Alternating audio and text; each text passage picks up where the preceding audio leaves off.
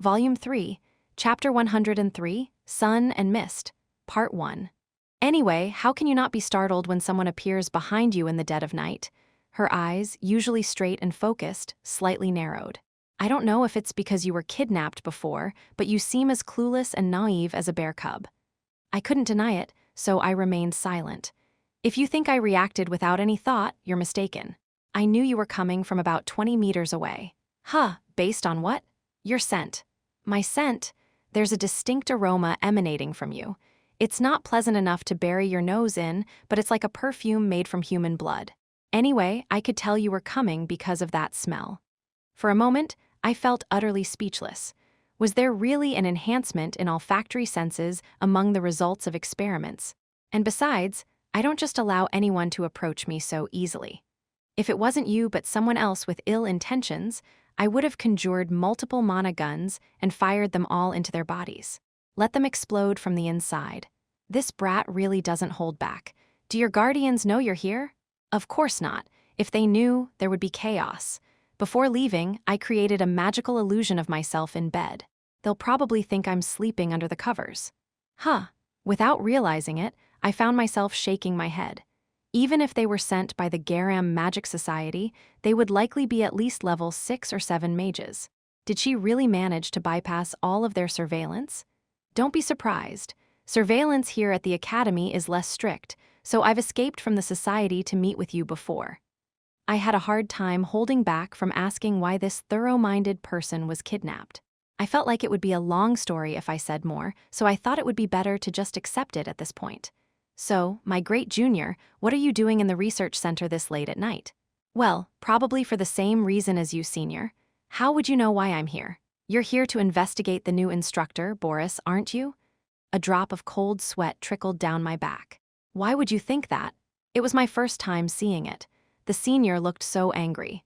Rather than trying to protect Senior Aaron, you seem to hate Boris as a person. So I thought you would definitely do a background check on that person. It felt like she had read my mind from the start. I felt like a mouse caught in a preset trap. So, you knew from the beginning that I would come here? Well, sort of. It was just a guess, not a certainty, but thanks for coming anyway. Seemingly pleased that her prediction was correct, she raised an eyebrow. Now I understood a bit more.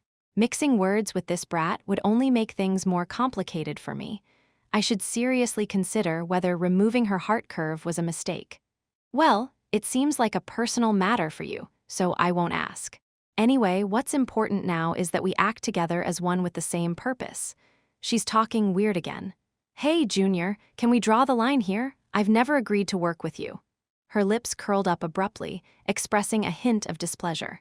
But then she quickly regained composure and asked, "Do you seem to have a misunderstanding, Senior? I have nothing to lose." In other words, I might start interfering with what Senior is trying to do right now.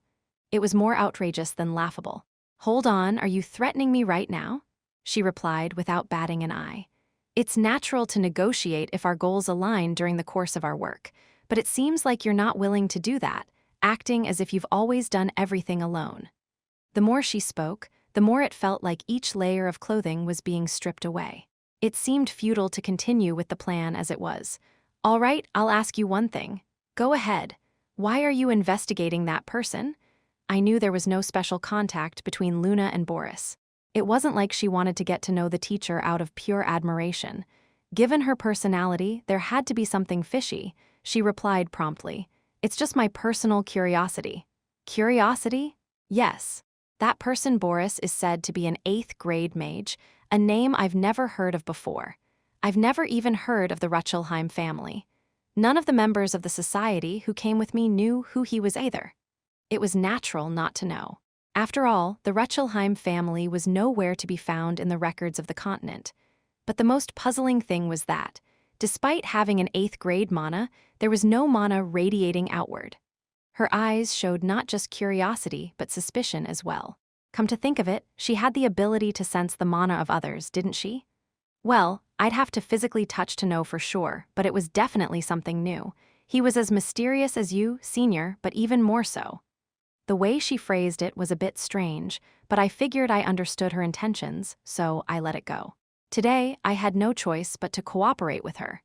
As we continued our conversation, the lights in the research facility dimmed by nearly half. It seemed like the perfect time to make our move. "Hey, Master." As I was about to step forward, Karam, who had been quietly observing, called out to me. Unable to reply, I just turned my gaze calmly. "If you're going in, leave me here." "What do you mean?" Unintentionally, I muttered aloud. "The air over there is quite unpleasant, so I'll stay here. Just leave me somewhere and go." She unexpectedly sat down on a rock. It was surprising. More than that, it was something Karam had never done before. "Stop being so capricious, Karam. Why all of a sudden? If I tell you to leave me, just leave me." Suddenly, the icy gaze of the demonic sword made me shiver. It felt like I was experiencing the eerie sensation I felt when I first met her in a previous life. "What's wrong, Senior? Aren't you going?" Luna urged me on, not aware of my hesitation. There didn't seem to be time to hesitate. Without her noticing, I quietly extracted Karam from within and stuck her between the trees. "Take care, Master," she bid me farewell with a comfortable smile, as if nothing had happened. "Stop fooling around." It was just a warning, unsure if it would have any effect at all. Oong. Even as I walked, I kept looking down at my feet out of curiosity. Mana, wrapped around my feet in a blue hue, perhaps to dampen any sounds of footsteps, turned out to be quite comfortable, contrary to my expectations. By the way, it was not me, but the little one beside me who cast this spell. How do you even come up with thoughts like this? Just by changing your perspective a bit, you can do it. There's no need to put mana generated from our bodies only into swords or artifacts. It's not that remarkable, I think. Once again, I felt that this little one was very clever. It seemed like she understood very well how magic itself could be effectively utilized by humans. It was somewhat different from the inclination of the previous society, which pursued purely practical matters. Yet, she acted as if it were natural. Eventually, we arrived at a room labeled Boris Ruchelheim. Since the lights were off, it didn't seem like anyone was inside. As I reached for the door, Luna, a step ahead of me, pressed her ear against it. A moment of hesitation to sense the energy beyond the door, and then she promptly opened it. "Creak, no one seems to be here. Wouldn't it be better to at least say something before opening the door?" As if it didn't matter anyway, she pursed her lips. While I didn't expect to find anything particular, the room appeared quite ordinary. Research materials and books were scattered around like in other labs, and there was no suspicious magical activity to be felt anywhere. Maybe they haven't brought in personal items yet. There's nothing suspicious here at all. She seemed disappointed that it was too ordinary. In fact, even if we looked around like this, we probably wouldn't find anything. Even the room of leader would seem perfectly normal to others. I began to wonder if there might be a hidden knife among the books, feeling the need to check. While she was preoccupied with meaningless objects, my gaze fell upon a book on the desk. "Is this a history book?" Luna, who had been looking at the title with me, asked. It was a Continental Unified History book that I was quite familiar with. I don't think this person was the history instructor, though. From the way the book was left open, it seemed like they had left in the middle of reading it. I wasn't sure if they were reading it out of personal preference, but I didn't think they would just pick it up and read it absent-mindedly. I glanced through the book here and there, but it was just an ordinary history book, without any hidden secrets. Meanwhile, I noticed something unidentifiable from the last pages of the book. It was more like a scribble than a drawing. What on earth did they draw? To put it into words, there was a large sun, surrounded by what looked like clouds or unknown shapes hovering around it. To my inexperienced eyes, it was difficult to understand what they were trying to express. That's an interesting scribble. On the other hand, Luna, who had been looking at it with me, showed an interested response. "What's interesting about it?" "It looks very intriguing. It seems like unknown shapes are gathering around the sun, as if trying to devour it with an atmosphere of catching the sun." Unknown shapes trying to devour the sun. As she said it, it did seem to look that way. "So, what do you think these shapes represent?" She thought for a moment, touching her lips, and then finally spoke. "Mist." It felt like a stone dropped on my forehead for a moment. Chapter 104, Sun and Mist. Part 2. In the dense bushes, leaning against a tree, Karam absent-mindedly gazed towards the direction of the researchers. Unlike usual, her face was frozen cold like ice. While Cyan and Luna went inside and 5 minutes passed, she remained motionless, as if trying to keep her promise to her master, showing no sign of movement. Swoosh. A little later, a strange presence was felt from behind Karam. Without turning her body, just moving her eyes slightly, soon someone's voice was heard. "I'm quite surprised, Karam. I never expected to see you at the academy." The voice had a somewhat eerie tone, as if I wanted to come back here. "I never thought I'd see you here. Nice to meet you, or rather, it's quite the role reversal." Except for Karam, there was no visible form from which another voice could be heard. Only a faint beam of light emanated from behind the tree she was leaning against. Karam's gaze remained fixed on the entrance to the research facility where Cyan had entered. How about it? How does it feel to wake up from a sleep of hundreds of years? As unpleasant as ever, the world seems too peaceful for my liking. Very much like you. Are you satisfied with your new master? More or less. He's a bit stiff and clueless, but there's a certain charm to him, wouldn't you say? At this, the owner of the voice laughed heartily. "Ha ha ha, it must not be easy to satisfy the demonic sword. By the way, was the boy called Cyan. He's quite remarkable." The moment Cyan was mentioned, Karam's brow slightly furrowed. "Terrifying. Karam, your presence can be felt even here." The owner of the voice paid no heed. "I've been waiting for you even in this place. Do we need to remind each other not to do unnecessary things? Let's not go around blabbering about each other's affairs, shall we?" "Of course. I swear to Lumendal that I won't disclose your existence to others, Karam." Despite receiving the desired assurance, Karam's cold face didn't thaw. "But there's one thing that makes me curious." After a brief period of silence, the owner of the voice spoke again. "When do you plan to devour your current master?" Only after those words were thrown did Karam finally turn around. It was a gaze so cruel and life-filled that it could freeze even the hottest flowing blood, not something that could be considered humane. "You don't need to stare like that. It's just simple curiosity. Isn't it the nature of the demonic sword to swallow its owner, to take away the power they possess? I'm just curious about when that time will come." At this, Karam's rigid lips formed a half-smile. "Curious about when I'll devour my master?" For a moment, she wore a bright smile as if to say, "When did you become curious?" Then, her eyes, now grotesque and full of life, which a human could never confront, spoke. "Mind your own business, you brat." The early morning sunlight streamed through the window, signaling the dawn. "Ha!" Emily emerged from her room with a yawn that indicated she hadn't had enough sleep. Stretching to loosen her stiff muscles, she suddenly exclaimed, "Eek!" upon spotting me sitting on the couch. What are you doing up, sir? When did you wake up?" "I didn't wake up. I haven't slept yet." "Well, technically, I didn't sleep well." "Sir, considering your age, sleep is crucial for your health. If you keep tossing and turning like this, it'll affect your height and health." She seemed to be nagging, but I couldn't hear a word she said. The graffiti I saw just a few hours ago was still vividly etched in my mind. In the black mist, there's a bright light struggling to survive, and the mist, waiting for an opportunity to devour that light. Could it be interpreted this way? Luna's words echoed in my mind. Not that I'm some kind of naive literary girl, but her expression was truly impressive. To be honest, it might just be meaningless graffiti, but I can't shake the feeling that there's something more to it. Why did Boris draw such graffiti in his book? If, as Luna suggested, his doodle indeed symbolizes the sun and mist, what should I do about it? The sun. A bright sphere always floating in the sky. It also symbolizes the origin of the light, the god Lumendal. However, no matter how you interpret it, there's no obvious negative connotation. Then, what about the mist? There could be several interpretations. But my mind only leans towards one side for now. Just like Lumendal, if the mist is also associated with another god, how about that? Eru, the god of the black mist. He's the only presence I can think of. Light and mist, Lumendal and Eru, I'm not a theologian studying gods. Why am I even bothering with this? A sense of self-disgust washed over me. My gaze naturally shifted to Karam next to me. She's sleeping. She's been like this since we left the research facility. I tried to wake her up a few times, but I just left her alone.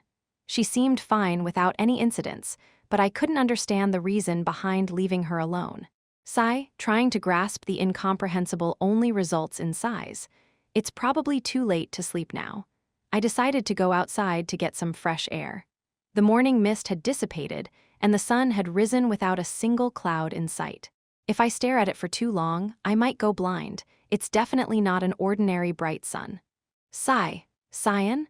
I immediately turned my head at the familiar voice. At this hour, when most students had not yet returned to the academy, the chances of encountering someone were extremely limited. It was Aaron, Princess, and Resimus. Judging by their attire, they seemed to have come out for morning exercise. "Are you going for a workout?" I asked. Yeah." Aaron Princess smiled awkwardly and avoided eye contact. There wasn't much else to say, but perhaps because of yesterday's events, my feet just wouldn't move easily. "Are you also going for exercise, Cyan?" she asked. "I just came out to get some fresh air in the morning," I replied. "Oh, I see." Awkward silence ensued. We all seemed unable to speak, like mute statues. Finally, I found myself speaking up. "Would you like to go together?" There wasn't anything particularly special about the princess's morning workout. It was a very ordinary morning routine. However, the distance she covered exceeded my expectations. If we were to measure it, it would be around 10 kilometers.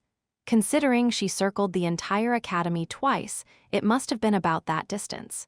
She stopped at the starting point, the fitness training ground, and caught her breath before turning to me. "Wow, Cyan, your stamina is amazing. Aren't you tired at all?" she exclaimed. "It seems your stamina has improved significantly, Your Highness," I replied. "It was just breathing exercises for me, but that's just my standard." Seeing this slender girl complete a distance that most territorial knights would run without any rest, I didn't think it was anything ordinary. "It's still not enough. I'll just keep working to get better every day," the princess replied, waving her hand dismissively. Seeing her growth that I had only heard about until now was quite strange. It wasn't even like this when I saw Brian, whom I had raised myself. Is being the top student at the academy really worth it? As the conversation stalled, another awkward silence settled in. Suddenly, my eyes met with Resimus, who had been following behind. It seemed like she was watching me quite closely because of what happened yesterday. I turned my head back to the princess. "About yesterday, I apologize," I said. The princess was taken aback by the unexpected apology. "I won't make excuses. Upon reflection, I realized that my behavior towards you, Your Highness, was quite forced. If you felt uncomfortable, I'd like to apologize." "Yeah, that's right. You were quite arrogant yesterday," she responded unexpectedly. I couldn't help but raise my head in surprise. What did I just hear? After a moment of strange silence, a small smile appeared on her lips, as if she couldn't hold back any longer. Wasn't that the kind of response you wanted? It was the honesty and dignity that a princess should show, regardless of the situation. At this moment, the princess showed me that side of her. As soon as I understood her intention, I couldn't help but smile back. "Yes, it was." It felt like the first time she had punched me. "You seem quite surprised." "I've never seen Cyan so flustered before," she remarked with satisfaction. "It seems you were more cunning than I expected." Satisfied with having given me a hard time, the princess smiled beautifully. "I may not know how you feel about me, Cyan, but I'm always grateful to you," she said. "Are you talking about me?" Even I couldn't help but chuckle at the unexpected turn of events. Regardless of how we met and what happened in the end, Cyan showed me how to live. Thanks to him, I feel different every day, growing into a new version of myself, different from yesterday. Not knowing how to respond, I scratched my face, staring into the distant void. It's true that I showed her the way, but ultimately, she's the one walking that path. If my advice can change someone's life for the better, it's a great thing. But even I can't help but think of this princess as nothing more than a means to an end. Can I even accept this gratitude? My feelings for Cyan haven't changed. I'll continue to strive to make Cyan mine. So I hope Cyan will continue to say the same things as yesterday so that I can like Cyan. I couldn't help but inwardly laugh. That's why I can only see you as foolish. But instead of denying it, a smile of resignation spread across my face. "You'll keep doing that?" she asked. The only answer I could give was an ambiguous one, neither positive nor negative. "I'll try my best." The princess smiled broadly, as if that was enough. Still as foolish as ever, but maybe a little stronger. "You're both diligent from the morning." That smile shattered in an instant. With fists clenched and hairs standing on end all over my body, I slowly turned my gaze, suppressing the emotions inside me. "Good morning, Aaron and Cyan." Chapter 105, Sun and Mist, Part 3. A turbulent heart and a hastening bloodstream. Erin currently felt an inexplicable sense of awkwardness. One thing was certain, these emotions didn't stem from within herself. She glanced at her trembling right hand. Unbearable anger and hatred. The emotions she felt when Cyan grabbed her hand the day before were the same. It seemed as if the emotions from that moment were still lingering in her hand. From this, Erin could tell. Cyan was currently very angry. Because I was in a hurry, I arrived sooner than expected. I wonder if I interrupted your exercise? Boris, the instructor, asked with the same casual smile as the day before. Unable to respond, Erin stuttered, but Cyan, who was beside her, spoke up in her place. It's fine, we just finished. As if putting on a mask, Cyan's face suddenly returned to normal. I see. Then, if it's okay now, can you spare some time for me? I have something important to discuss with Cyan. It might seem like an ordinary conversation between student and teacher, but to Erin it didn't look ordinary at all. Sure, go ahead, he said. Contrary to her expectation of refusal, Cyan showed no objections. Thank you. Shall we go to my research lab? And if it's okay, would Erin like to come along? Flustered, Erin was suddenly thrown into a dilemma of what to say. It was Cyan who answered in her place. The princess hasn't completed her designated exercise yet. It wasn't a lie. Erin was indeed planning to start strength training after her jogging. Whether Cyan knew that and mentioned it was unknown, but one thing she could infer was that Cyan didn't want her company. I see. Then, unfortunately, I'll have to wait for next time. Yes, I'll definitely make time next time. Erin's gaze turned back to Cyan. Cyan bowed her head to her as usual, with the same indifferent eyes. Excuse me now, Your Highness. All right, Cyan, see you later. Just as Erin was about to bid farewell in surprise, Swoosh Cyan stealthily grabbed Erin's hand and whispered quickly in her ear. Go straight to your room. Without a chance to question what she meant, Cyan promptly left with Boris, leaving Erin bewildered. The research lab he had visited just half a day ago. There wasn't anything different. The warmth of the room, the arrangement of research items, and even the history books spread out on the desk. To avoid suspicion from ambiguous glances, I sat down without any fidgeting. Boris, like other instructors, was brewing tea for the visiting students. I don't have much to offer you yet, so this is all I have. It was a common type of tea that you could find anywhere. There didn't seem to be anything suspicious in it. Before we start the conversation with Cyan, let's talk about this first. I met his gaze as I sat across from him. Then, memories of the past that had been suppressed surged up in an instant, but I wouldn't show it. No matter what reason he had for being here, I wouldn't reveal anything. Earlier this morning, Luna came to visit. I couldn't help but react to those words. I asked what was happening at such an early hour, and she immediately admitted her fault. She came to the research lab to meet me in the middle of the night. Alone? Alone? Did she mean except for me? I had a vague idea of her intention. Perhaps she was afraid of leaving traces behind and decided to reveal herself first. What a pointless thing to do. But because I wasn't there, she couldn't meet me. Nevertheless, she proceeded to trespass without permission. Then she claimed to have seen this graffiti on the desk. It was the same history book Luna and I had seen. But the important thing wasn't this history book. What she was interested in was the graffiti on the last page. He unfolded the back page and showed me the graffiti. It was the same as what we had seen yesterday. Do you happen to know what this graffiti means, Cyan? I answered exactly 4 seconds later. I'm not sure. Then let me give you a hint. The large figure at the center represents the sun. It signifies the sun floating in the sky, so what surrounds it? I gave an indifferent answer. I can only think of clouds or wind. There was something else I could think of, but I didn't want to mention it. Boris smiled mysteriously. It's mist. It's the same answer Luna gave. The sun and mist don't usually coexist. Where there is mist, the sun is not visible, and where the sun is visible, there is no mist. The sun is always with us. It stays in the same place wherever we go. But what about mist? It's a truly unknown presence that can appear anytime, anywhere. Boris took out a pen and started drawing on the graffiti. To the immortal existence like the sun, mist is just a trivial existence, but we can never ignore it. What if this tiny mist covers our eyes? We won't be able to see the light of the sun. It was a very natural conclusion. Exactly, that's why perhaps to the sun, mist may be an unnecessary existence. I barely suppressed the laughter that wanted to come out. That's right, it's a valid point. It took me too long to realize that. You seemed to be wary of me from the first time we met. Could you tell me why? Boris maintained his smile and asked again. I'm always cautious of anyone I meet for the first time. It wasn't anything special just because you're an instructor. Of course, the latter part was a lie. I have a master whom I serve. He's someone who recognizes my worth more than anyone else and has saved me. To me, he's like the bright light emanating from the sun. It seemed apparent who he was referring to with that master. As soon as I came to this Royal Academy, I scrutinized the records of all the students. Why? To get to know the students better? Of course, that's one reason. But I have another ultimate reason for coming to this academy.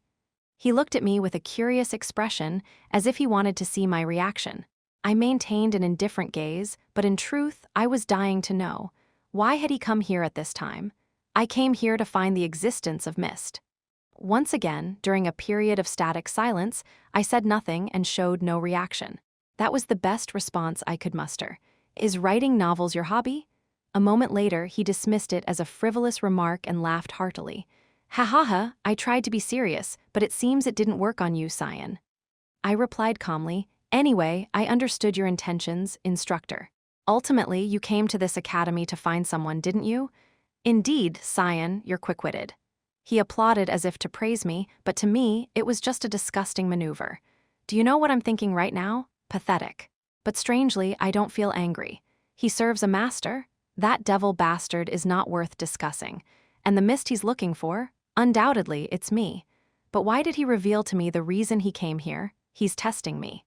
My existence was always within the bounds from the start, and now he's slowly trying to unearth it. It's truly pathetic. But oddly enough, I don't feel like getting angry. Amidst my disgust and pettiness, I'm holding back the urge to laugh. Let me tell you in advance, I'm not well liked in this academy. I don't have many close peers, and I'm not interested in people in general. Is that so? It doesn't sound like a very good life. I heard you're not doing well in class either. If you're going to give me such unsolicited advice, then I'm done here. If you have nothing more to say, I'll take my leave. Boris didn't stop me. Thank you for your time, Cyan. Let's meet in class next time. I didn't even spare a glance and left the room immediately.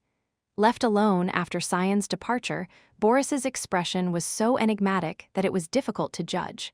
However, judging by the faint smile lingering on his lips, he didn't seem to be in a bad mood. I thought you'd be as rigid as a rock, but surprisingly, you're smiling. A voice with an unknown identity reached his ears. I tend to laugh oddly after facing a challenging puzzle. It's because I anticipate the joy of solving it. Again, there was only one person left in the room now, Boris. So, what are your impressions after talking to him? Do you think that kid is like the threatening presence of mist against the light? It's quite ambiguous. There seems to be something there, but I truly can't decipher it, like being enveloped in mist. He's certainly an intriguing student. Boris was happily looking at the doodles he had shown to Cyan. Frankly, I still can't believe it. That vile presence of the demonic sword hiding in this academy. What did Ashel see in it? At this, laughter echoed from the empty air. Heh, the owner of the demonic sword stands out like a sore thumb, always thirsting for power. But this time, it might be hard to find. Do you know something about the demonic sword? Actually, the owner of the demonic sword isn't that important. Eventually, the sword consumes both body and soul over time. That's its nature. The truly frightening entity is the demonic sword that has absorbed the power of many owners. But the owner of the voice laughed for a while, as if something amusing had occurred to them. Maybe the current demonic sword isn't the same as the one I knew. It's showing a side that doesn't seem like her at all. For Boris, he had no way of knowing what that meant. The laughter from the empty air only heightened his curiosity further. Chapter 106, Sun and Mist. Part 4. Thud, thud. The anger reverberated through every step, echoing down the corridor. As if to welcome it, mist rose from the altar. SSSS. Shortly after, the master of the space took shape and appeared, and there stood Karam, arms crossed, glaring at him. She seemed on the verge of bursting with pent-up anger, ready to unleash a torrent of curses. If you keep frowning, you will get wrinkles. Karam, stop making noise. Why didn't you tell me from the beginning? Eru grinned and shrugged his shoulders and asked, what do you mean? Lumendel's rag was here. You wouldn't have known? The fog that had been staying around spread out in an instant due to a loud cry that seemed to extinguish a burning fire. Karam, I don't understand why you're angry. How does their presence harm you? Do you even need to ask? When have they ever done us any favors? They deny us just by existing. Are you worried about Cyan? As if honey were stuck in her throat, Karam momentarily couldn't speak. It's quite peculiar. You, Karam, feeling compassion for the owner. Was there a change of heart while you slept? Dumbfounded, Karam could only chuckle in response, repeatedly and futilely denying herself. Yet she found herself impressed by her own unwavering resolve. I didn't come here to listen to such nonsense. This is a matter that could affect both me and your safety. So don't dodge the issue and tell me clearly. Are you going to do something about them? Eru responded by shaking his head. Then don't do anything and just keep going like you are now. If you mess up my work because of your whims, you will be destroyed by my hands. That wouldn't be so bad either. Despite the intense threat, the god of the black mist remained indifferent. But listen, Karam. Eru's tone subtly changed. I've never thought of myself as capricious, not even once. Whether it was good or bad for you, I always hoped you would understand that it was solely for your sake. Even a passing stray wouldn't believe that. Her eyes still brimmed with distrust. Having finished her business, Karam turned away. Eru, along with the mist, watched her retreating figure with a faint smile. Boris Ruchelheim. Hailing from the slums in the north of the empire, he was brought in by a prince who recognized his talent. Interestingly, he didn't use an alias for his name. He introduced himself confidently from the start. There was nothing particularly surprising about the leader's words. After all, I already knew everything beforehand. Adding to it, I opened my mouth to speak. The one who summoned marionettes and familiars in the imperial palace was likely him. The leader's brow furrowed slightly. Did you sense the aura of dark magic? I shook my head. There's no clear-cut definition of dark magic, is there? It's all relative. Well, that's true, the leader nodded in agreement. The mentioned spells aren't some special magic that requires a different power to wield. They're just a type of summoning magic. So why the term dark? It's simple. It's because they're hardly ever used among those who manipulate mana and magic. Ironically, even dark-themed magic that would fit the dark descriptor isn't labeled as such. Why? Because any human can use magic can handle low-level magic like shadow conjuring. From manipulating mana to summoning creatures from the demonic realm to even reviving the dead with massive amounts of magic like necromancy, these are all spells that deny the principles of life ordained by nature, hence the descriptor dark. A dark magic user seeking the mist. I expected it, but it might be more dangerous than I thought. The leader spoke, but her appetite had waned. The first prince isn't your typical ruler. They must have sent him here, judging that the culprits who disrupted their plans are here. No, the first prince is merely a figurehead, not the shining beacon he claims to be. He wouldn't have the capacity to recognize such things in the first place. Well, at least he won't go as far as using force here. In the end, a difficult presence doesn't change, does it? That means he might continue to watch over you while he's here. I can't stand that. For a moment, the leader's eyes flashed sharply. So what will you do? Kill him. It was a simple and clear answer. I always say this, but I can't stand to see you, as the successor of the Mist, in danger. Your intentions are irrelevant. I understand. If the leader is in danger, regardless of your wishes, I'll put everything on the line to protect you. Haha, it's reassuring to have such loyalty. The leader smiled with rare satisfaction. Today, why is she so quiet? My gaze naturally shifted to Karam beside me. She remained silent with an indifferent expression. She wasn't asleep. The moment she arrived in this space, she disappeared into the altar, saying she had something to discuss with Eru. What's funny is, she explicitly told me never to come here. The more I see, the more fascinating it gets. At its core, for a demonic sword, a master is nothing more than prey to be devoured. Yet between you and Karam, I don't see that dynamic at all. Believe me, I'm working hard to control her. To anyone else, it may seem like I'm handling it with ease. Well, I trust you to handle that, but remember this. For all living beings, their nature is like an insatiable desire to fulfill. Even if she's quiet now, the true nature of her demonic sword could be a blade that threatens you anytime. I know. I've experienced it firsthand, felt it gnawing at my mind. It's absurd to overlook it. But, well, isn't that being careless? I clearly stated it when I retrieved her from the Temple of Light 2 years ago. There's no one else on this land who can properly handle you, except for me. As long as I know it and Karam knows it, there shouldn't be any major issues arising. At least not for now.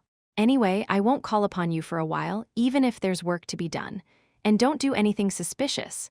Stay within the academy as much as possible. Oh, I have a request regarding that matter, leader. As the word request left my lips, she raised her eyebrows in surprise. For about a fortnight, maybe a month, somewhere in that time frame. What are you talking about? I'll be leaving the academy for about 10 days. I couldn't meet the leader's gaze, and so I averted my eyes. This place was encompassed by sculptures of pure white light, with not a single spot of darkness to be found. Around the pristine white altar, and the knights surrounding it like pillars, stood dozens of figures in a solemn posture, one hand placed over their chests. In the center knelt Alice alone, as a woman wearing a white hood emerged from the central staircase. In the name of the Almighty God Lumendal, I come to bestow upon you the grace bestowed upon you, who possess the qualification for salvation. The woman placed both hands over her chest, enveloping the pure white light emanating from her own body. The form resembled ordinary mana light, but the magical power contained within it was beyond comprehension. Alice Vert, I ask you, are you truly willing to become the ray of light that will save this perilous and dark world? Without a moment's hesitation, Alice responded, yes, I am. Alice Vert, in the name of the Almighty God Lumendal, I accept your oath to dedicate your humble body solely to maintaining peace in this world. As Alice finished her oath, a transparent light sparkled above her head. Before her gently opened eyes lay a pure white longsword.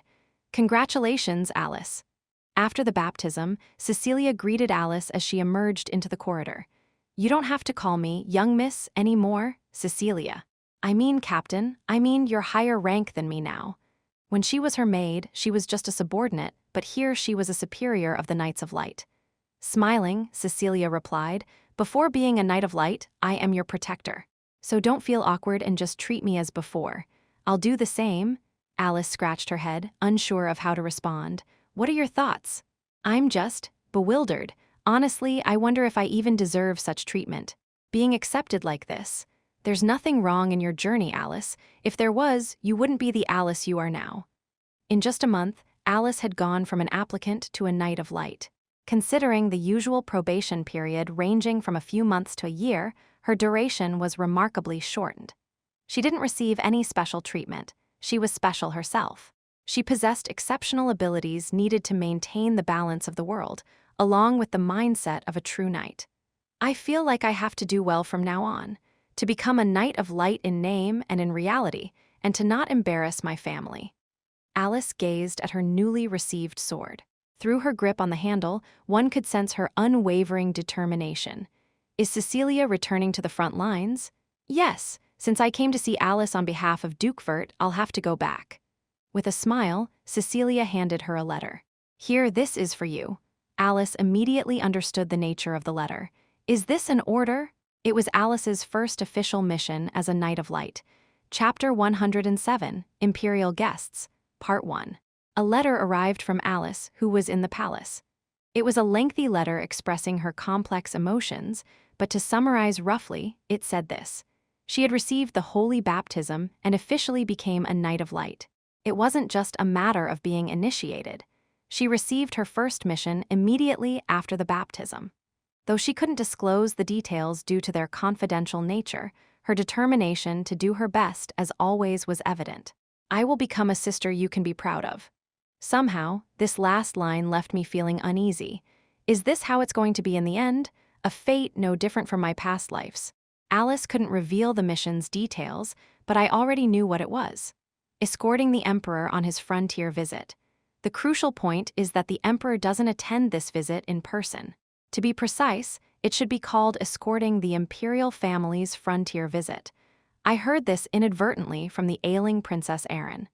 His Majesty seems to have fallen ill again. It's not a serious concern, but he decided to forgo this visit. Instead, it seems Violet will be going in his place. You mean the second princess? Yeah, I was surprised too. Normally, it would be Brother Louisnell going at times like this. But this time, it seems he isn't feeling well either, so he asked Violet to go instead. And it looks like Fabian and Norobian are going along as well. A lineup centered around the eldest daughter instead of the eldest son. In other words, everyone is going except for the eldest and youngest. This, too, is no different from my past life. Just as the mainstream flow remains unchanged despite some tributaries shifting slightly, in the end, if this trend continues, my sister will accept the same fate as in our past life. Suddenly, such thoughts crossed my mind. I am a so-called regressor who lived one life and is living a second life that no one else will have. So, what are the advantages of being a regressor? Knowing the future and being able to change it. Over the past 2 years, I've altered the futures of countless individuals, including my own. But one of the most critical futures has yet to change: my sister's death. It's the first moment in my life that must be changed. If I don't change this future, I'll experience regret once again, something I won't have another chance to undo in my lifetime. Papa, why do you look so gloomy? What's wrong? As I sat there with a face like I've chewed on dung for ages, our little one approached and asked, "People say you should eat something sweet when you're feeling down to lift your spirits. Have one, Papa." Nana handed me a large candy she was holding. Taken aback, I chuckled and ruffled her hair. Lately, both Papa and Karam have been acting strange, just sighing without a word. It's not pleasant to see. What's going on? Am I getting scolded by this little one now? It wasn't just me feeling uncomfortable. Karam, with an uneasy expression, asked. Look at his grumpy face. Hey, kiddo. What do you know anyway? Nana replied without batting an eyelid. Whenever Papa's not around, Karam, you mumble to yourself with a serious face, you know? I've heard it all. Why? What did she say? Curious now that I've heard this, I asked. It was mostly curses. If I had to pick one that stood out, it's when you said you'd crush all these fucking things. This kid never runs out of things to say. Startled, Karam quickly covered my mouth. Huh, did I just hear that? I never imagined such vulgar language would come out of those innocent lips. Is that why people try to filter their words in front of children? I don't know what's going on, but don't worry too much. Papa and Karam have me. Even if something dangerous happens, I'll fly over and rescue you in a jiffy. With a puzzled expression, Karam chuckled and said, Hey kid, you're unbelievable. If you don't want to go outside and accidentally get killed. Perhaps both I and Karam momentarily forgot about it at that moment. How peculiar dragons can be. I had no idea what would happen when that peculiarity collided with the innocence of young humans. With a sigh that could be interpreted as either admiration or resignation, Alice looked around at the panorama of Velias laid out before her. It was her hometown, looking much the same as it always had. However, today felt different. Look, it's Alice. That lovely and gentle girl has grown up already. Look at her dignified figure. I want to become a knight like Alice when I grow up. She appeared as if a goddess from the heavens, donning armor to vanquish evil, and the praises of the inhabitants of the territory spread through the streets. Alice didn't mind the attention. However, it wasn't all sunshine and roses. For now, she was here as a knight, not as the daughter of the Lord. She had to protect everyone in this territory with her own hands, not under someone else's protection. With renewed determination, she headed towards the fortress gate. Eventually, she arrived at the rear camp barracks. As always, the atmosphere was solemn and tense. A familiar knight approached her, somewhat tense himself. It's been a while, Lady Alice. It was Yulkin, a knight from the Duke of Vert's household, positioned as her direct superior within the Order of Light. Please drop the formalities, Knight Yulkin. I'm not here as the Duke of Vert's beloved daughter. As someone who wanted to be treated as a knight in her own right, Alice felt extremely uncomfortable. Yulkin responded with a faint smile. The Duke awaits you. Shall we go together?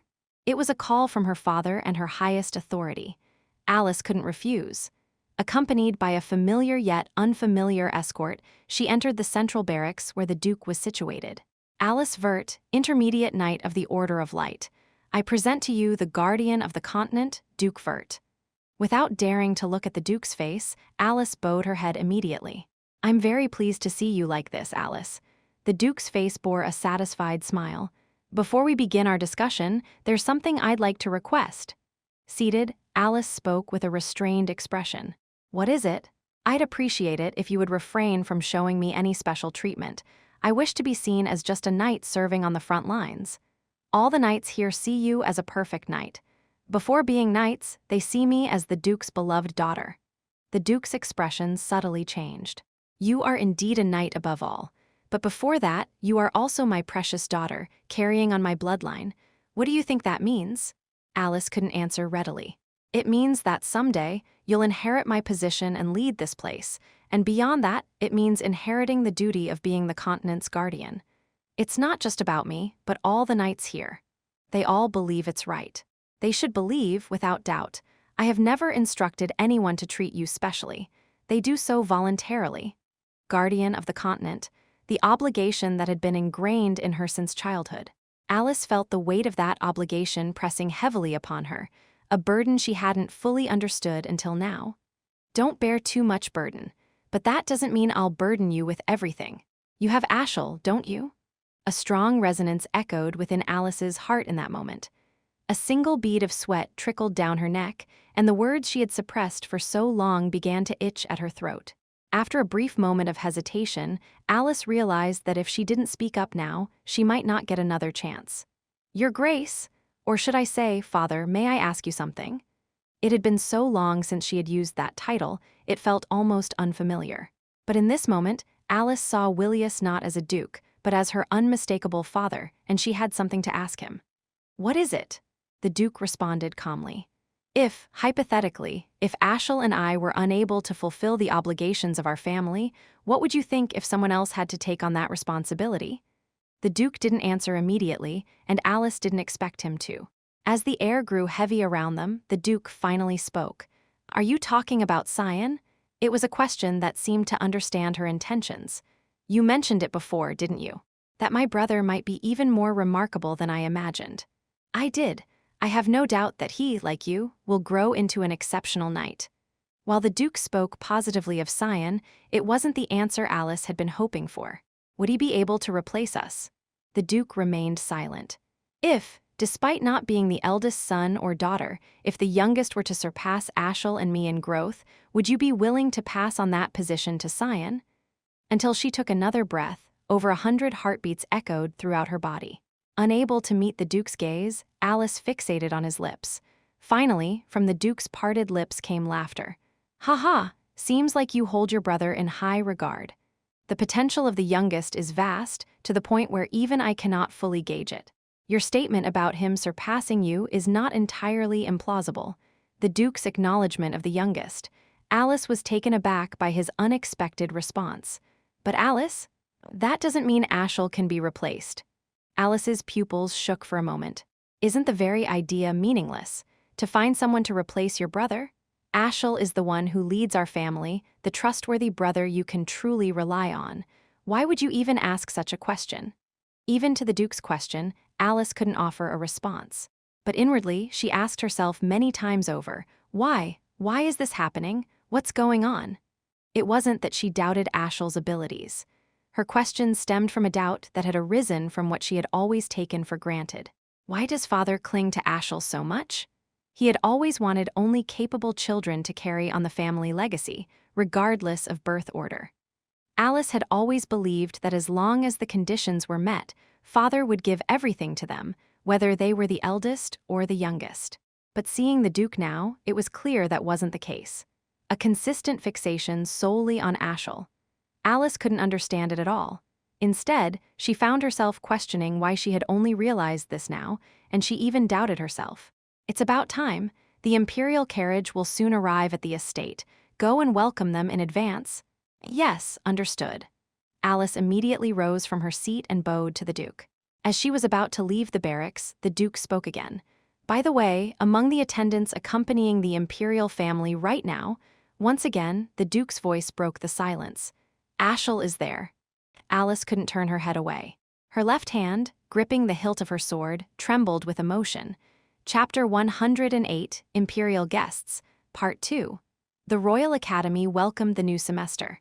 Despite most students who had previously declared postponing their return finally attending classes towards the end, the operation was feasible to a certain extent.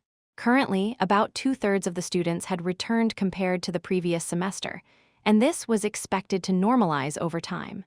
However, there was still one empty seat, a constant presence regardless of the circumstances. It belonged to a student who, despite seemingly enjoying staying at the academy even during vacations, never showed up for classes. For Aaron, who couldn't help but gaze at the empty seat, it was truly peculiar. As soon as the day's classes ended, Aaron headed straight to the Royal Manor, where her dormitory was located. It was also where the owner of the empty seat resided. Upon arriving at the main gate of the Royal Manor, Aaron encountered a familiar face. Senior Aaron? It was Luna. Taken aback by the unexpected encounter, Aaron hesitated for a moment. "It seems like your classes have finished." Yeah, but what brings you to the Royal Manor?" Although Aaron hadn't asked for the reason yet, she had a rough idea of why Luna was here. "I came to see Senior Cyan." "Oh, any particular reason?" "Not really. Just wanted to see the senior's face." Aaron lost her words, her eyebrows twitching slightly as if questioning whether there was a problem. What was even funnier was that there weren't any guardian knights around, tasked with protecting her. "Did you come alone, by any chance?" "Yes, I managed to shake them off. I don't think I need to bring my society members just to see Senior." She was a girl who could only evoke admiration. "Did Senior also come to see Senior Cyan?" "Huh. Oh, yeah, that's right. Cyan didn't show up for class again, so I thought I'd drop by and check on him." "I envy you. I wish I could live near Senior Cyan like Senior Aaron." Luna seemed genuinely envious. "It's not all that great. Even if I did, it's like trying to catch a falling star to see his face." The two girls eventually reached Cyan's room, knocking on the door. Knock, knock. Despite the clear sound, there was no response from inside. That's odd. Usually, Brian would at least come out. 9 out of 10 times they visited, Brian would greet them. However, today felt different, as if there was nobody in the room at all. About to knock again, they heard a voice from behind. "It's empty in there right now, no one's there." "Ah!" Turning her head naturally, Aaron screamed in surprise. "Why are you screaming? Do you think someone fell out of the window?" He too was startled by her scream. Why are you doing that from there?" "Why? I was just doing some ordinary ob exercises." "Who hangs from the railing to do ob exercises?" Luna couldn't help but question whether she was witnessing a normal sight. There was a tall man beyond the corridor window, leaning backward like a bat, gazing at them. Who is that person?" At first glance, he didn't seem like a student. "You've probably heard his name before. He's Set Shaharkin, the Prince of Sands, the first prince of the Kingdom of Spania. Evaluated to have the highest potential since enrollment, he was now one of the students who rarely attended classes, alongside Cyan. Anyway, there's no one in that room right now. That rascal Cyan applied for a short-term leave." It was unexpected news for Aaron and Luna. A short-term leave? So suddenly. "But why? How would I know even that?" Seemingly disappointed by Cyan's absence, he sighed deeply. "I can't believe it. I came running, thinking of having a sparring match, but it seems like I'll just have to hang out instead. Maybe I should take a leave of absence too." However, unlike Cyan, if he skipped any more classes, he could face disciplinary action. To disappear like this all of a sudden.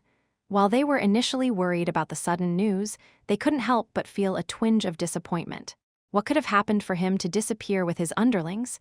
It was quite disheartening for Aaron to realize that they still hadn't fully opened up to each other. "I'm a little disappointed." Luna felt the same way. Dion the Emperor didn't typically deploy a large escort when embarking on his routine visits.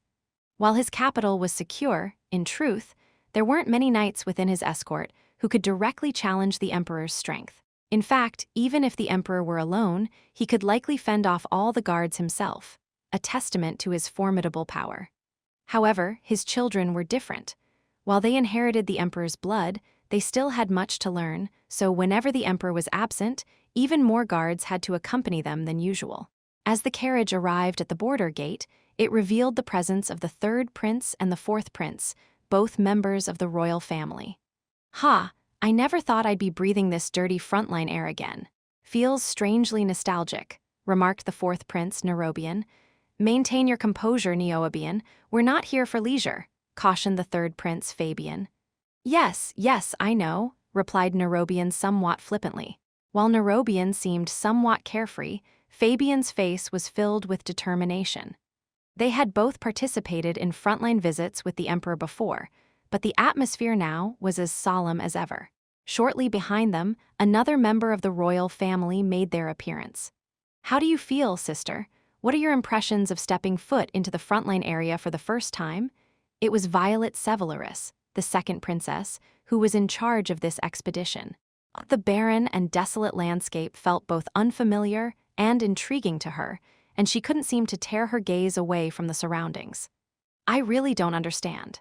Why did Louisnel trust this frontline expedition to you, Violet? It would be a relief if you didn't faint at the sight of the demonic beasts, Nerobian remarked somewhat teasingly, but Fabian didn't intervene to stop him. Instead, he seemed to empathize with Nerobian's words, looking at Violet with eyes filled with distrust. I don't know about other matters, but why does only your side have so many guards? Fabian questioned. Unlike their own royal family, there were more guardian knights by Violet's side.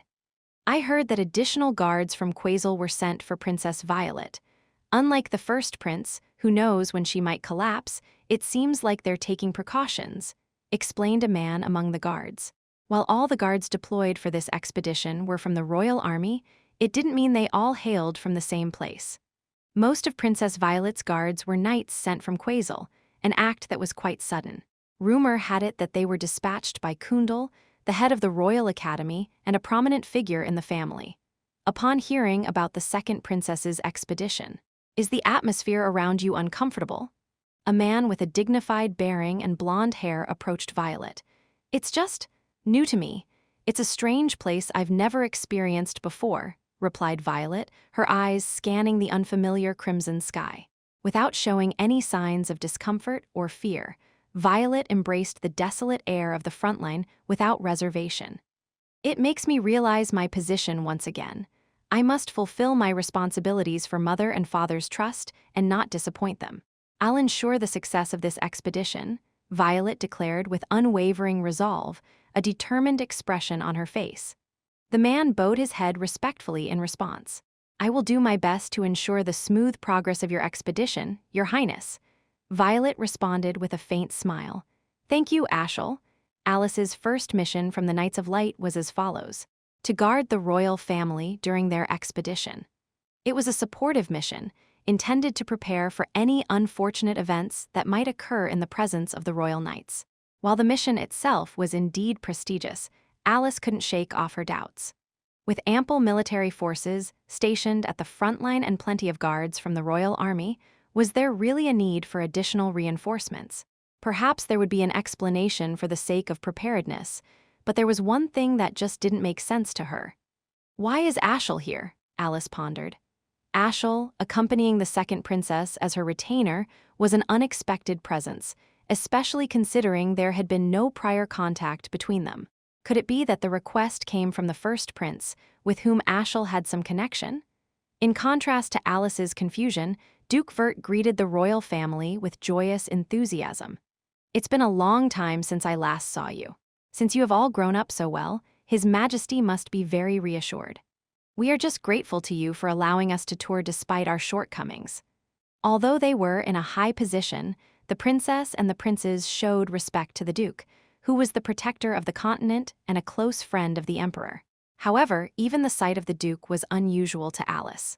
Knowing the dangers of the front line better than anyone, he only allowed proven knights to enter, yet he had readily permitted the young children's expedition without the Emperor present, which was uncharacteristic of him. Alice, Cecilia approached her with a demeanor suggesting she had something to say. Could you come for a moment? Alice glanced cautiously towards where Ashel stood before following Cecilia. Behind the thick curtain of dust, Cecilia whispered something into Alice's ear. Startled, Alice couldn't help but exclaim, Ashel asked Father personally? Her voice was too loud, prompting Cecilia to hush her with a finger. Yes. He volunteered to be the retainer and requested to accompany Princess Violet's expedition directly from Duke Vert and Prince Louisnel. In response, the Empress was conscious of this, so she arranged for Fabian and Nerobian to go as well. Why did he volunteer? Alice asked. Cecilia simply shook her head, indicating she didn't know either. The words I'm about to say may sound presumptuous, but are you perhaps overly concerned about this? Wouldn't it be possible if the first prince, who has a close relationship with young Master Ashel, requested on her behalf instead? I wish it were that way. I hope it's just me overthinking things. Despite Cecilia's concern, Alice shook her head and continued, but it doesn't seem like that's the case. Alice sighed, rubbing her temples. I hope it's just my misunderstanding and not something else. Despite Cecilia's reassurance, Alice couldn't shake off her unease. Since the banquet at the palace, her suspicions about Ashel hadn't diminished, and this inexplicable behavior only heightened her anxiety. There's definitely something wrong. Not knowing when or where things had gone awry, Alice felt utterly despondent. Do you know something, Cyan? The face of her spirited younger brother kept flashing before her eyes. You were here, Alice. In an instant, Alice's heart sank as she hastily lifted her head. Sweat trickled incessantly between her armor and skin, making her body react before her mind could catch up. Brother Ashel? Moments ago, Ashel had been by the princess's side. Alice struggled to maintain her composure, desperately suppressing her anxious thoughts. Unlike Alice's tense demeanor, Ashel appeared remarkably calm. Can we talk for a moment? Chapter 109, Imperial Guests. Part 3. While it was natural for the royal family to embark on an expedition, it didn't proceed the same way as the emperor's. Unlike the emperor freely traveling to the forefront of the Lemia Valley, the princesses and princes were only allowed to venture within restricted areas. As it was for their safety, no one objected, and there were no additional requests from the royal family for further excursions. Thus, as the first day of the expedition came to a close, night fell. At the royal villa located outside the border gate, guided by a royal knight, Alice arrived at a door after a short while. Knock, knock, she wasn't overly nervous, but neither was she entirely relaxed, so she let out a small sigh as she knocked on the door. Come in, came the response from inside. With permission granted, Alice entered without hesitation. Welcome, Alice. Welcoming her with a joyful smile was none other than Princess Violet Sevelaris, the second princess of the Ushif Empire, who had invited Alice here. You've become even more splendid since we last met. You're so dazzling that I can't even look at you directly, Princess Violet remarked. Thank you for your kind words. It was a casual exchange, like greeting an old friend. Although they were of the same age and had graduated from the Royal Academy together, they weren't particularly close enough to share personal stories. To be precise, the second princess herself wasn't one to easily bond with anyone.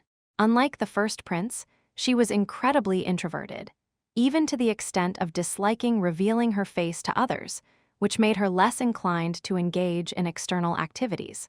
However, she was by no means an incompetent princess.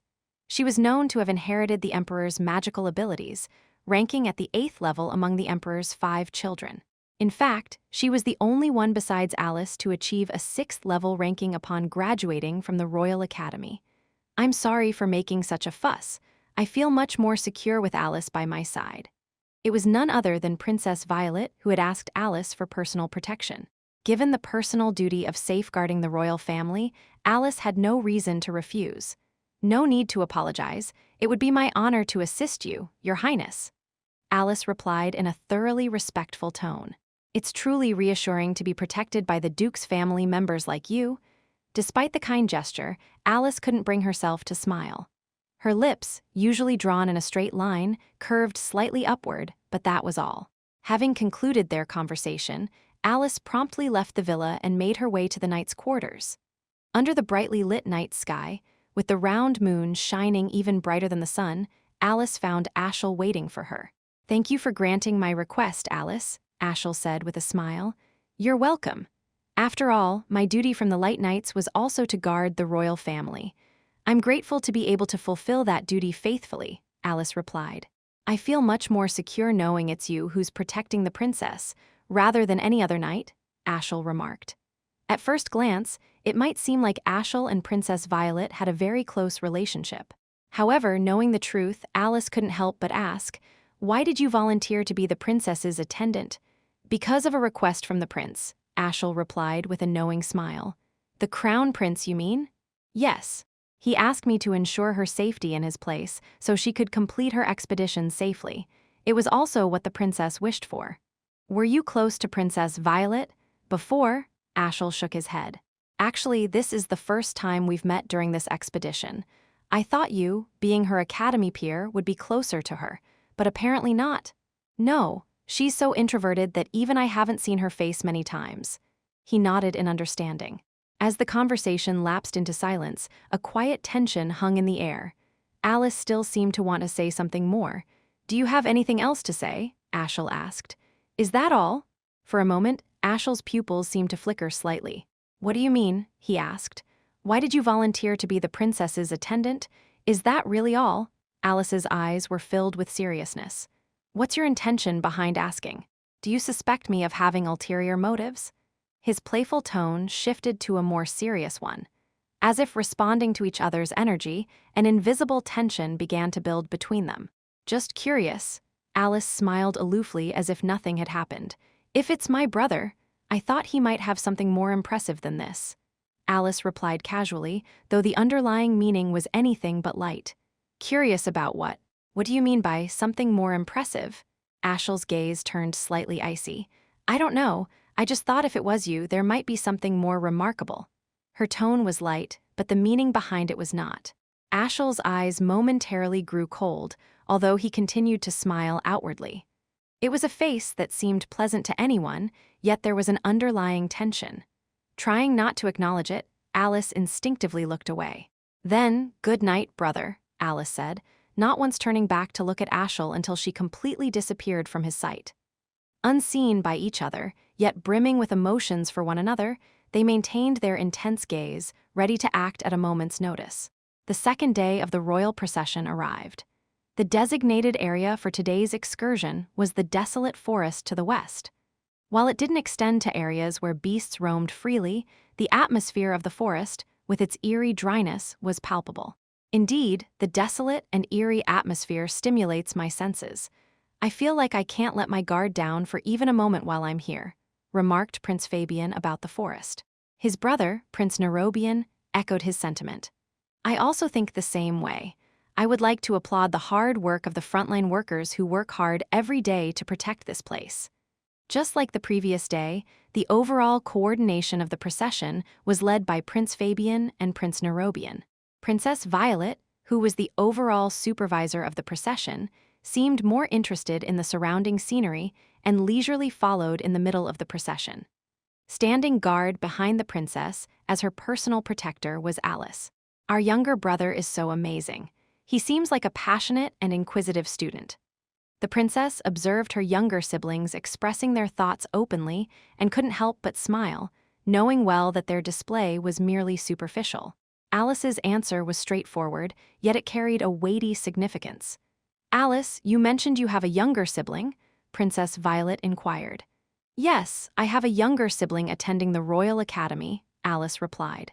How are they? The question seemed simple, but to Alice, it sounded significant. I see him as adorable a sibling, therefore I always strive to show them a good example, Alice responded. Showing a good example. That sounds like a wonderful thing to do. Princess Violet's steps began to slow unexpectedly. Sensing this, Alice adjusted her pace to match the princess's. As the princess representing the empire, and as an older sister who should set an example for her siblings, we always have to show only the best side of ourselves. Sometimes, we have to hide even our true selves thoroughly. However, before Alice could finish her thought, a sudden flash of yellow light shot up from the eastern sky, a signal of demonic beast activity. Fortunately, the distance seemed far enough that direct confrontation with the beasts was unlikely.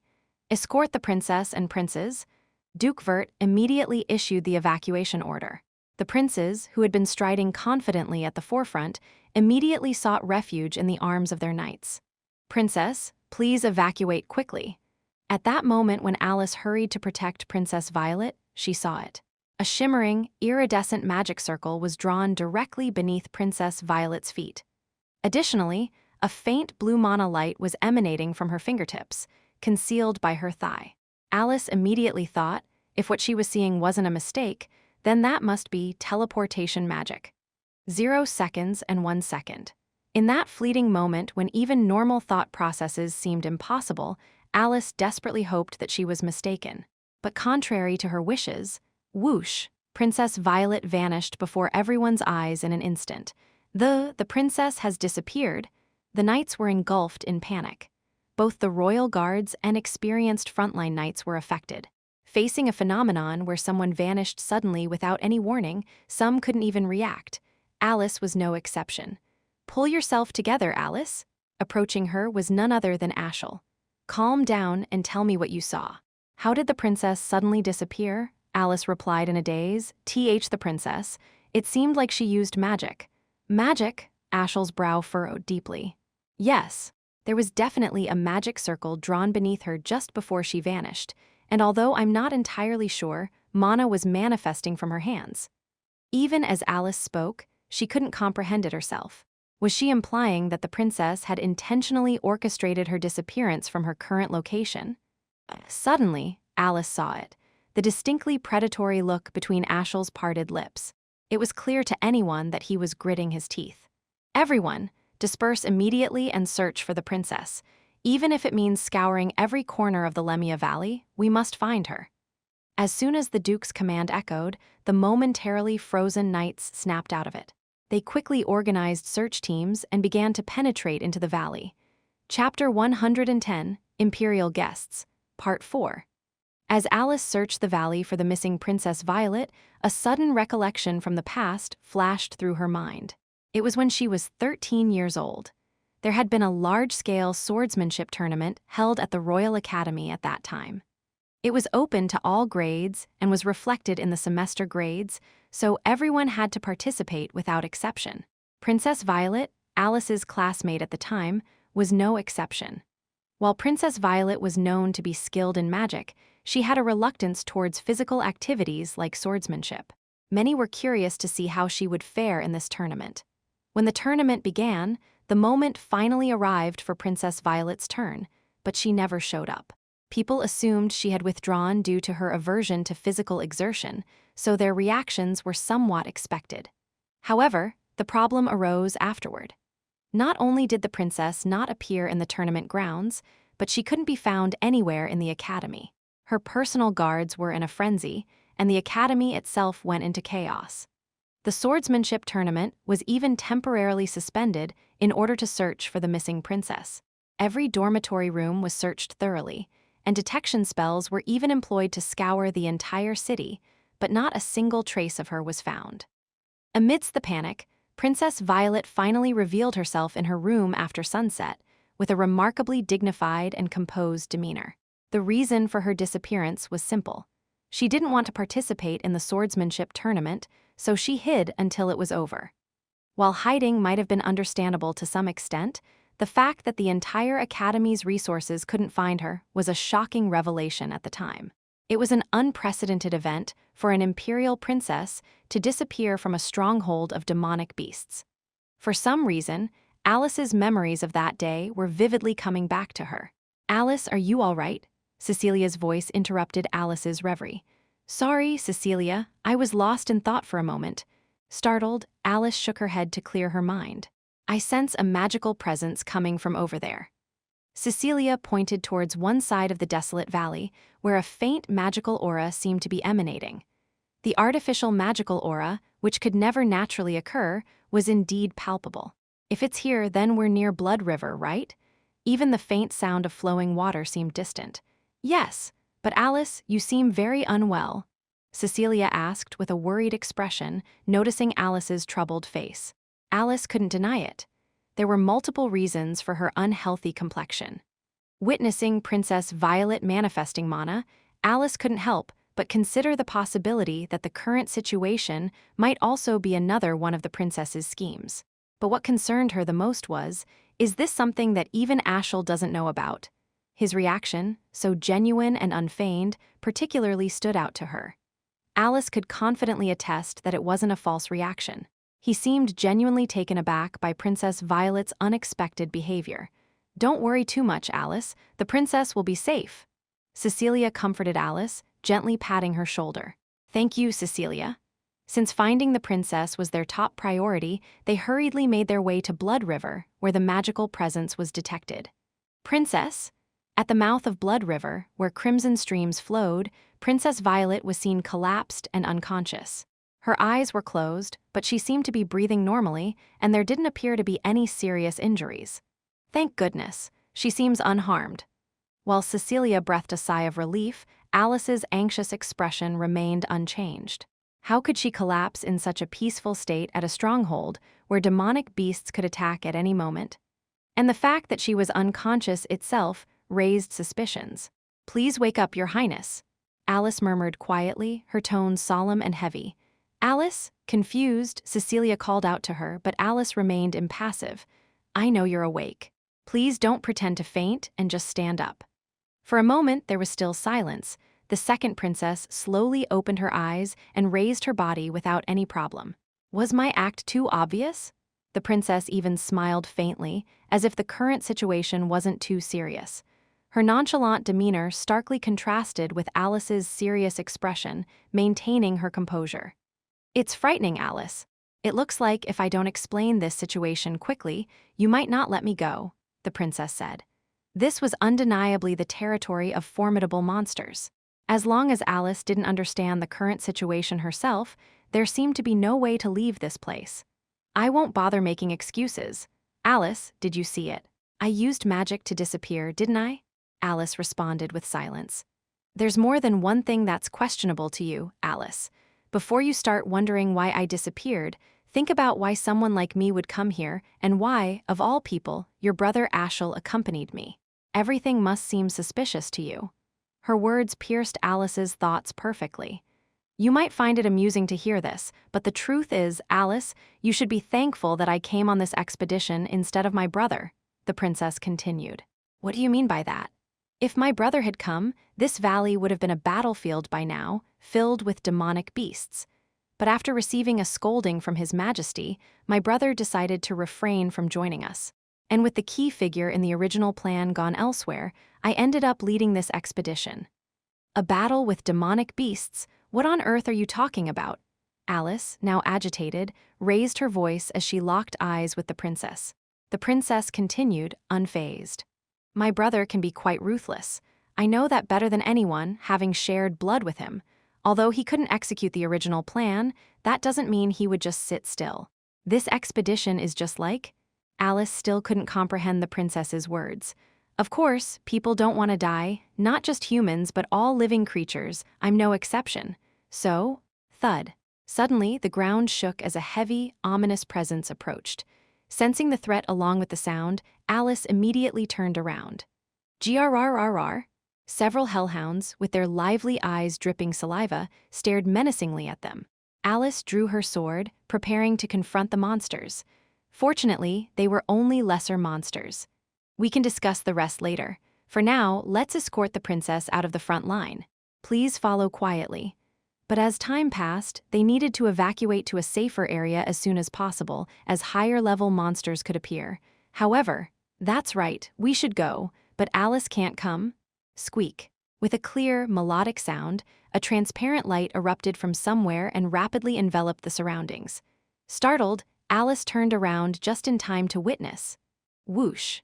A chilling sensation rushed through her senses as she felt an unbearable pain surging from her abdomen, momentarily stunning her.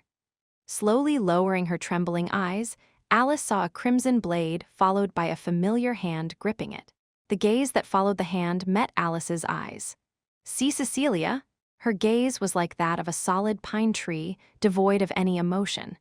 It was the knight who had always advised her to protect Vert, the one whom she had trusted more than her own family. "Why, Cecilia, why?" Swoosh!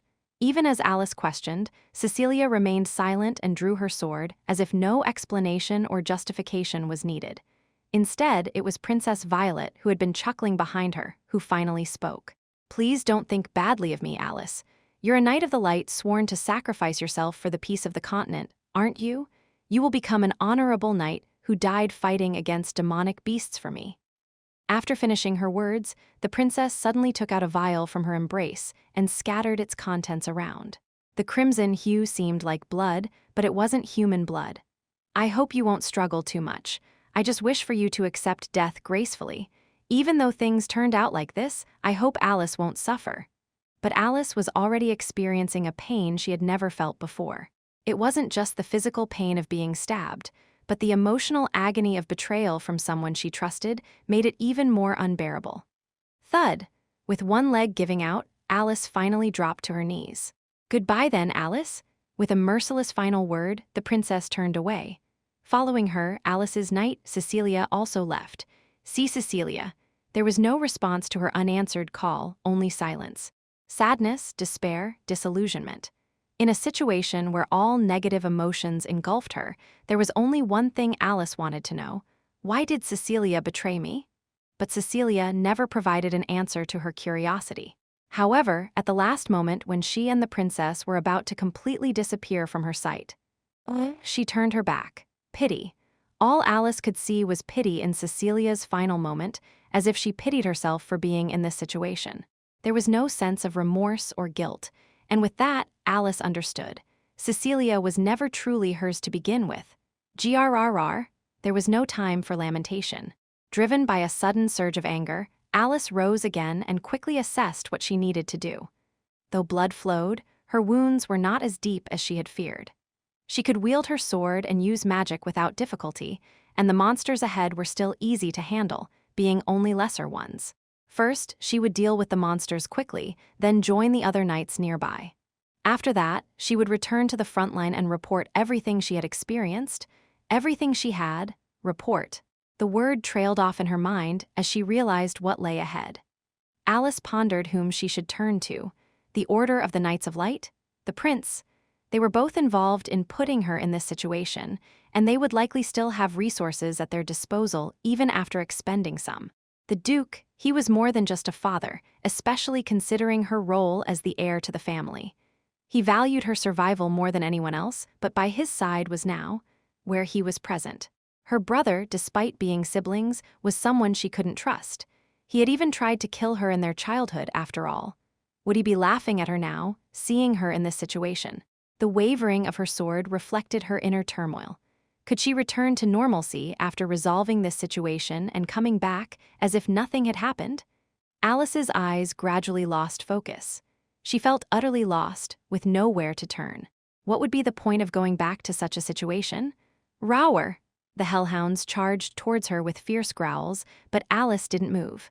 It was as if she was giving up on life and everything. She closed her eyes, seemingly ready to abandon everything. Thunk! A vivid sound of a sword being drawn nearby caught her attention, causing Alice to snap her eyes open. A black cloak fluttering in the crimson wind, a dark mask obscuring the face, and a purple-red dagger exuding a chilling aura. Alice recognized the mysterious figure that appeared out of nowhere. She had definitely seen this enigmatic presence before. Chapter 111, Existence of Salvation. Part 1. The air on the front lines always feels filthy, no matter when you breathe it in. People are supposed to adapt to a place after living there for a long time, but whether you've been here for a year or just returned after a long absence, it's just repulsive. But despite that, I've come back again. To change this damn future. Kunk, even dogs with low intelligence are still the same. I'd love to chop off their heads one by one and taste a bit of blood, but unfortunately, there won't be time for that. After fixing my sword, I immediately charged forward. Swish, there was no need for fancy swordsmanship against inferior demonic monsters. The hounds' throats fell to the ground as easily as water flows. The familiar scent of blood rose from the severed bodies, but among them there was a particularly strong smell. Of course, it wasn't the scent of the hounds. Looking around, I noticed traces of advanced monsters scattered nearby, taken from who knows where. Where did the second princess get such things, I wonder? Well, it doesn't matter right now. For now, I looked back. Just a moment ago, my sister, who seemed to have given up everything, was glaring at me while clutching her abdomen wound. My face was covered with a mask, so she couldn't tell if it was me, but anyone would be surprised in this situation. It had been about 2 months since we last saw each other after the imperial banquet. To be honest, it was quite bleak. Well, not for me, but for my sister. Is that really the face of someone who wants to live? Even when the hounds were rushing to tear her throat, she closed her eyes. What does that mean? She gave up on life. Unlike me, who had burned with vengeance at the bitter betrayal, she had let go of everything the moment she realized there was nowhere to go back to. I always say my sister is a strong woman. Knowing that herself, she always wanted to protect others with her strength, not just herself. I was one of them too. The problem is that no one actually tried to protect her. If there had been even one, she wouldn't have died so futilely in her past life. Moreover, has anything changed in this life? Just as she had saved me from Krantz's beating before, now it's my turn to save her from death. Stop. Don't come any closer. But my sister, who wouldn't understand my intentions, raised her sword and warned me. Have we met before? Well, I've seen her before. Strictly speaking, we're not complete strangers. No mistake. You're definitely the person I saw at the Imperial Palace a few months ago. You must have seen me too. I am so thankful that she clearly remembered the changed appearance of her younger brother. Are you here to kill me too? What a dreadful thing to say. Even if the heavens were to split in two, that would never happen. Ugh, it's really disgusting. I'm witnessing the most unpleasant sight in the world right now. Seeing sadness and despair clinging to that beautiful face. It felt like tears would burst out at any moment with just a poke of a finger. My sister died so lonely in a place where no one was around, right? Suddenly, everything seems meaningless. Revenge and everything else. Should I just turn back and kill them all? Grrrrrr. With a fierce howl, a strange presence was felt from behind. Another demonic monster drawn by the smell of blood. Judging by the feeling, it seemed like quite a rare visitor had arrived. I turned my gaze indifferently. Fur stained with fresh blood, fangs chilling the atmosphere. It seemed like it had already had a meal somewhere, as blood was smeared around its mouth. The appearance of this demonic monster meant that this area could become quite noisy for a while. Whether it perceived us as its next prey or not, the creature was licking its lips eagerly with its tongue protruding from its wide-open mouth. The superior beast of the Lemia Valley, the red wolf, a predator known to recognize any living creature as prey, regardless of whether it is a human or a demonic beast, and devours whatever it can find. It wasn't a demonic beast that just two humans could handle. Alice felt her arms and legs trembling as if they were about to go crazy. It wasn't just because of the wound in her abdomen, but she felt her body involuntarily reacting to the majesty of facing a superior demonic beast for the first time. Even a momentary distraction could lead to her throat being swallowed by that beast's mouth at any moment. But the man in front of her was different. Despite the fierce aura that made even her tremble, he didn't flinch. Instead, he stood tall, staring at the massive beast without any fear. Then, abruptly turning his body, he aimed the sword he was holding at the beast. Is he really planning to confront that demonic beast? The skin of a superior demonic beast has a completely different level of toughness compared to that of an inferior beast. Attacking with mediocre mana could not only shatter one's own bones, but beasts like the red wolf wouldn't even allow such an attack to land. It takes at least 3 high-ranked knights to have a chance against a beast like this alone. For Alice, it was mind-boggling. Swoosh, nevertheless, as if it were the most natural thing, the man effortlessly transferred the mana manifested in his hand into the sword. Clang. In the blink of an eye, with the first sword strike, a total of 3 strikes unfolded in succession. Clang, clang, clang. Neither Alice nor even the red wolf realized what had happened. In fact, the speed of the swings was so fast that it was impossible to tell if there were 3 strikes. Without even a moment to groan, the body of the red wolf was torn into dozens of pieces. For a superior beast, it was an unexpectedly anticlimactic end. As if it were the most natural thing, the man in the mask simply stared at the corpse of the beast. An indescribable tension filled the air between them, just as an awkward atmosphere was about to linger, because neither of them stepped forward. Thud rain poured down from the cloudy sky. As the rain soaked her gradually, Alice's lips felt drier and drier. Despite the circumstances suggesting that he had come to rescue her, she couldn't fathom the reason behind it. Regardless of the reason for his visit, what she was most curious about was, who are you, exactly? His identity. Strangely, though, he didn't feel entirely unfamiliar. It felt like they had met somewhere in life, not only at the palace but also at some point in her life. Beyond not feeling unfamiliar, she even felt a sense of familiarity. The man in the mask remained silent as ever. Was he also struggling to find the right words to say? After a moment, the man's feet, which had been stuck to the ground, finally began to move. Thud with each step he took closer, Alice felt the anxiety in her heart gradually dissipating. It was even beginning to feel comforting. Feeling such emotions toward a stranger whom she doesn't even know, is that really normal? Even thinking about it herself seemed absurd. That means, Alice thought, that the presence behind that mask must surely have some connection to her. With such thoughts in mind, as she gazed at the man once again, her heart raced once more. Somewhere there was a familiar physique, a familiar gait. There's a sensation known to families who share blood, an instinctual recognition that's invisible to outsiders, an undeniable essence. And now Alice felt that essence emanating from the man before her. As he took a step closer, almost within embracing distance, the man finally halted. Still, he remained silent. While he exuded an air of indifference, Alice's entire body trembled incessantly. In a momentary pang of pain, Alice flinched as the man touched her wounded area. Ping, a bright light of healing emerged, enveloping Alice's injured abdomen. The light seeped into the torn flesh, beginning the process of regeneration, stopping the bleeding and restoring her to her original state.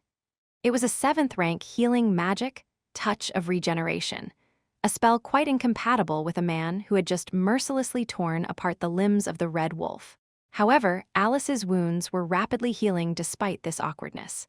As the healing concluded, the man finally raised his head to meet Alice's gaze once more. He was of small stature, almost borderline adult, making it easy for Alice to look down at him. Yet this only made her emotions more turbulent. He looked like a young boy to anyone's eyes. Moved by instinct, Alice slowly raised her hand. Suppressing overwhelming emotions, as her hand finally touched the man's mask, he spoke for the first time. "You don't need to force yourself to confirm it." The masked man finally spoke. The moment she heard that voice, Alice's ever-shaking hand stopped.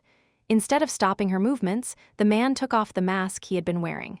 Along with a sigh filled with many emotions, hot tears flowed down Alice's pure white cheeks. The carelessly pouring rain made her weeping feelings even more sad. With a sigh containing various emotions, tears streamed down Alice's cheeks, made even more poignant by the pouring rain. "Cyan?" An incredulous question escaped her lips. Could it really be him?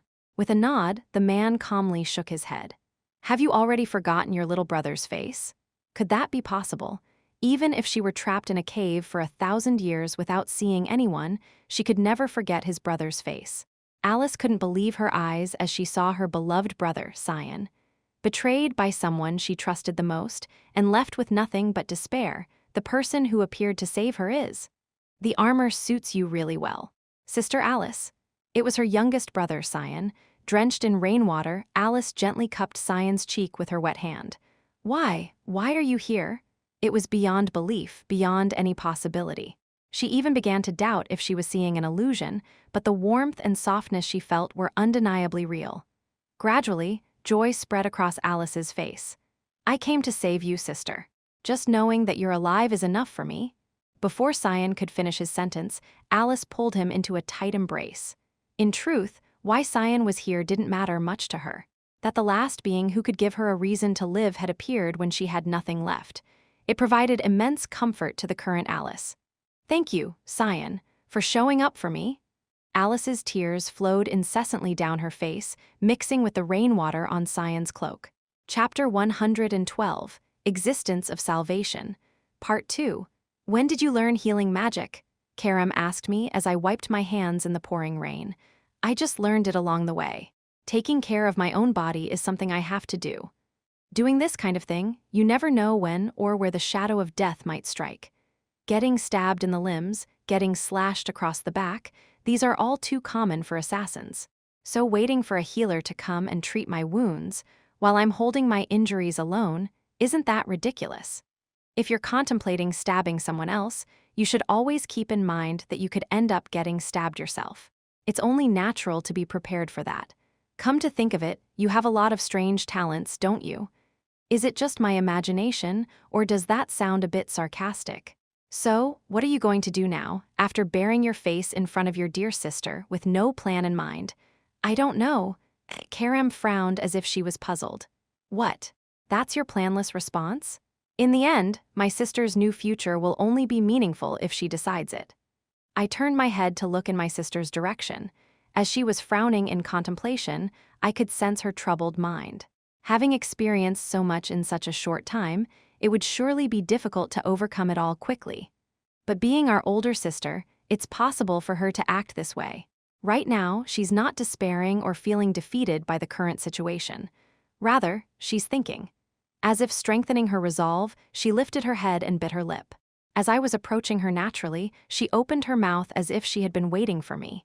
You once told me you wanted to carry on the family's ideals as a descendant of the Vert family. Yes, I did. Do you still feel the same? There was no reason to lie at this point. I never had that desire from the start. My sister nodded in understanding. The reason I decided to carry on the family's ideals wasn't anything special. I just thought someone had to do it. I thought it should be me.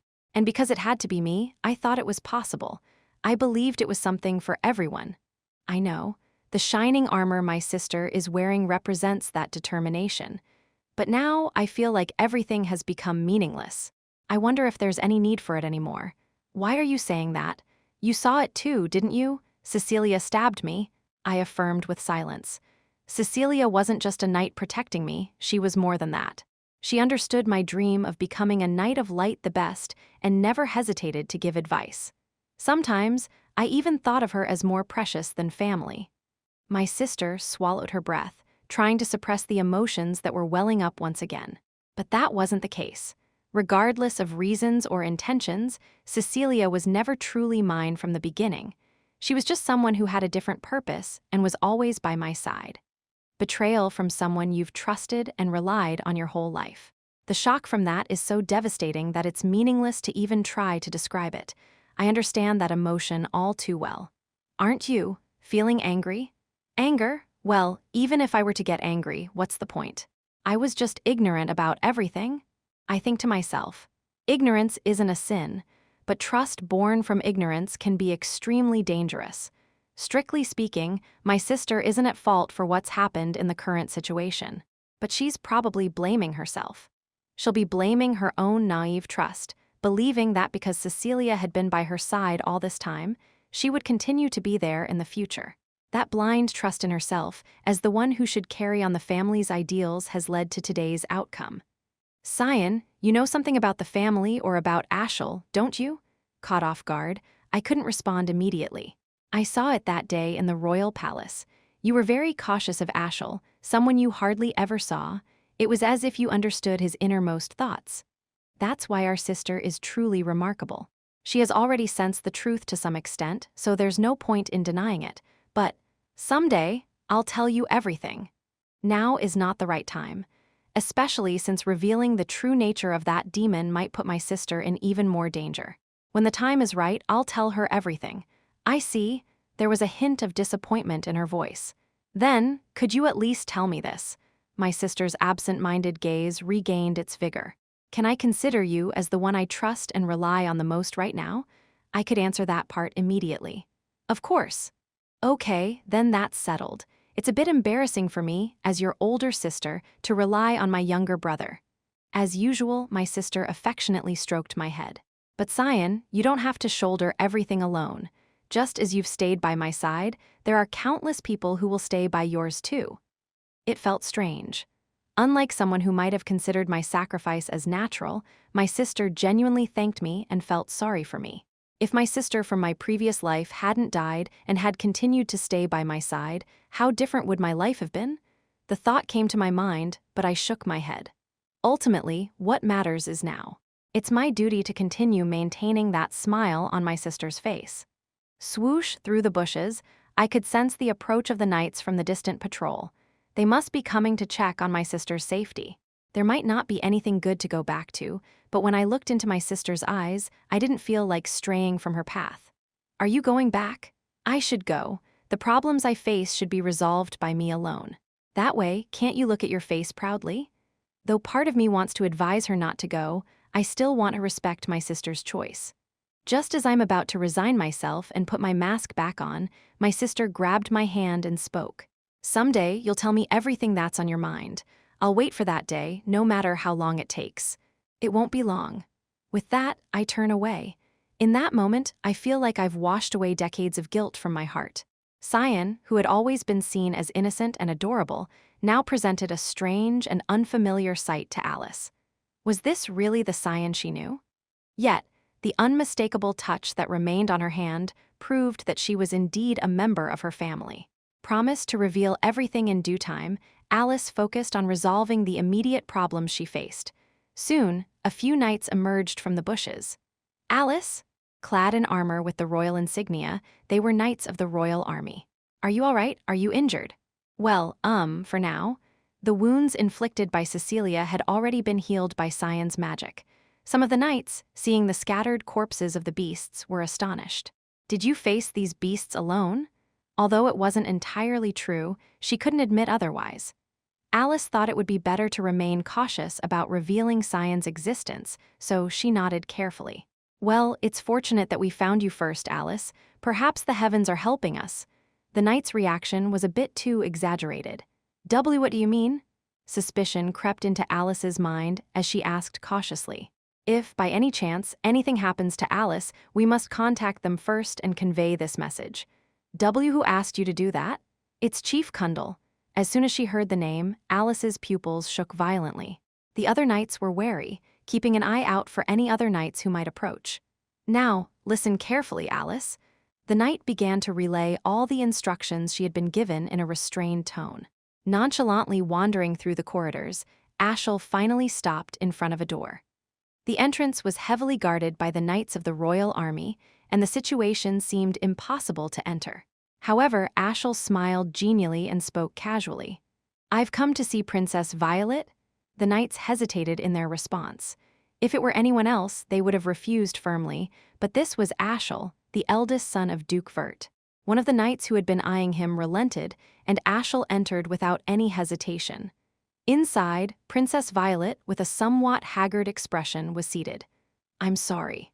Ashel, I can't bear to look at your face. Despite the princess's self-reproach, Ashel remained silent. Have you come here to scold me? Then go ahead. I have no right to refute anything you say. It's not your fault, princess. Princess Violet finally burst into tears. I don't even have the right to be a princess.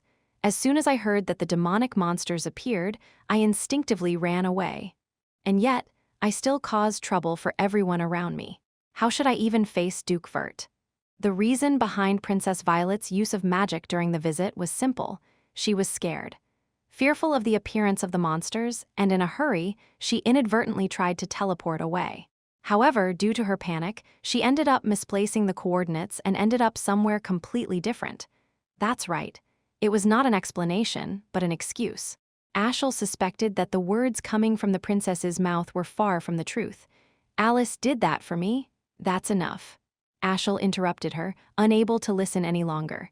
How can you say that? Alice is Lord Ashel's younger sister. You don't even know what happened to your younger sister, who was surrounded by demonic beasts, so how can you be so calm? However, Ashel's expression remained firm until the end. I told you, didn't I? There's no need for you to be any sadder than you already are because of Alice. What do you mean by that? A message came from the rear camp a while ago. For a moment, Princess Violet's pupils subtly shook. They said Alice is alive. The face of Princess Violet, who couldn't smile or frown, froze strangely. Chapter 113, Existence of Salvation, Part 3. In the midst of a valley where demonic monsters roamed freely, if a newly minted knight, especially a female one, claimed to have faced a superior demonic monster and returned unscathed, how believable would it be? At least the frontline knights would dismiss it as unworthy of consideration. However, not only skilled veteran knights, but also knights of the Imperial Army who had stepped on the battlefield for the first time. I apologize for causing concern, Alice said, bowing her head in perfect condition without a scratch. In response, Duke Vert pulled her into a tight embrace. I'm proud of you, Alice. Not only had she safely escorted the missing princess to the rear, but she had also returned boldly to the front lines after single-handedly defeating the notorious superior monster. The Duke couldn't help but genuinely rejoice in her achievements. Other knights also couldn't help but admire Alice's bravery, except for one. How did she come back? Seized by inner bewilderment, Cecilia couldn't move. From head to toe, she felt a trembling akin to aspen leaves, and her heart suffered relentless pounding. Why is she so unharmed? It wasn't as if she had narrowly avoided fatal wounds on her arms or legs. Wasn't she stabbed in the abdomen, where vital organs were located? Though not deeply, it should have been a blow impossible to move normally from. Even the traces of blood were vividly visible. At the very least, walking should have been extremely unnatural. Yet Alice showed such a normal appearance as if such a thing had never happened. Alice subtly raised her head, and her gaze finally met Cecilia's. Cecilia was at a loss for what to do. As her heart raced with palpitations, Alice laughed. It was a smile so beautiful that no metaphor in this world could adequately describe it. It was a familiar smile to Cecilia. However, Cecilia felt fear, knowing that the smile was not born of joy or positivity. Until she understood the true intent behind that smile, her current fear seemed unlikely to be alleviated. Alice's return, casually discarded at the crossroads of life and death. Upon learning of this, the Princess Violet's face no longer held any semblance of feigned sadness or false happiness. "Your Highness, it's Cecilia." The princess didn't turn her gaze, but spoke nonetheless. "How is Alice?" Contrary to expectations, there was a hint of ease mixed in her voice. "She hasn't said a word." At this, the Violet Princess let out a bitter laugh. "So, is there any benefit in her silence?" "There isn't." Cecilia's response was firm yet awkward. Depending on what words came out of her mouth at that moment, their situation could change in an instant. But Alice hadn't spoken since her return. Betrayed by the knight she trusted and facing moments of unwanted death, yet saying nothing. It was a behavior that they couldn't understand. "I heard she even single-handedly defeated a superior demonic monster called the Red Wolf. Is Alice truly that skilled?" In all honesty, Cecilia wanted to say no. Beyond her infancy, she had spent nearly 10 years as the sword that protected the Vert family. Over those 10 years, Cecilia had been by Alice's side, knowing her better than family. Alice's abilities. It was a fact that she possessed talents beyond that of a genius, perhaps even bordering on being blessed by the gods. If given enough time, she would undoubtedly become the greatest knight on the continent. But it wasn't the case yet. She was like a flower about to bloom, not yet fully developed. To defeat a superior demonic monster with injuries on an abnormal body was an impossible feat. Yet, Alice had returned, in perfect condition. Could it be that she received help from someone? There was nothing certain in the situation. A moment of silence filled the room. "It's amusing." Cecilia doubted her ears. Despite the frustrating and even despairing situation, why am I laughing? It wasn't a feigned or hidden laughter, but genuine joy from within. Since our time at the academy, I've always known that Alice had a generous heart, but was also very strong-willed. She was always her true self, without any pretense, unlike me. Isn't that something Cecilia, who is always by her side, knows better than anyone? Cecilia affirmed with silence. Surely she wouldn't stay silent for no reason, or perhaps she might be waiting for the right moment. If not that, suddenly, a familiar presence felt from outside the door made Cecilia turn her head. She might want to check on us. Creak, the door opened, and a familiar face of a knight entered. The one Cecilia absolutely didn't want to face at the moment. Intermediate Knight Alice Vert, representing the Order of the Knights of Light. Greetings to Princess Violet. It was Alice. "Welcome, Alice. You came sooner than expected, didn't you?" The princess greeted her casually with a smile. Alice's face was as rigid as a stone, devoid of any emotion. "You seem to have a lot to say. It's okay if it's difficult." "Well, listen." Her demeanor was not just casual but rather confident. Without hesitation, Alice spoke up. "Then let me ask in return, Your Highness, do you have anything to say to me?" The princess tilted her head with a smirk. "Do you have anything you want me to hear?" Alice's gaze remained steadfast. "I have no desire to make excuses. As I said before, I only struggled to survive." In other words, in that situation, Alice had to die for the princess to live. "So, I have nothing to say. I believed without a doubt that you would die. What can I say to someone I thought was dead?" Alice couldn't even open her mouth in the face of such brazenness that almost robbed her of any words. But Alice, you're truly remarkable. Even after being stabbed with the most painful betrayal, you return confidently without losing heart. I really admire your strength. So, why are you keeping quiet now? If you speak up now, it will put both me and Cecilia in a difficult position. Are you hesitating? Alice's fist clenched in turmoil of emotions. Sensing this, the princess spoke with even more enthusiasm. It's amusing to say this, but I have no ill will towards you, Alice. In other words, you've done nothing wrong. So, how about changing your perspective a bit?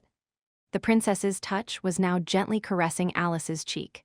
You were just fulfilling your duty as a knight to protect the continent and the empire, and in doing so, you saved me. Salvation. Though packaged in pleasant words, it ultimately meant the same as asking. Unless one was a complete fool or utterly ignorant, how many could nod their heads at those words? But, I understand. For the first time, a smile appeared on Alice's face, which had been rigid all along. I understand your heart, your highness.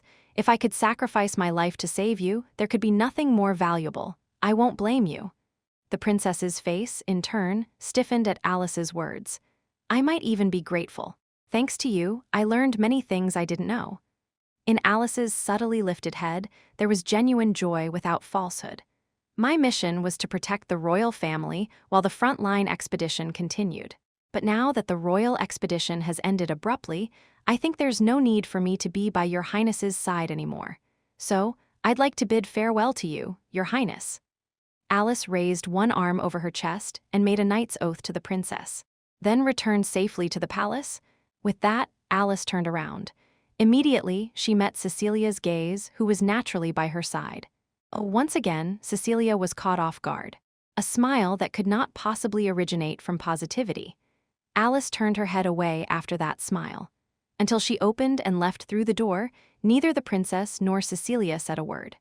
Unlike a moment ago, when she was relaxed, the princess's face was now filled with bitterness. What does it mean to have learned something new? Cecilia couldn't provide an answer. But she knew exactly what she needed to do in this situation. Hesitation for a knight was akin to sin, and any lingering regret had to be cut off beforehand. I will. Kill Alice Vert this time. Her hand was now directed towards the hilt of her sword. There was no particular reason. She was never truly her ally to begin with. She was only there to achieve her own goals. Therefore, she didn't feel any guilt. But Cecilia couldn't bear it anymore. That smile she had seen earlier. Could a mere smile arouse such intense emotions in a person? It wasn't about getting angry or forgiving. At first, she was confused about its meaning, but now she understood it clearly. There must have been compassion behind Alice's smile directed at her. Cecilia's emotions, upon realizing this, bordered on rage. She couldn't endure or tolerate her current feelings. To alleviate this emotion, she thought killing her was the answer. At the point when Alice had to return to the knight headquarters in the capital after the end of her duty as the royal guard, Cecilia patiently waited for her appearance. Moments later, Alice emerged from inside the castle gate with her belongings, completely alone, without even a porter in tow. As Cecilia was about to erase her presence and follow behind her, she felt it. A tremendous surge of murderous energy that made her heart race, not emanating from Alice in her line of sight. It was coming from behind her, from the dense thicket of red leaves, as if beckoning her to come. Forgetting her original purpose for a moment, Cecilia began to approach the unknown murderous energy calling out to her from within the unfamiliar thicket. The strange crimson shadow cast a slightly eerie feeling over the area, like scattered drops of blood. Stepping into this unfamiliar space, Cecilia soon found herself face to face with the owner of the mysterious energy beckoning her here. When was the last time she had felt such emotions? It was said that humans feel the greatest fear when encountering the unknown for the first time. Even when facing a demonic monster for the first time, she didn't feel like this. It was the first time since becoming a senior knight that she had experienced such fear, directly from the presence behind the mask. The moment she felt the sinister energy emanating from within the mask, even her breathing became uncomfortable. Chapter 114, Retribution, Part 1. Cecilia Leon, a commoner who became a Knight of the Light at the young age of 20. As soon as she was initiated, she caught the eye of his father and became a maid and knight, guarding alongside his older sister Alice Vert in Velia's. She acted as a mentor to his sister, aiding in her emotional growth, and was someone his sister trusted and relied on the most. But strictly speaking, she wasn't his sister's person, let alone a member of the Vert family. Honestly, he didn't even care to know whose person she was. She could be a companion of the second princess, or someone above her. Well, he wasn't entirely clueless now, but what did it matter? As they say, one has no right to discuss pain until one has experienced it firsthand. The stab in the abdomen? I've been stabbed hundreds, thousands of times in past lives. The pain of a sharp piece of iron piercing through flesh is nothing compared to what I've experienced. Alice probably didn't feel much pain either when her organs were pierced by a sword. Her pain didn't come from physical wounds, but from betrayal by the person she trusted and relied on the most. I've experienced that pain firsthand. Alice, with her already generous and strong heart, must have felt it even more acutely. As I've said before, our sister is truly a strong person. Unlike me, who still can't let go of the anger from back then, she quickly sorted out her feelings. She just wasn't my person from the beginning, she said. She even blamed herself for not realizing it sooner. Such a noble-hearted person, one might even say divinely moved. But don't be mistaken. That's just her thinking, not mine. To me, this woman is nothing more than the worst kind of tormentor who drove a stake of betrayal into my sister's kind and gentle heart. And now, she's openly lurking around to assassinate my sister. How could I possibly let this woman live? So it's you. As I stared at her for a while, she spoke first. You're the one who lured the demonic monster and saved Alice. It's quite appreciative of her to recognize me without needing any explanation. Then naturally, she should also understand why I called her here. Where do you belong? I had no intention of responding to such a banal question. I simply raised my sword slightly and gave a tacit answer. Height, 165 cm. Weight, approximately 55 kg. Although he has a body so young that he cannot be called an adult man, they say that a person is not always what he looks like on the outside. From his stance with the sword, the aura emanating from behind the mask, to the eerie energy pulsating from within, Cecilia sensed a threat and immediately drew her sword to confront it. So there was such a formidable presence by Alice's side. She had never felt or heard of such a being during her time with the Verts. This vile aura couldn't possibly belong to a knight. It was the kind of energy associated with beings who mercilessly extinguish the flames of radiant life. Cecilia immediately understood that the mysterious figure before her was an assassin, here to kill her. A surge of transparent magic surged from Cecilia's longsword. Her life was not as trivial as the necks of mere demonic monsters, and she had no intention of surrendering easily. Furthermore, if she could overpower this assassin, she could gather more information to report to her master. Prepared, Cecilia charged forward. With swift strides, she closed the distance between her and the assassin. But then, the assassin effortlessly deflected Cecilia's sword with their own and subtly shifted their stance, causing Cecilia's balance to falter. In that moment of imbalance, Cecilia faced a merciless counterattack. Swift strikes aimed precisely at her arms and legs, but Cecilia remained composed, calmly evading each blow. This speed is definitely not normal. The assassin's movements were on a different level compared to novice assassins. With proper utilization, they could easily subdue even frontline superior demonic monsters. Handling a red wolf alone would pose no problem, but Cecilia knew better than to underestimate them. I call upon the winds of nature to aid me. With an incantation, a fist-sized whirlwind of magic materialized beneath her feet. Wind Worker, a 7th grade wind attribute magic. It converted airborne wind into kinetic energy, maximizing her movements, an ability unique to Cecilia. With her absorbed magic now enhancing her physical abilities, Cecilia charged at the assassin once more. But even this time, the assassin effortlessly blocked her attacks. Undeterred, Cecilia increased her speed even further, launching a relentless barrage of strikes. Thunk! With a dull thud, Cecilia's rough breathing followed. Though her movements displayed agility beyond human capability, she had achieved nothing. Meanwhile, the assassin's face remained unscathed, not even a hint of exertion in their breathing. Cecilia was stunned. She has reached the highest level of wind attribute, but he is someone who cannot even be touched by her. Was she really dealing with a human? Who is this man, exactly?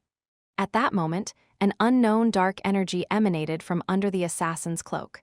It wasn't the pure mana anyone could wield. It was an extremely evil energy, unfamiliar even to Cecilia, who had experienced numerous battlefields, stirring up negative emotions within her. Mist, as she pondered the nature of this energy, a spell flowed from the assassin's lips. Shadow, shredding wind, whoosh, simultaneously with the spell, a strange sound echoed from below. It wasn't an illusion, but a tangible, distinct sound of something being cleaved. Yet Cecilia's body remained intact, and there seemed to be no visible damage around her. But soon enough, Cecilia understood. What the mysterious assassin had unleashed wasn't a tangible form, but a movement of nature, something no human could touch. Swift, my eyes may not show it, but I'm quite excited right now. A drop of sweat dripped down my back from the heat of the intense swordplay moments ago, despite it not being particularly hot outside. That's how remarkable this knight's proficiency is in utilizing this tricky wind attribute. But that doesn't mean there's no way to counter it. If her enhanced physical abilities were derived from the wind swirling around her, all I had to do was to cut through it. Can you cut through wind? What else can't you cut through? But remember this one thing.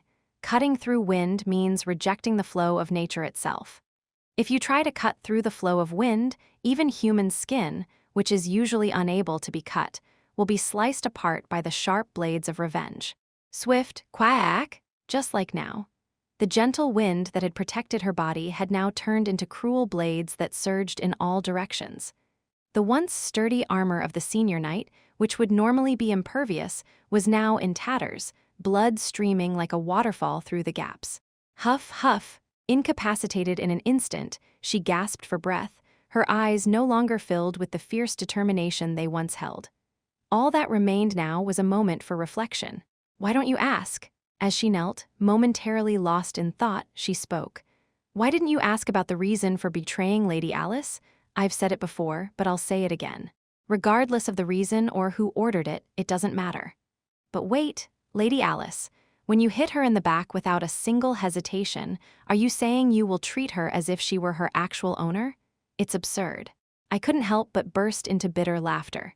Did you call me here just to seek revenge? To kill me? Half right, half wrong.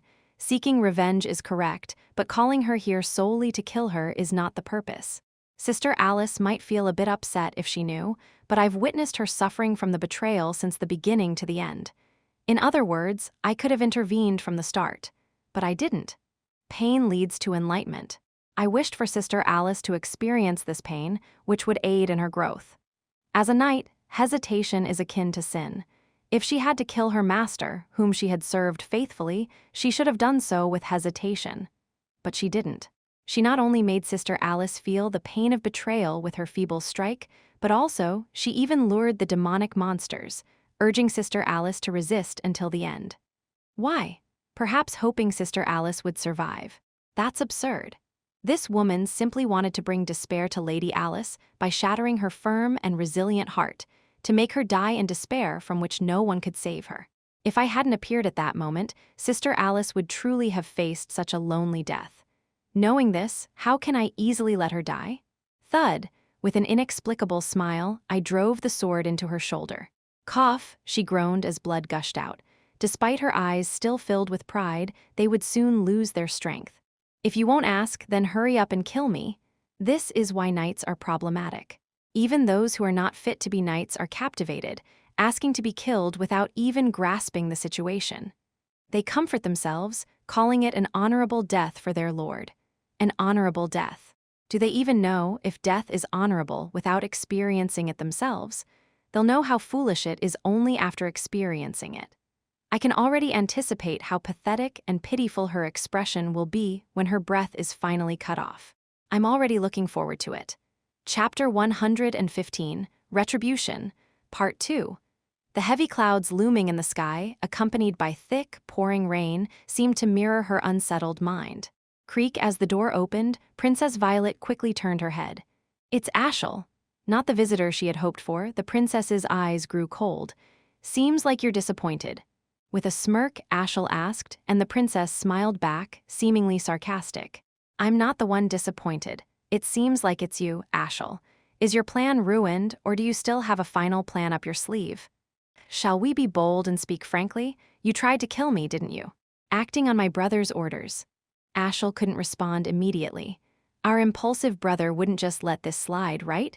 The fact that you, someone close to our brother, were involved is evidence enough. With a subtle chuckle, Ashel retrieved something from his pocket. It was an ordinary-looking parchment scroll. This is a summoning scroll that can summon demons. It's a very useful artifact that can summon demons on the spot with just a certain amount of mana. Of course, it can be used right here, right now. It was practically a confession. I won't make excuses. As you thought, Prince Louisnel asked me to kill you on the front lines.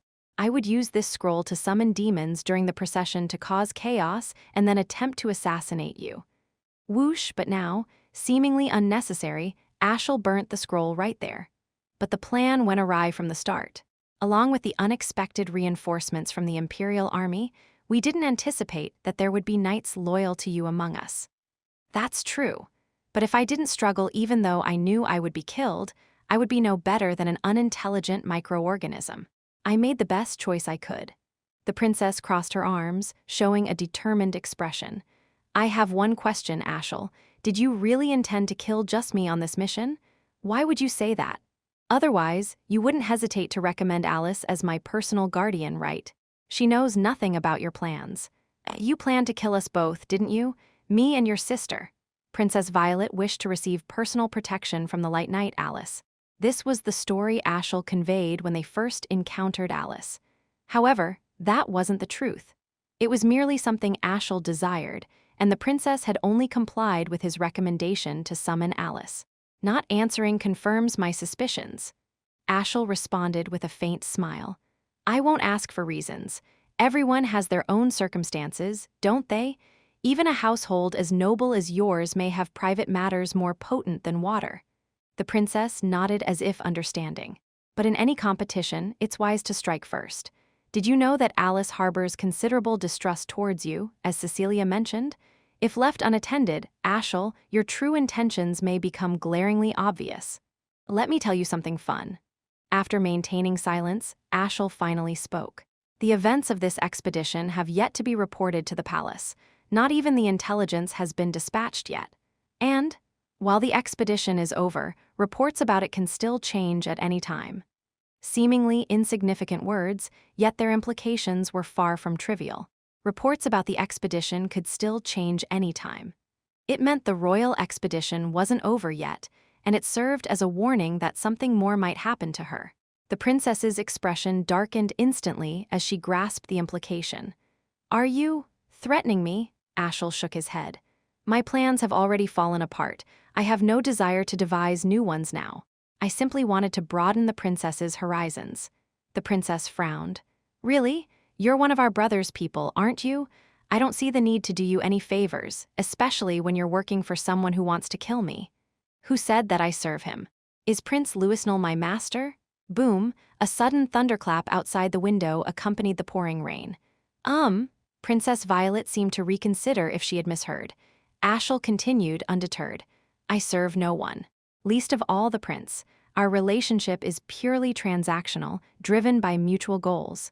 Do you expect me to believe that? I don't lie as flippantly as to fabricate falsehoods. My words hold weight. Then, can I relay this conversation to my brother as it is? I'm curious if he shares your sentiments. Ashel shrugged indifferently. The princess, caught off guard, couldn't continue, and there was a momentary silence between them. Ashel, what do you really want? The princess's voice, as she spoke again, carried a slight tremor, unlike before. The moment she realized that he was more inscrutable than she had thought, fear rose within her, along with a sense of caution. Do you desire this empire? It's not about that. Ashel promptly dismissed her speculation. I aspire to pursue the highest dream that a human can seek. The highest dream? Yes. To transcend the limits set upon humans and reach the pinnacle of existence. The princess laughed incredulously. Ha, isn't that a bit too grandiose? Are you aiming to become a god or something? How you perceive it is entirely up to you, princess. However, Ashel moved closer until they were face to face with her. The moment their eyes met at such close proximity, "I hope you'll accompany me on the path toward my dream." Ashel smiled slyly and extended his hand to her. "Are you asking me to become your person?" It was a dangerously audacious statement, aiming to turn a member of the royal family into their own. But the speaker seemed unfazed by the potential repercussions. "Didn't I say, I serve no one? Therefore, shouldn't you become mine, princess?" Princess Violet pondered. How should she react to this impudent and impure proposition? Should she assert her authority to suppress him? Her deliberations didn't last long. All the cluttered thoughts in her mind vanished, leaving only one conviction dominating her mind. She needed to grasp his hand right now. As the resolute Princess Violet reached out to take Ashel's hand, "Kekek!" Laughter suddenly echoed from one corner of the room. Sensing the intrusion, both Ashel and the princess turned their heads simultaneously. Thunk! Another thunderclap resounded as the silhouette of a strange figure perched on the windowsill was illuminated. He was squatting on the windowsill, looking at them with interest, as if he found this situation amusing. Was this figure there all along? Until the laughter, there was no sense of its presence. Clad in a cloak of darkness and a mask concealing their entire visage, no one in Velia's dared to dress in such a manner. "Who are you?" Ashel, now alert, was the first to inquire. Thud. The unknown figure wordlessly tossed something from their hand towards them. The thrown object, rolling uncontrollably, came to a stop in front of Princess Violet. Instead of the princess, who took a step back due to an uneasy feeling, Ashel checked inside. Ah! Upon confirming the contents, the princess screamed and fell backward. Ashel's face contorted gravely. "Titha!" Unable to continue her sentence, the second princess pointed at the contents of the bag with trembling hands. What the unknown entity threw was so grotesquely distorted that it was impossible to look at it with open eyes. It was the head of Knight Cecilia. The level of distortion indicated unspeakable agony, inciting revulsion in the princess. The unknown figure merely smirked as if satisfied with their gift. "I unexpectedly stumbled upon quite an amusing story. The highest dream that a human can seek? What a magnificent phrase. It speaks volumes about the strong determination to overcome one's limits and reach the highest point possible." But to hear such an impressive phrase come out of that demon's mouth, how could I not suppress a smile? It's almost ludicrous to the point of being pathetic. Are they suddenly struck dumb? Why are there no words? I thought maybe if I offered a gift, even a silent person would speak. But to see how moved they were enough to fall to their knees, it's quite satisfying. Let me ask again, who are you? How can an older brother, whom I respect so much, not even recognize his cute younger brother's face? Of course, there's no intention to respond. After all, why would I reveal what that bastard wants to know? I walked towards him without saying a word. He must also know that the second princess and Cecilia plotted his sister's assassination. Yet he extends his hand to the second princess. Just thinking about it makes my anger surge again. Kai Yang, sensing a threat, he infused mana into his sword. A brilliant light emanated, as if warning them not to come any closer. "I'll ask one last time. If you don't comply, I'll..." Kei Kang, enough of his nonsense. Laughing at ridiculous bullshit once is enough. If I continue listening to his voice, even my barely maintained composure might falter. With a loud clang of the sword hitting the ground, it rolled over. "G-Ghost, there's a ghost in my room." When people are scared, usually their senses shut down, but their mouths usually don't. I rushed forward and covered the princess's mouth, inadvertently locking eyes with her. Her face, consumed by fear, was truly a sight to behold. Isn't this just a natural reaction to preserve one's life? But for my elder sister to experience the pain suffered, it's unfathomable. While I wish to return the suffering to this bitch, like that wretched head's owner, she suddenly collapsed. Fainted, huh? How pathetic. Oh well, I wasn't planning to kill her today anyway. I stood up and turned to face him again. He stares at me with a puzzled expression, but he can't move. A future savior of the continent, trembling before a mere assassin. Even if I kill this guy now, I won't be satisfied. But I just turned around. He must be puzzled. This situation must be utterly incomprehensible to him right now. But you must know this. Today's events are just the beginning for you. Your plans, your grand dreams that you hope to achieve, they will all be thoroughly crushed and destroyed because of me. I can't wait for that moment to come, even though it may take a while. Chapter 116, Retribution. Part 3. Blood scattered in all directions, a body fragmented into dozens of pieces. Some knights couldn't bear to look at the horrific scene. Is this truly the work of a human being? The dead speak no words, it's the law of nature. However, sometimes, even without directly hearing or experiencing it, one can indirectly feel the immense suffering the deceased endured. Ashel picked up the longsword placed beside the corpse with a disheartened gaze. Once gleaming with a radiance that could blind the eyes, the sword of the high-ranking knight was now stained with dried blood, losing all its luster. The name engraved on the hilt revealed the identity of the corpse. Cecilia Leon. It was shocking to discover such a gruesome scene where a capable knight who could even stand against fierce high-level monsters ended up as this ghastly corpse. Ashel sighed deeply, a sense of shame he had never felt in his entire life creeping over him. What made it more uncomfortable was not knowing who had caused this disgrace. However, the dreadful gaze was unforgettable, remaining etched in his mind like encountering a murderous spirit emerging from the depths of hell. Hence, the savage memory lingered vividly in his mind. Please handle the corpse. I'll report to the Duke. Ashel delegated the task and left the scene with a troubled heart. Without time to collect his scattered thoughts, a man approached him head-on. It was his retainer, Kellen. He silently handed Ashel a letter. What is it? It's a letter left by Alice. At the mention of Alice, Ashel's eyes widened. She entrusted it to a maid at home before leaving Velia's. She asked to deliver it to you, Ashel. Without hesitation, Ashel tore open the letter, and as he read, his expression fluctuated subtly. Ashel gazed silently at the sky. Gradually, with a clatter, the letter was crumpled in his hand. Concerned, Kellen cautiously inquired, "What was written in it? May I ask?" Ashel nonchalantly replied, as if it was nothing of importance. "I'm retiring from being a Knight of Light." Astonished, Kellen immediately asked for the reason. Suddenly, what's the reason? She says she still lacks the capacity to handle it herself, wanting more time for training, so she asked me to pass the message to Father on behalf of her. As if the main point was not that significant, Ashel opened his mouth again with a restrained expression. She told me to give up? In disbelief, he burst into laughter, unable to contain the absurdity of it all. What do you mean by giving up? I don't know either. She just said to give up. Regardless of the circumstances, she just wishes for all of us siblings to live happily together. Her concern for her pathetic older brother is so noble that it's unbearable. However, contrary to his words, his hands trembled with rage. Where did Alice go? Well, it seems she headed towards the palace for now. Kellen hesitated to speak somewhat. After leaving Velia's, her whereabouts became mysterious all of a sudden. Is that so? Contrary to expectations, there wasn't a strong reaction. With his lips sealed, Ashel remained silent for a while, and quite a lengthy silence ensued. At the academy? Kellen, who had his head down, suddenly shook his pupils significantly. Has there been no separate contact?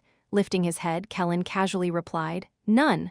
Upon hearing this, Ashel squinted his eyes, displaying a rather displeased reaction. Understood. You may leave now. Bowling his head, Kellen promptly left the spot. Alone, Ashel's gaze remained fixed on the sky. Kick! The feeling of fog clouding his once bright future crept in. Although he felt overwhelmingly angry and uncomfortable, strangely, laughter escaped his lips. It's not the first time, after all. The gaze, unfamiliar yet eerily familiar, that had never been seen before, still vividly lingered. However, it didn't feel entirely unfamiliar. It was the familiar sense of discomfort that he had surely experienced in fleeting moments of his life. Kahaha! Eventually, a laughter mixed with joyless laughter resounded across the crimson sky. His appearance was so bizarre that it resembled witnessing a demon reveling in ecstasy. Kellen, who had been secretly observing him, whoosh incinerated a letter he had been holding in his hand. One side of the paper bore the name Boris, along with the emblem of the Royal Academy. It was a letter Kellen had not shown to Ashel. Be careful, Lord Cyan. Kellen immediately left the spot. Did you manage to endure it? I thought you wouldn't be able to endure it and would just hack him to pieces. Isn't that what you hoped for? What are you talking about? If anyone hears this, won't they think that I am a wicked demonic sword crazy obsessed with slaughter? Wouldn't saying such things sting her own conscience? To be human means exercising restraint. Rushing in recklessly would make one no different from a beast driven by instinct. Oh, how admirable. It feels like just yesterday you were running wild like a loose calf. Our master has grown up a lot, hasn't he? I couldn't muster any words in response to such nonsense. So, are you just going to let your sister go like this, without keeping an eye on her? What I could do is over. Whatever happens from now on, it's entirely up to her. She's the one who will run better than anyone else when given the right path. It was a kind of resignation. Honestly, no matter where she goes, I see my sister as someone who will live better than me. If I just relax, another letter will come sooner or later. Is there more to say? Karam, who had been staring at me intently, suddenly shifted her gaze elsewhere. Do you have anything else to say? She glanced back at me subtly. It's better not to be too relaxed. As soon as I heard those words, the muscles that had momentarily relaxed tightened again. Life is incredibly winding, you know, more than you think. Is that advice? Well, if you want to call it that. I'm receiving life advice who has already lived twice. While I couldn't help but wonder where such a kind sword might be found again, I was naturally alert to the thought that she would not have said this for no reason. You never know, do you? Somewhere on this land, there might be another place you need to rush off to. If ever another successor to this quirky, temperamental sword appears, I would like to give them this advice. Be careful when she smiles. If, perchance, amidst that smile, there's a subtle, unsettling piece of advice that seems to escape only me, that's when caution, not complacency, is required. It's a kind of warning that something else might happen to me. And as someone who knows that all too well, I couldn't possibly smile right now. The first place to receive news from the front lines was not the Imperial Palace, but the office of the Academy Chancellor. The disappearance of Princess Violet. The return of Alice, who single-handedly defeated a high-level demonic beast. And the mysterious death of Cecilia, a high-ranking knight of the Order of the Light. Each piece of news was significant enough to cause great turmoil in the Empire, yet Chancellor Kundal's expression remained remarkably calm.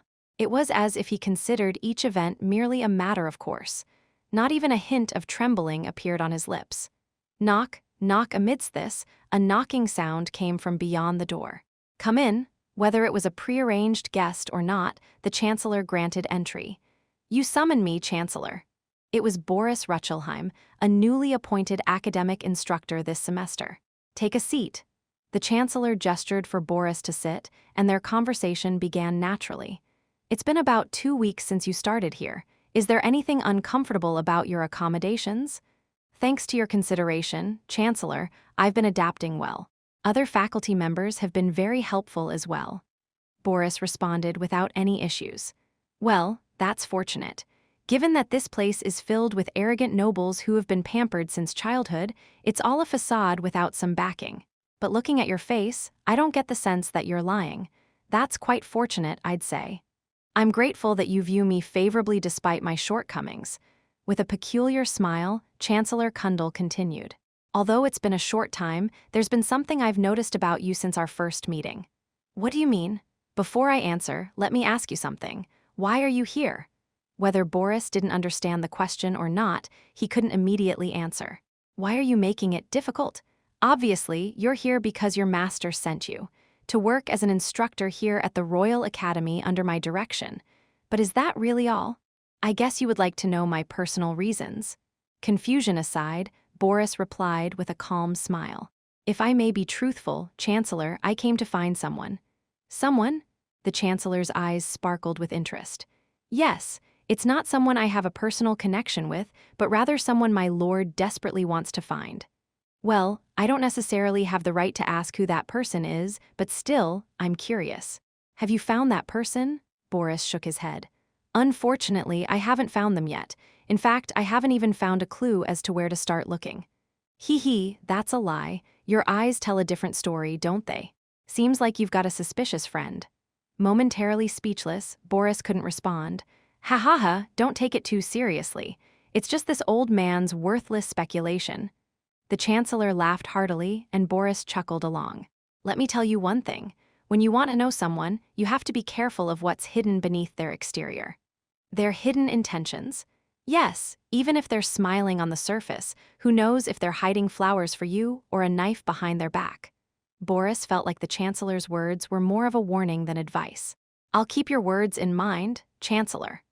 After the meeting ended, as Boris descended the stairs from the Chancellor's office, he soon encountered a familiar woman at the main entrance. Are you coming from the Chancellor's office? It was Instructor Silica. Yes, I received some kind words from Chancellor Kundal. Kind words? I wouldn't expect him to give out advice so easily. Seems like he holds you in high regard, Instructor Boris. Well, then I'm fortunate. To be honest, I'm quite worried about how you view me. No need to worry, just show him your true self. He's quite perceptive, so if you lie, he'll catch on quickly.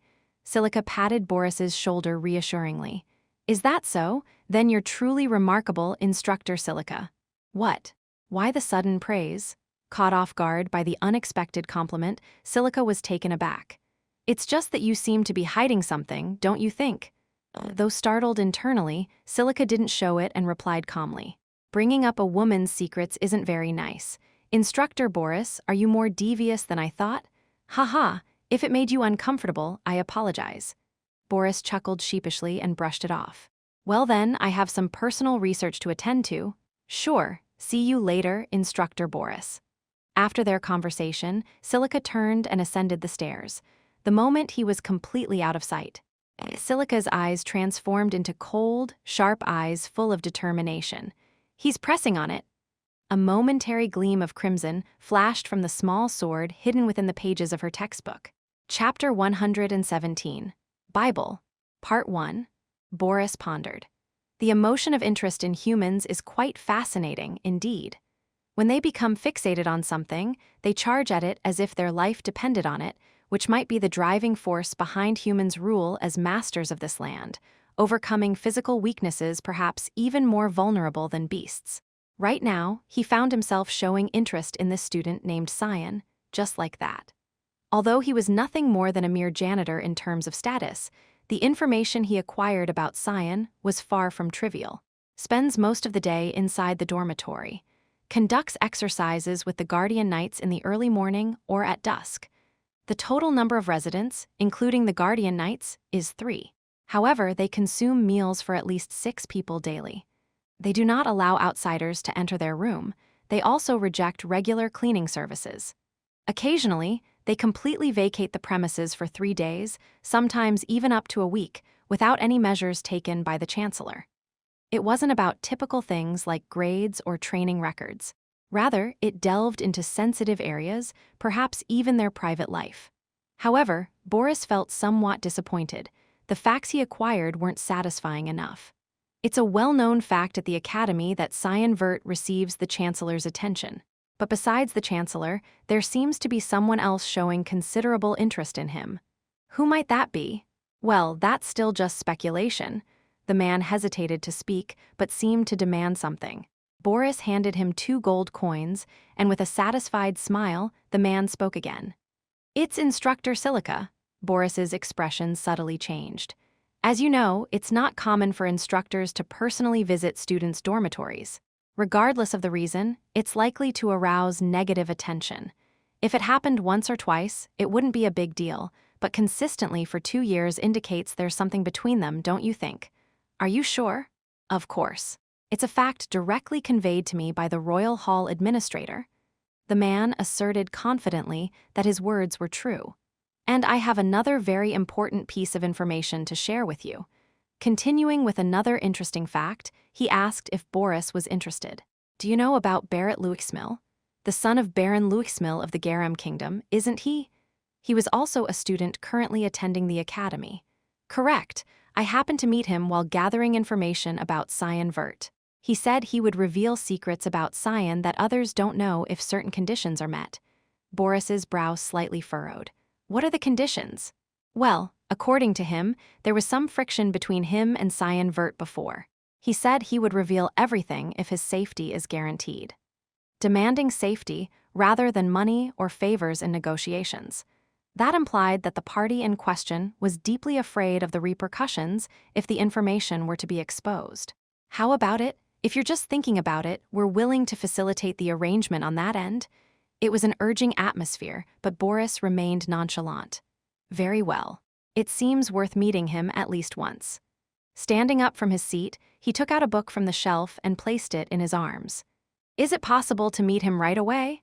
A rendezvous, naturally, should take place in a secretive location where nobody but the parties involved are present. It could be a storeroom filled with supplies or a secluded area like a forest thick with foliage where one can hide their presence. However, the location the man guided Boris to for the meeting with Barrett was a quiet wilderness a little away from the academy. Not a soul in sight, not even a single bug buzzing around. It was indeed an ideal spot for a rendezvous. How much longer? We're almost there, just a little further, and we'll reach the designated spot. With a mechanical response, Boris chuckled and asked again, I think I phrased my question wrong. Let me ask again. Yes. How much longer until your despicable appearance is exposed? Without a moment's hesitation, the area above the man's head shimmered with a bright white light. A lightning spell. Not only did it burn everything it touched pitch black, but it was also impossible to dodge if it struck from behind. However, the man not only avoided the spell, but also distanced himself considerably from Boris. It was a movement that a mere janitor could never exhibit. SSSSS. After a moment, as the mist cleared, the masked villains who had not been there until just now revealed themselves. Though a fierce aura emanated from behind their masks, pressing down heavily on the surrounding air. Without showing any signs of surprise, Boris calmly observed the process. Once again, he asked, If you don't speak, I'll have to make assumptions. Are you okay with that? Despite the warning, the ominous figures remained silent, as if waiting for someone's command, observing only Boris's movements with restraint. Should I assume you anticipated this, or should I assume you're pretending not to be surprised? Suddenly, a voice of a woman echoed from somewhere in the space. Seemingly in response, a smile formed on Boris's lips as if someone had arrived. It's safe to say it's half and half. It was a response as if the person he had been expecting was here. Soon, from the direction he was facing, the familiar yet unfamiliar figure of a woman began to reveal itself. For an ordinary person, there might be two thoughts upon facing her. She resembles her but is not her, either a twin or she is her, but a different personality is now dominating her body. That's how familiar yet unsettling she appeared. Silica Negriti. Once the respected and dignified academic instructor of the academy, now standing before him was a stranger exuding a sinister aura with no hint of recognition. However, Boris's reaction to her was remarkably calm. Excessive attention tends to arouse suspicion. Your surprise gift was a bit too blatant. Though he was a caretaker with the ability to observe everything from a third-party perspective, it was inconceivable for someone like a janitor to monitor a student's every move. Even before Barrett's story came up, Boris had noticed. The enigmatic group is now luring him in. The Chancellor's words were correct. When trying to understand a person, one should be wary of their unseen motives. It seems like the advice applies to figures like Silica as well. Isn't it the same for you too? Even you, Boris, are hiding something, she chuckled mockingly. Who said that?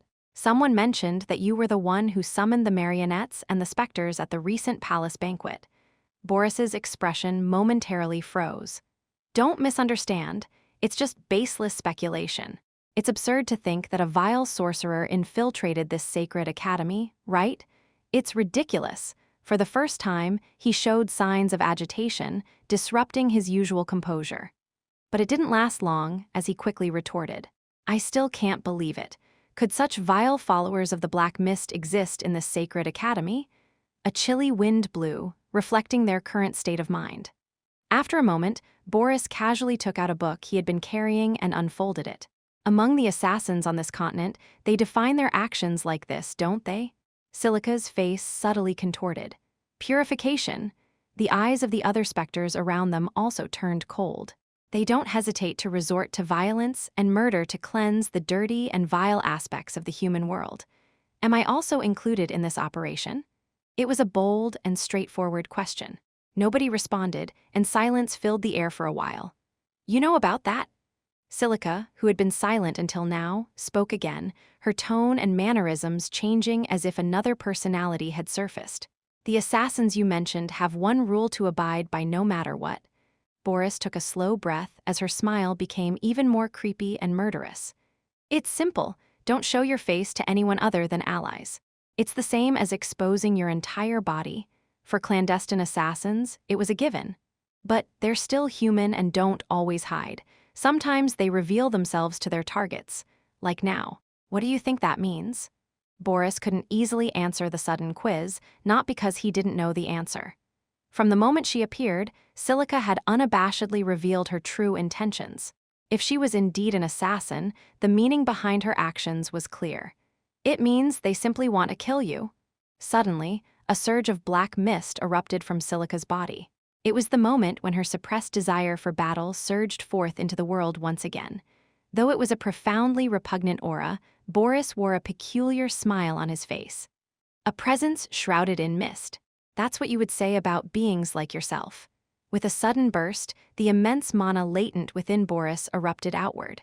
Show me your power, one by one. In his hands gathered not just mana, but an indescribable evil energy as well. Chapter 118, Bible, Part 2. For an assassin, secrecy is as vital as life itself. Even if it's something as insignificant as a speck of dust, one's own secrets must never be exposed to others.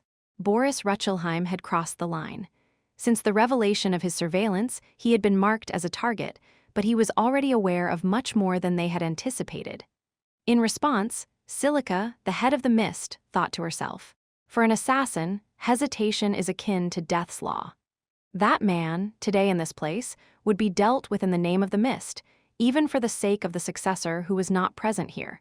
With a signal, the assassins who had been lurking withdrew and rushed toward Boris. In the midst of their stormy charge, half of them suddenly ascended into the air. Though the human body may seem sturdy, in reality, it's a very vulnerable vessel with numerous weak points. From the temples to the Adam's apple, throat, eyes, waist, groin, anus, and more. Assassins' basic principle lies in swiftly exploiting these human vulnerabilities. But who were they? They are elite assassins who can sever 100 necks with a single stroke. Even if they don't open their eyes, they are like monsters who can target every vital point with just their senses. What if such individuals, who exclude all other trivial matters and focus solely on one vital point? 10 assassins attacking from 10 different directions. Their prepared strikes of instant death, known as the 10-point strike, were aimed at completely different places without overlap. Although using 10 elite assassins to kill one person may seem somewhat inefficient, there is no more certain technique for killing one person. Among these 10 strikes aimed at the target, if even one hits, that target will immediately cease to be of this world. Thwack, a dull thud that struck the eardrums reverberated through the wilderness. It wasn't the sound of a blade slicing through the air or the crisp clang of blades colliding. Their specific targets may have differed, but ultimately, all the assassins aimed for one common target, Boris Ruchelheim. However, what their blades struck wasn't Boris's body. The assassins doubted their eyes. Despite possessing impeccable kinesthetic vision, the enigmatic entity before them left them perplexed. A disturbing sensation akin to stabbing a living organism, yet feeling as though it couldn't possibly be true lingered within them. Watching this unfold, Silica muttered with an uneasy expression. Marionettes? Lifeless bodies infused with mana, reborn as dolls. The culprits who turned the palace banquet into a banquet of bloodshed and disrupted their purification operation. While it was a magic she had anticipated, Silica couldn't find it within herself to smile. Boris, with a smirk that seemed to mock the unfolding events, was being met with a truly contrasting demeanor from Silica. She looked at Boris's feet with a troubled expression. His 2 feet were no longer touching the ground of the wilderness. It appeared as if a portion of the night sky had been detached and placed beneath him. It was a 2-dimensional space reminiscent of a divine realm, the Dimension Room. This space, created by harnessing vast amounts of mana, made the surrounding assassins feel threatened, causing them to quickly retreat. As they did, strange forms of marionettes began to appear within the Dimension Room. Silica commented with a wry smile, "Your tastes are rather peculiar, aren't they? Carrying around such bizarre dolls won't win you any favor with the students, especially with that handsome face of yours." Having a blade hidden behind a disgusting smile is preferable to some, Boris retorted without missing a beat. Silica chuckled hollowly in response. I hope you don't judge too harshly. Even though my dolls look like this, it's all. Splurt. They're very fond of people. The gazes of the assassins who were watching Boris all turned to the back. Under their feet, a new dimensional space appeared out of nowhere, and soon another group of marionettes revealed themselves there. Kagagak, the dolls charged towards the assassins, emitting eerie sounds. The assassins, though able to fend them off individually, were outnumbered. The dolls' numbers grew rapidly, overwhelming the assassins to the point where one assassin had to contend with multiple marionettes. These dolls moved with a fluidity that surpassed the elite assassin's movements, despite being controlled by mana. In an instant, the situation shifted to a numerical disadvantage.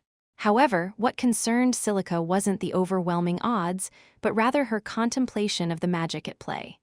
Is this really magic?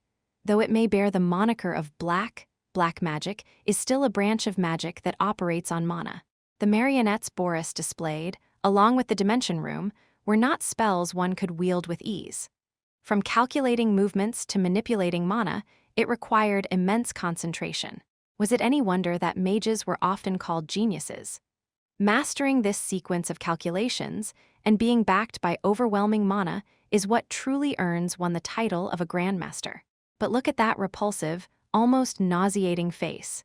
Is that truly the face of someone concentrating?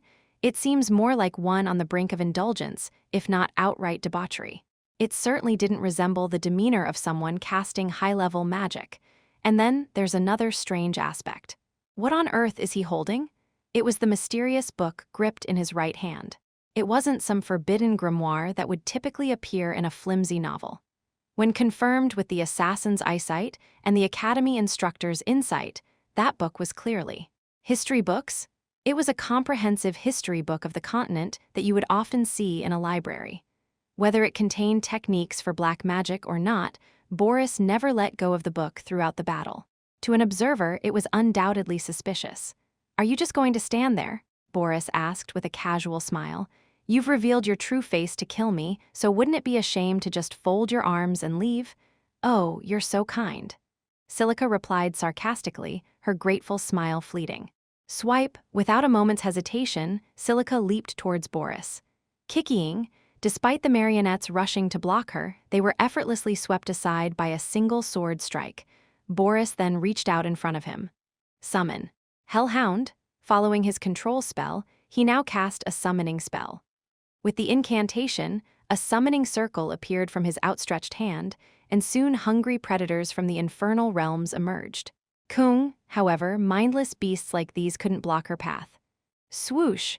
With a swift sword strike, the hellhound's mouth split in half and its body thudded to the ground. As a fountain of blood sprayed from its body, it seemed there was no one who could bear to witness the sight without losing their bladder control. Ooh! Boris, seeming a bit more desperate, manifested even stronger mana this time. May the holy light's judgment punish you. With a spell, a white magic circle formed in his hand, sparking with light. 7th tier light attribute combat magic, Spear of Retribution. Silica couldn't help but burst into laughter at the sight. Casting such a powerful magic without any preparation gestures was a feat that could only be expected from a grandmaster, like the Chancellor Kundal or the President Regents of the Garam Magic Society. But there was no time for admiration. Allowing this attack at close range would cause significant damage not only to her, but also to the surrounding assassins. She had to deflect it right here and now. Without stopping her charge, Silica manifested mana in her free hand, which wasn't holding the sword. Boris's face, maintaining a smile until now, stiffened for the first time. He seemed to have caught on to her intentions, but was taken aback by the unexpected turn of events. What Silica intended wasn't anything special. She was simply about to activate magic, just like Boris. However, it wasn't a combat spell like the Spear of Retribution. Silica's publicly known magic attribute was fire, a relatively common attribute, but one she had only adopted as a disguise while acting as an instructor. It was the moment when the inner nature of the assassin, carefully concealed from anyone's sight, was revealed. Everything to nothing. Silica muttered the incantation, and a black orb formed in her hand. At the same time, Boris's spear of retribution, aimed at Silica, was absorbed into the sphere. The sphere of nothingness, a dark attribute magic unique for nullifying all surrounding mana. Silica's magic attribute was darkness. But the light mana? Boris, growing more desperate, attempted to cast another spell, but he was not given another chance. Bang! With a merciless grip, Silica grabbed Boris by the throat and slammed him forcefully onto the ground. Ah! Blood spurted from his neck due to the intense pressure. Isn't it too early to scream? Quasic. With a swift stroke, Silica's unforgiving sword severed Boris's right hand, scattering his mana into dust. Aargh? Witnessing his agony, Silica struggled to contain her laughter. You've been quite enthusiastic, Instructor Boris. I was hoping for a bit more resistance, but alas, it seems we must end it here. With the cleanup of the marionettes done by the other assassins, there was nothing left to aid Boris. If you have any last words, now's the time. I can offer you that much mercy. Cough. But instead of words, only a gurgling of blood emerged from Boris's throat. Time was running out for him, a truly desperate situation. Struggling to speak, Boris managed to mutter, "For an assassin." Though not entirely certain yet, from the first words, it didn't seem like they were about to speak of bequests or the like. I've heard that hesitation is death for assassins. Silica's face, which had been full of smiles, began to cool down again. Why do you show such arrogant behavior? Sensing danger, Silica swiftly raised her sword. Ping. At that moment, a radiance emerged, blocking Silica and the others' line of sight. Hastily readjusting her gaze, Silica tried to pinpoint the source of the light. She couldn't believe her eyes. It could be a simple luminous phenomenon, Boris's last hidden trump card, or even her own mistake. But Silica didn't think so. Despite its pure and immaculate radiance, there was an unmistakable sense of revulsion emanating from the light. This was a light that could never be friendly to those who followed the god of the black mist. Why? Silica's eyes were fixed on exactly what was in Boris's left hand. The Bible is here. They were directed towards a blank white document, the contents of which were unknown. Chapter 119, Bible, Part 3. It was a dull afternoon at the Academy Library, with Erin wandering around in search of class materials. Suddenly, she spotted a familiar face among the shelves. Luna! Though it was indeed Luna, Erin couldn't help but notice the thick hardcover book she held in her hands. It was hefty, resembling a tome more suitable for scholars than students, yet somehow, it seemed to suit Luna perfectly. Approaching cautiously so as not to disturb her, Erin greeted, "Hey, Luna." Luna wasn't surprised by the sudden greeting, as she had already sensed Erin's presence. Sorry, did you get interrupted while reading? No, it's okay. I wasn't really focused. I've read this book a few times already. Erin couldn't believe her ears for a moment. This is the book you read? Yes. I remember seeing it about 3 times. It's been a while since I read it, so I was reading it again, but it's not as interesting as it used to be. Luna replied, returning the book to its place. Oh, you enjoy reading? Yeah, it's pretty much all I could do during my time in the society. But still, the book you were reading earlier looked quite difficult. At first glance, it was a book that only academic researchers would read. It did. I've read everything here at least once. If it were any other student, Erin might have dismissed such a claim as boastful, but she couldn't bring herself to do so with Luna. Everything here? Yeah, we had plenty of books in the society. All we could do was read and practice magic. Anyway, that's it. Wow, that's impressive. Erin wondered if Luna seemed so uninterested because there were no books on Cyan. Luna appeared bored, as if she had lost interest in everything. How about requesting a book you want to read? Requesting? Yeah, you can write down the book you want and ask the librarian. They'll get it for you. Don't you want to read something new? Well, it seems like it would be hard. Even if I request it, the Academy probably won't be able to get it for me. Really? What's the name of the book? It's Hezekiah. The title sounded more like a person's name than a book. Although Erin felt like she had heard it somewhere before, she couldn't quite recall. It sounds like a rather enigmatic book from just the name. It's not that strange, the author is just unique, Luna replied cryptically. Unique? Who wrote it? Not a person. Erin pondered silently. What could that possibly mean? Non-human? Yes, It's more like a magical textbook written by beings slightly above us. Supernatural entities authored the book. If we were to call it such, there's only one book she knows of that fits that description. Are you talking about the scriptures? Luna nodded cautiously. In one of the historical tomes commonly found in the Academy, there's a passage on the first page.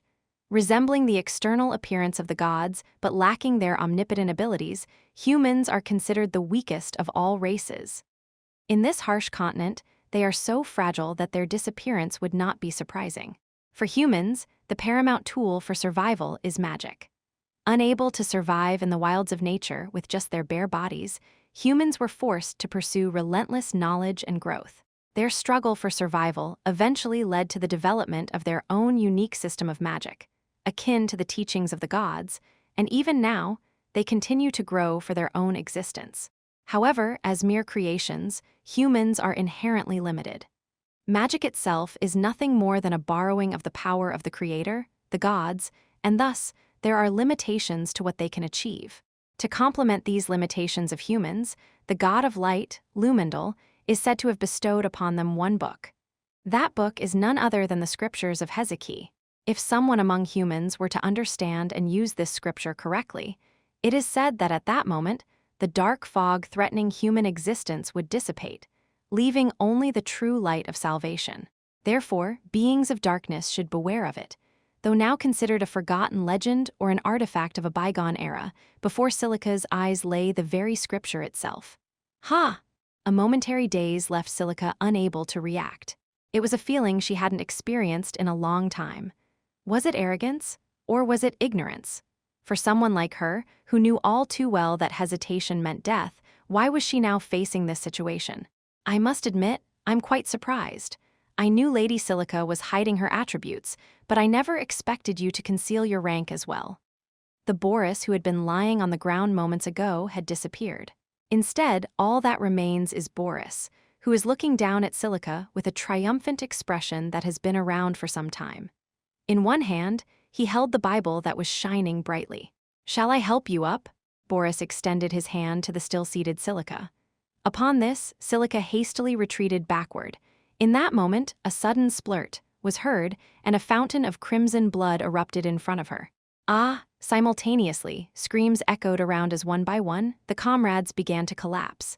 Silica, too, lost all of her strength and fell down. What's happening? A searing pain, vibrating through her bones, as if the scarlet sword had pierced through flesh and reached the very marrow. It was a familiar agony to assassins accustomed to wielding swords, but in this context, it was incomprehensible. Why? How? She hadn't been struck by the blade, nor had she been attacked invisibly. She had only dealt with the marionettes he summoned, so why this situation? It seems the curse has been triggered. Boris remarked as if expecting this. Realizing something, Silica turned her gaze to the marionettes her comrades had been dealing with. Didn't I ask for retribution? Love for love, pain for pain. My dolls merely executed that.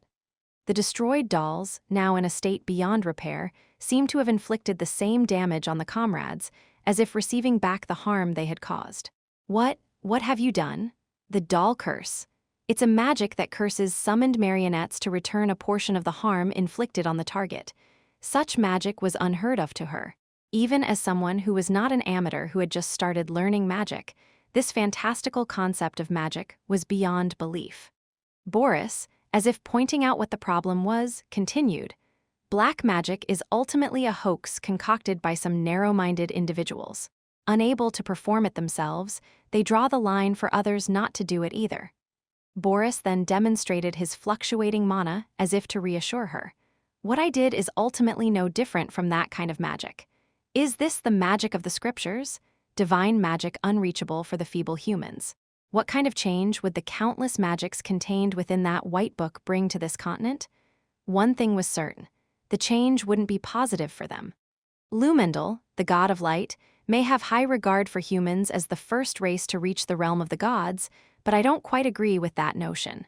The power of the gods is still too much for humans to handle. Don't you agree, Silica? Her gaze deepened upon hearing his words. Then, let me ask, why are you protecting Cyan Vert? I guess that's not written in that great Bible, right? Boris wasn't going to get a straightforward answer from her. Let me rephrase the question. Is Cyan Vert truly the wielder of the demonic sword? This time, she couldn't say a word. In truth, I had my doubts. I heard that the essence of the demonic sword is to possess the owner's body, yet I saw no sign of that in the boy. Silica's true thoughts, unseen even to the possessor of the scriptures. It felt like peering into an endless fog. I was rather perplexed, to be honest. There seemed to be no connection between us, yet he treated me as if I were some enemy from a past life. As if he knew something about me. For the first time, a sense of discomfort emanated from his previously composed voice. Who are you, exactly, and Cyan Vert? Silica remained silent, not because she couldn't speak, but because she couldn't grasp what to say. However, her pondering didn't last long. After a brief silence, her first words were simple. Hey! It was a laugh, as if the question itself was ridiculously petty. Then, she continued. That boy is just perfect. Even more so than you think? Thinking of her audacious disciple, a smile naturally formed on her lips. If that boy had any flaws, he would have fallen into the hands of someone like you, exploited and discarded like a puppet. But now, there's no chance of that happening. As if the injury she had suffered earlier was not a big deal, she even brushed off her knees and stood up. However, it's out of the question now. To think a mere underling like you would dare to challenge a child who even the vilest demonic sword can't match. It's absurd, isn't it? For a moment, Boris, feeling a sense of unease, flinched. That child is destined to change many things. Having risen to his feet, Silica adjusted her posture once more. But it wasn't the stance of an assassin aiming to kill her opponent. As I speak, it almost sounds like a farewell, doesn't it? But nothing will change. I will end you here today, and my beloved student will await my return. It wasn't an assassin's stance, but a posture to cast magic.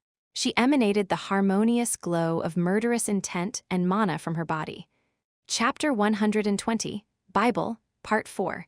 The hand holding the Bible trembled. It exuded a lethal aura that stimulated the fear instinct in all living beings, something only natural for humans to react to. Not just Boris, but other assassins also felt this aura, slowly departing from the vicinity, their faces displaying an anticipation of imminent catastrophe. So, this is the magic of the gods. Silica, gathering her mana, chuckled. Even if it surpasses the realm of humans, in the end, you also rely on that power. No matter the source of the power, its true meaning lies in making it your own, doesn't it, Instructor Boris? Boris's eyes chilled at her words. You're right, the power of the gods is too much for us humans to wield. But once we start truly embracing that power as our own, the path ahead becomes limitless. What are you trying to say? It means you still have a long way to go. Soon, behind Silica, a black mist imbued with divine power began to rise. It was the power of black mist, a force unattainable for ordinary humans. It was an absolute power only the followers of Eru could possess.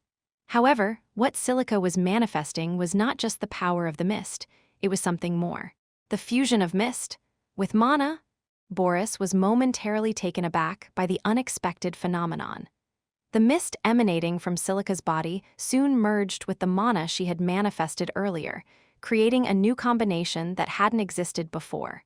It was a fusion of the divine power bestowed by the transcendence and the unique power of mana she had achieved, a new realm that truly transcended human limitations.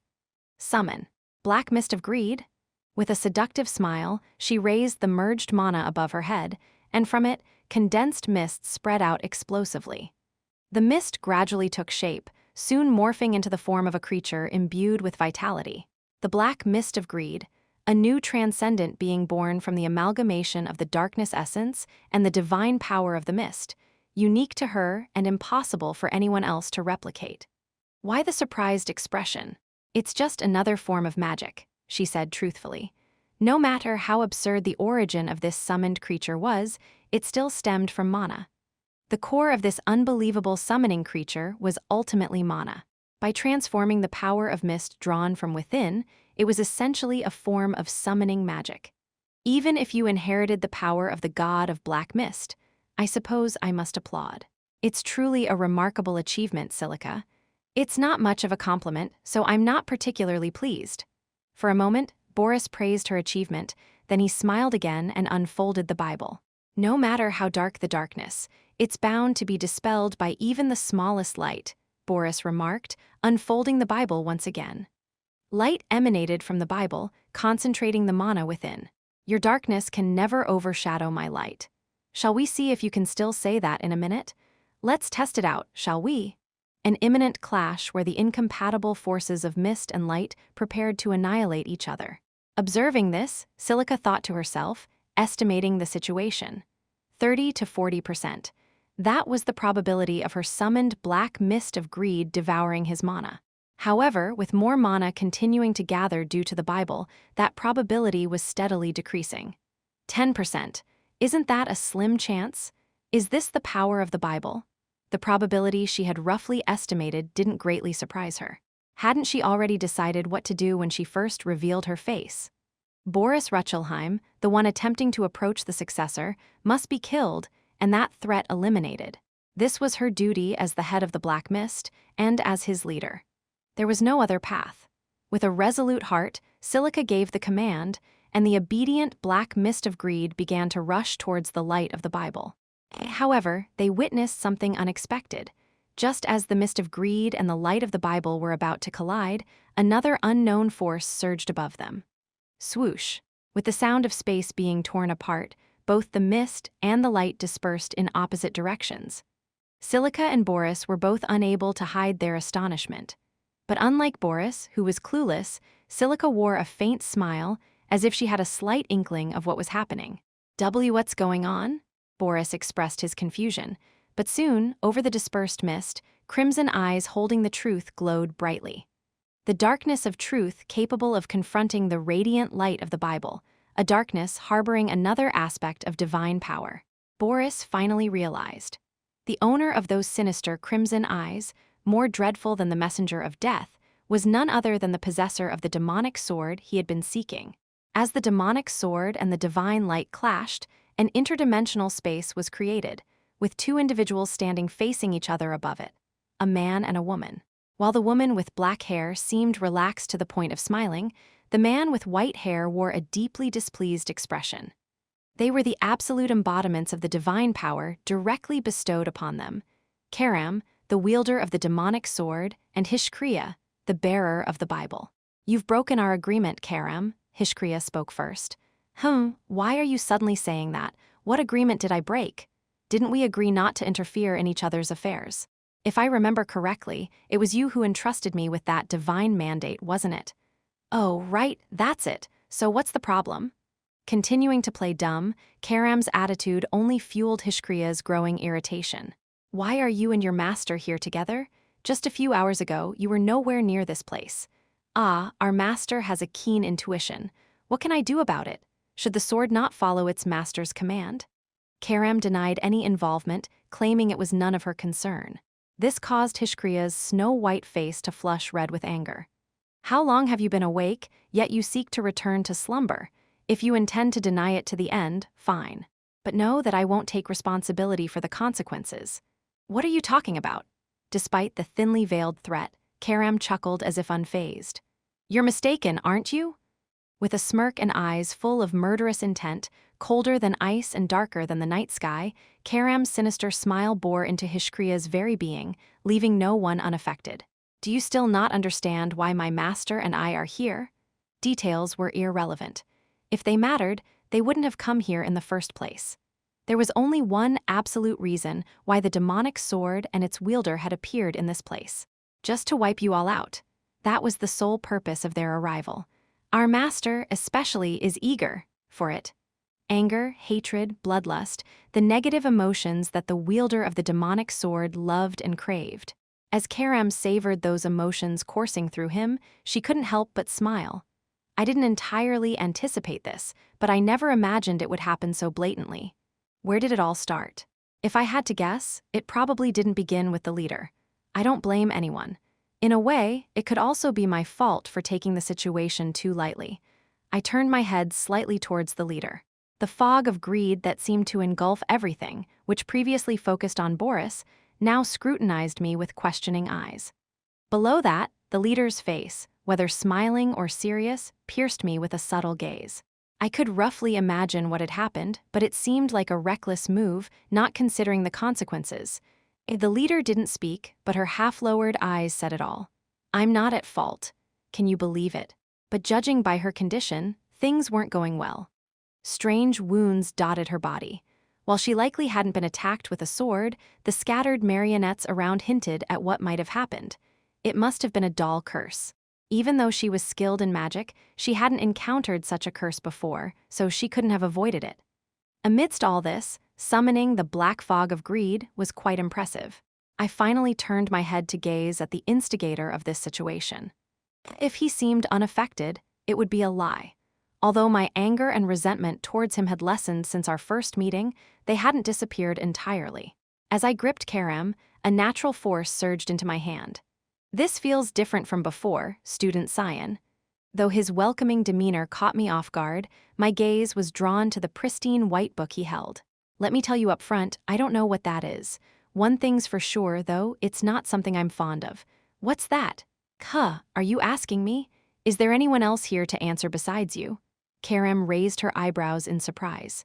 Surprised? Didn't you know he's also my nemesis from a past life? It's obvious, isn't it? If I knew everything, I wouldn't have been caught off guard and killed like that. I've never seen a book so dazzling in my entire life. But why does it feel so familiar? Hishkriya's scriptures. Ever heard of it? Need me to explain more? No, that's all there is to it. The magical tome said to be bestowed by the divine light Lumendal for humanity. It was supposed to be another relic alongside the holy sword Durandal, bringing salvation to the continent. But hell no. It emitted a light eerily similar to the holy swords, which made me sick to my stomach. How could I possibly look favorably upon that piece of paper, and even less so towards its owner? The fact that the youngest son of the continent's guardian, Duke Vert, was actually a follower of the Black Mist. It's quite intriguing. It's been a while. That nauseating grin that almost makes you want to vomit. If you leave it like this, who knows what might happen? Was he trying to warn me? He unleashed his magic while holding up the Bible. Compared to our previous meeting, the atmosphere felt completely reversed. Back then, not knowing what he was thinking and having to hide myself, I had no choice but to be cautious. But isn't it different now? Considering the situation where everything has been laid bare, there's no point in pretending otherwise. Although there's a slightly uneasy feeling about being pushed forward prematurely, it's not necessarily a bad thing. Shadow Ninth Form, Manifestation of the Demonic Sword. Chapter 121, Grounded Faith, Part 1. At the moment of the incantation, mist rose from the demonic sword, enveloping its owner. A benevolent energy never before encountered in this world. Cyan's appearance upon manifesting the demonic sword was no longer that of a human. It seemed more appropriate to view him as the demonic sword transformed into a being that was no longer human. His hands trembled, his breath quickened, and he felt as though his nerves were freezing, yet Boris's face was filled with inexplicable ecstasy. He might appear insane, but he was currently immersed in an exhilaration he had never felt before. The surge of energy coursing through him felt like it could tear him apart at any moment, accompanied by an electrifying thrill. Cyan Vert, who was he? Who could he be to stimulate his curiosity to this extent? The blackened sword seemed to be on the verge of consuming his entire being, driven by the desire to explore the unknown depths veiled within the mist. Having completed the fusion with the demonic sword, Cyan finally charged towards Boris. His movement was of an incredible speed beyond belief for a human. If it were an ordinary person, they would have been effortlessly slain. However, Boris knew better. The owner of that demonic sword would not easily kill him. The clear emotions of revenge shining in those two eyes were proof of this. Though he didn't know the reason, it didn't matter. He would figure it out slowly but surely.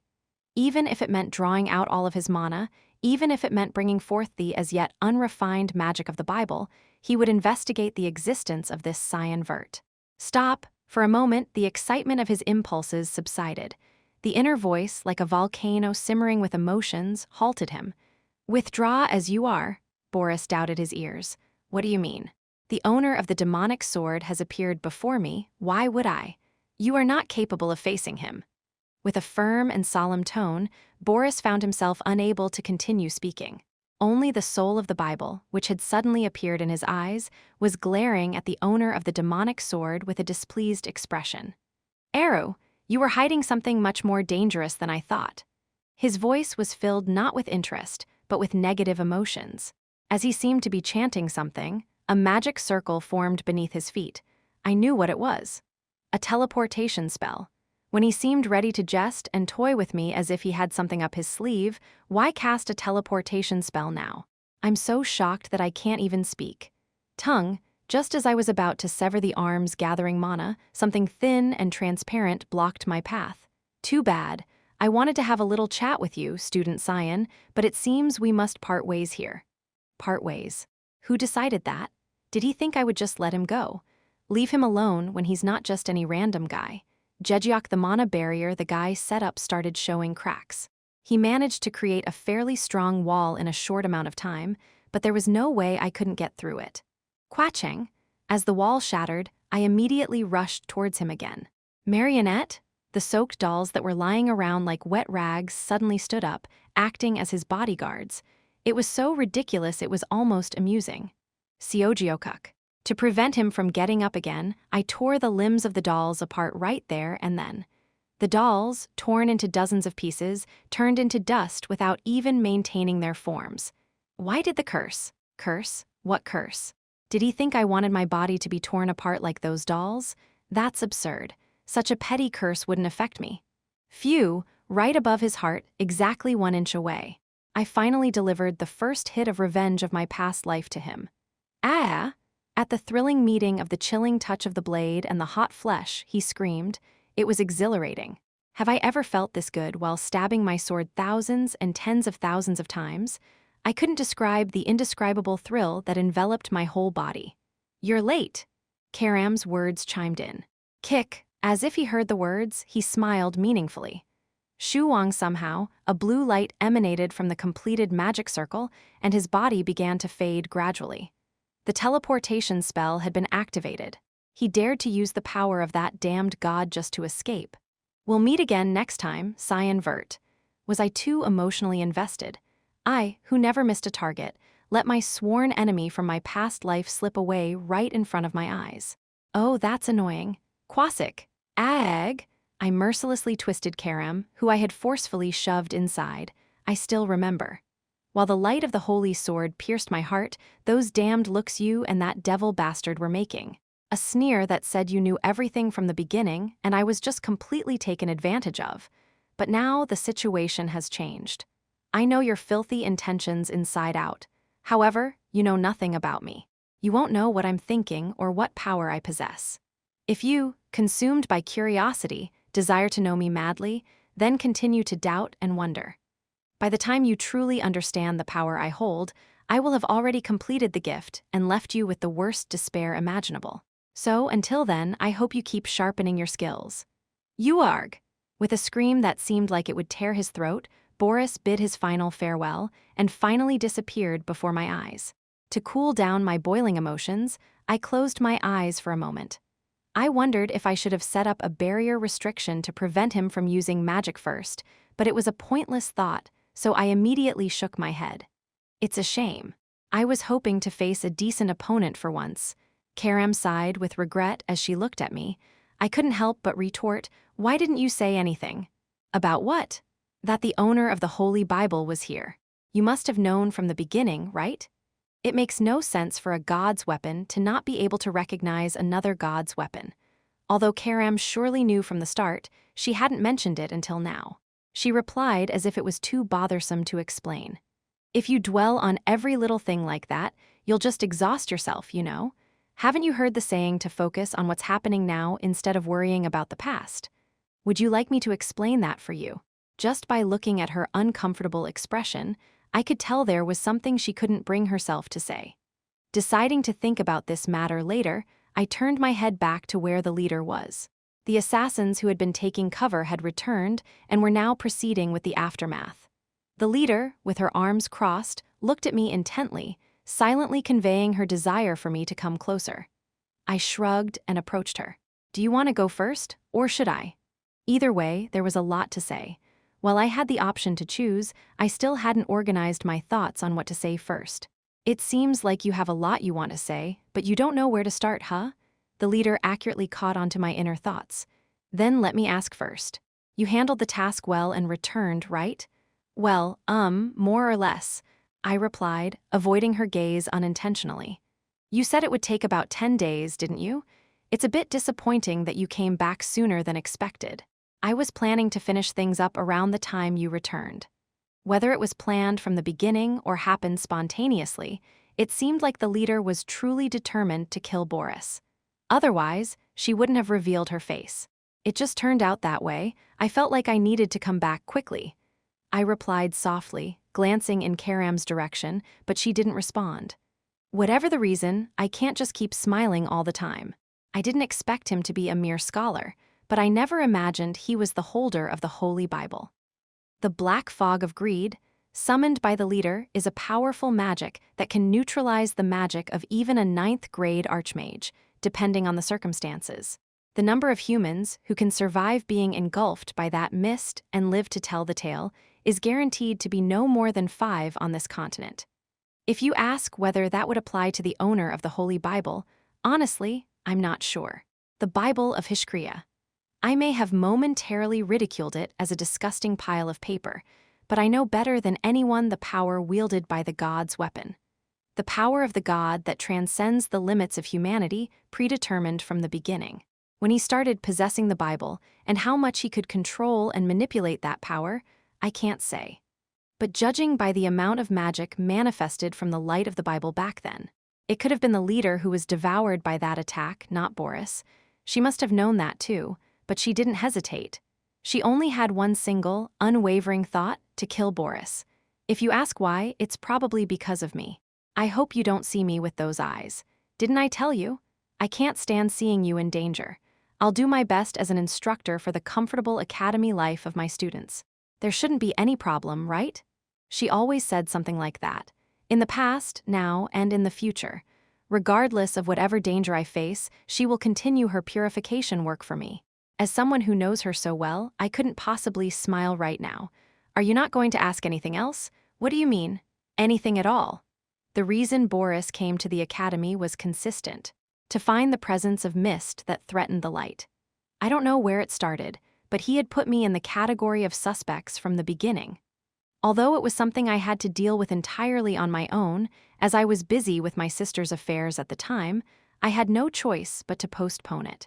But just in case, I temporarily took Brian's group to a different location, but ultimately this was entirely my fault.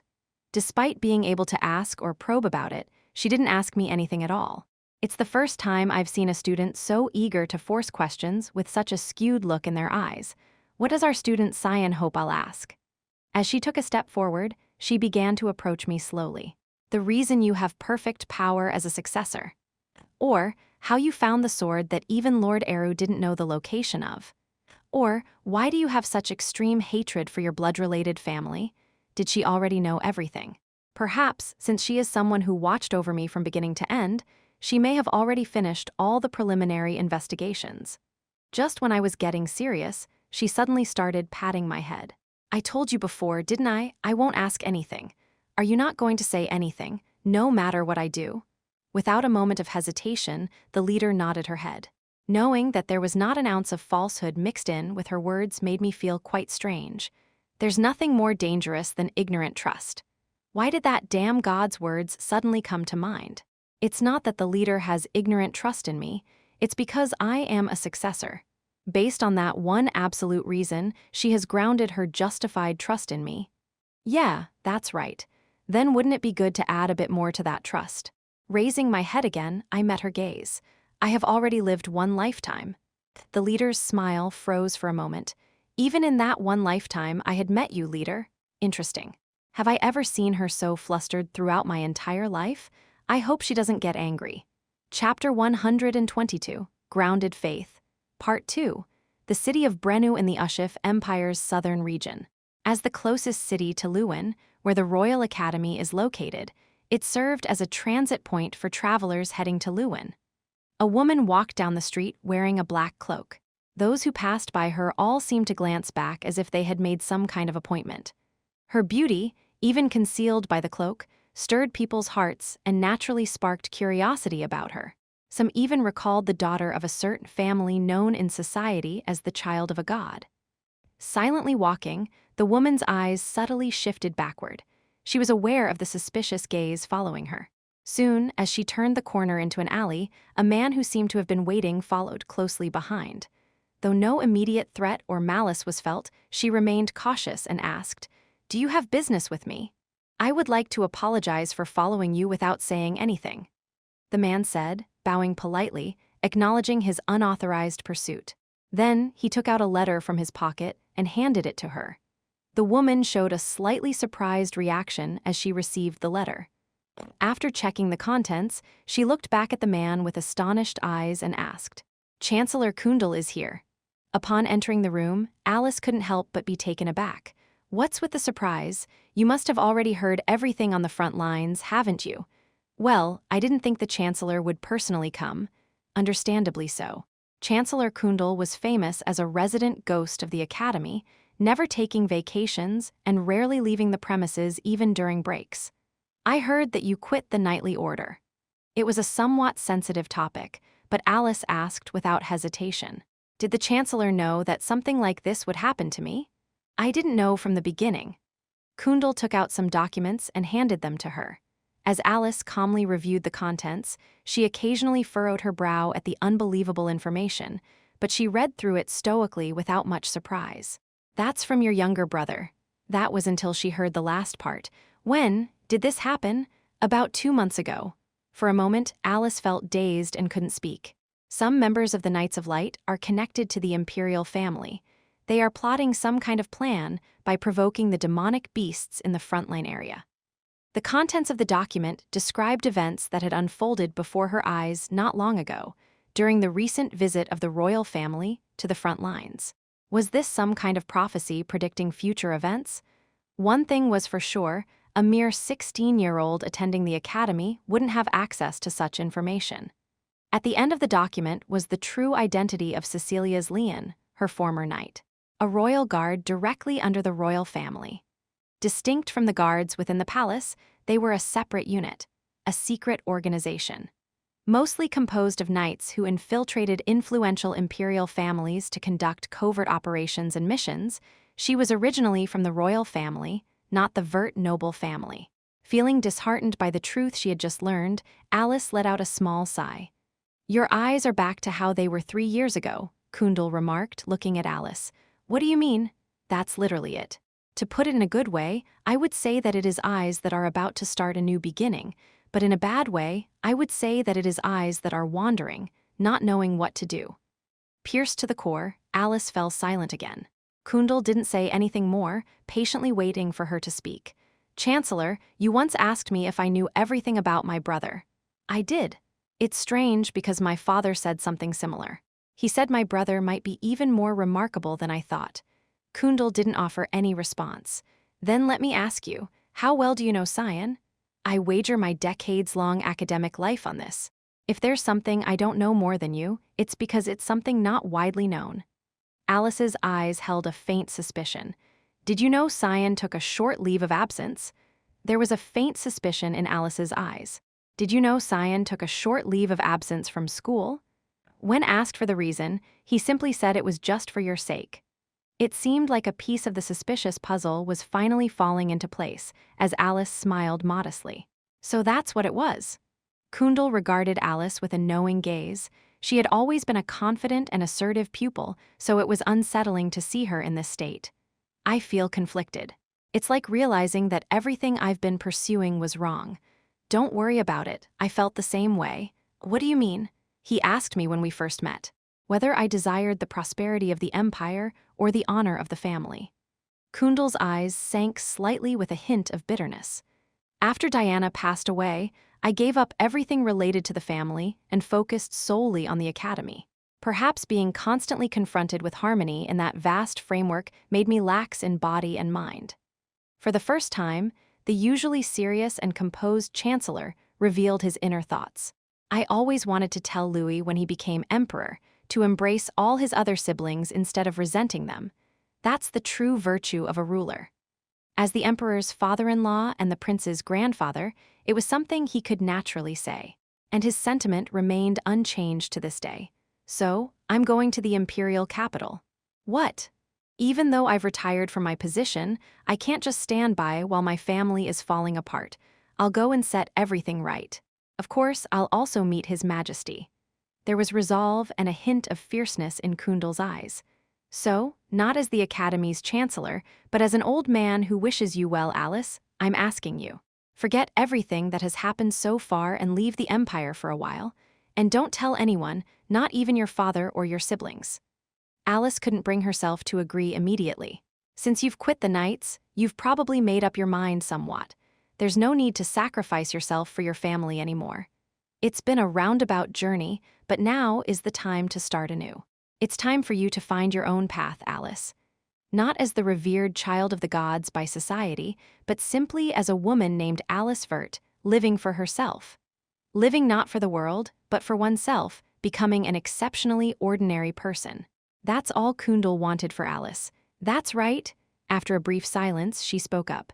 Because only then can I be confident in myself. A life not for others, but for oneself. This life began with Cyan, and now it was up to her to continue it. With resolve in her heart, Alice rose from her seat. Are you planning to meet him? I was thinking about it, but upon further reflection, I think it's better not to. Approaching the door, Alice turned back to Kundal with a faint smile.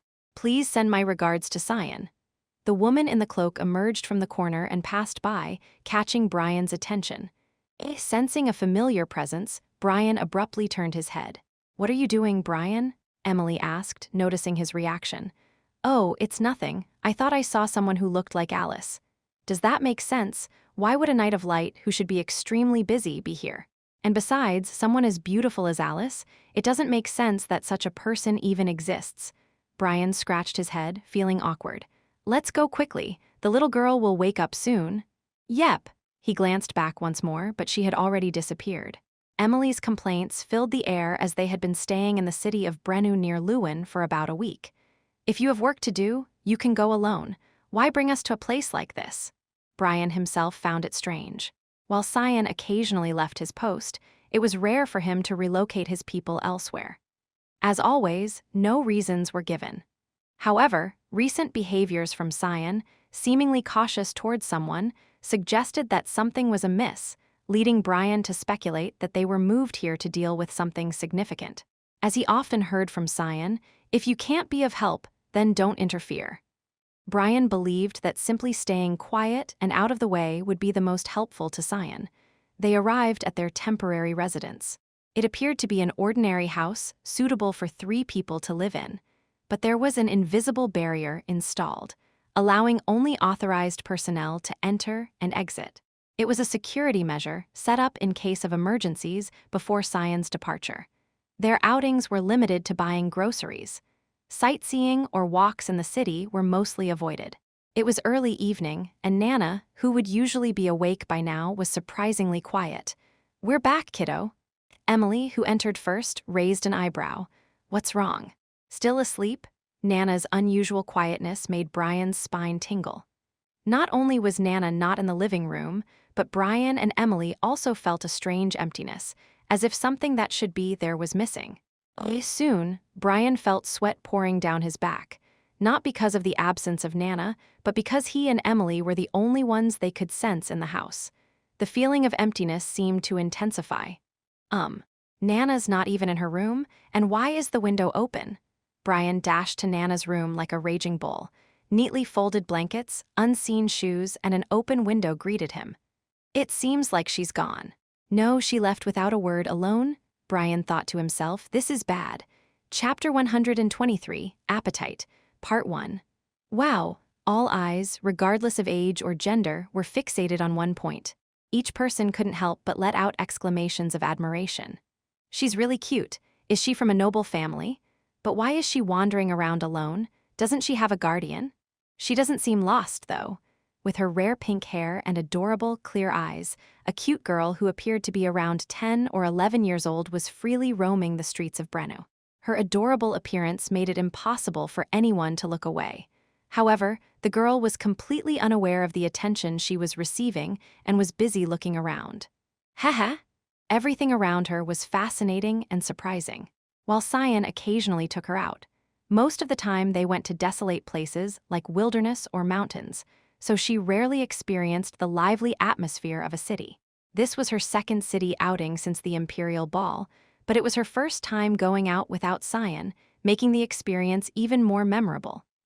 Amidst all this, a sweet aroma that stimulated her appetite wafted over.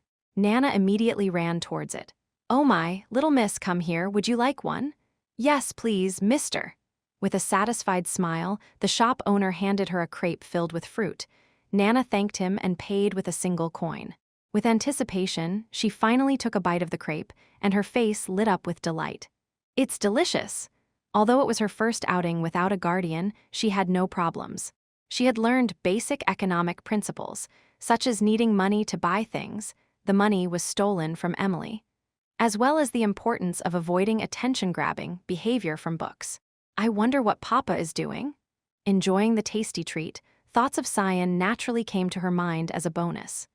Cyan had once said that she should stay indoors if there was nothing interesting outside, and that when she grew up a bit more, he would let her go out freely. Nana didn't mind his words. After all, they came from her beloved Papa. But today was different. While peacefully napping, she was awakened by a strange voice calling her in her dream. Unlike usual, she felt a sense of melancholy she had never experienced before. The frustration she had never felt before changed her mind, and eventually, between Brian and Emily's absence, she decided to sneak out. Of course, she intended to return in time, but lost track of time while enjoying her crepes, and before they knew it, the sun was setting in the western sky. Oh no, Brian and Emily are supposed to come back now? With the remaining crepe hastily devoured, Nana hurried home, thinking it was a perfect outing without any accidents, and boasting to herself about it as she ran. Suddenly, two burly men blocked her path. They had rough appearances and belonged to the type that didn't give off a good vibe at first glance. For Nana, they were completely unfamiliar faces she had never seen before in her life. Whether she sensed a negative vibe from them or not, the lively expression on Nana's face froze for a moment. At the corner of the street, hidden in the shadows of the setting sun, she briefly escaped the gaze of the surrounding crowd. Two men were smiling meaningfully as they looked at Nana. Sniff, sniff. As Nana leaned forward to smell them, swoosh. Another man appeared from behind and put a mask over her face. Immediately, the two men who had appeared first grabbed Nana's body as if they had been waiting and swiftly ran off towards the alleyway. All that remained in Nana's place was lonely dust swirling in the air. "Wow, jackpot, we really hit the jackpot today," exclaimed the men as they entered their hideout, unable to contain their excitement. Meanwhile, the companions who saw her for the first time couldn't hide their astonishment and confusion.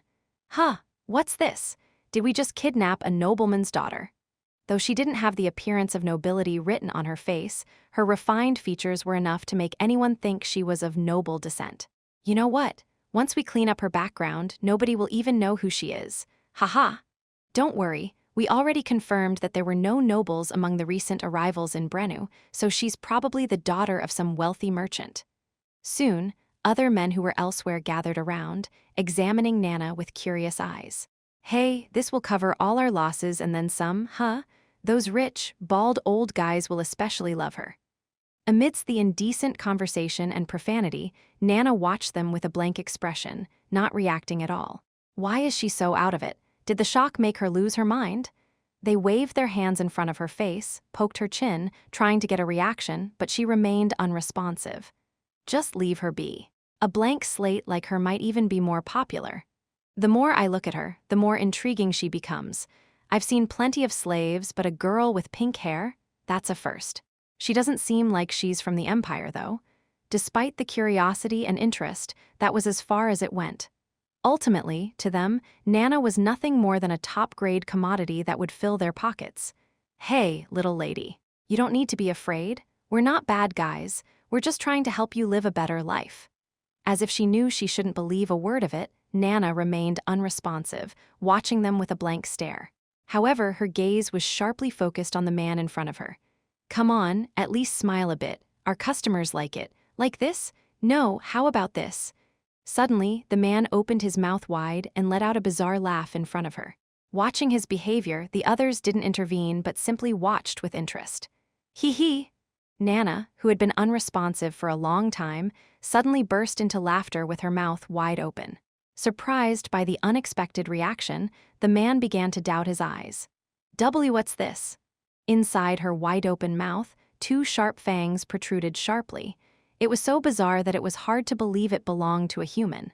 Smell? Nana's hazy black eyes began to change color to a sharp red. Eek! As the horrified man staggered back, blood gushed in front of his eyes with a cruel sound. Ah! With a suffocating scream, the faces of those who watched froze like stone. Please, spare me! The man collapsed on the ground, clutching what remained of his severed arm, writhing in agony. Smell! The smell. I can't resist. The incredibly delicious smell. With eyes half closed and lips smeared with blood, her face alone was eerie enough, but that wasn't the end of it. What did we bring here? Some fell to their knees, while others sat down in shock. Two horns rising from the sides of her head. Wings spread out on both sides like stretching, and even a mysterious tail swaying gently. It is said that humans feel the greatest fear for the unknown. Now, to them, she was no longer human. With no knowledge of where she came from, why she existed, or what purpose she appeared for, there was only one predator present. Thank you for the food. As always, Nana's face was filled with ecstasy as she finished preparing her meal. Yeah, I remember that pink-haired little girl. It's strange that I can't remember that cute face. Asking around about Nana's whereabouts wasn't difficult. They heard from a merchant who was tidying up his shop that she had bought a crepe. But how did this kid get the money to buy that? Emily rolled her eyes in disbelief. It was almost audacious to the point of being commendable. She hadn't even considered the possibility of Nana taking money out of her own pocket. When did she go? Not long ago. Maybe less than an hour. It was getting late anyway, so I thought I'd go home. They got some small clues, but it wasn't enough to know where Nana had gone.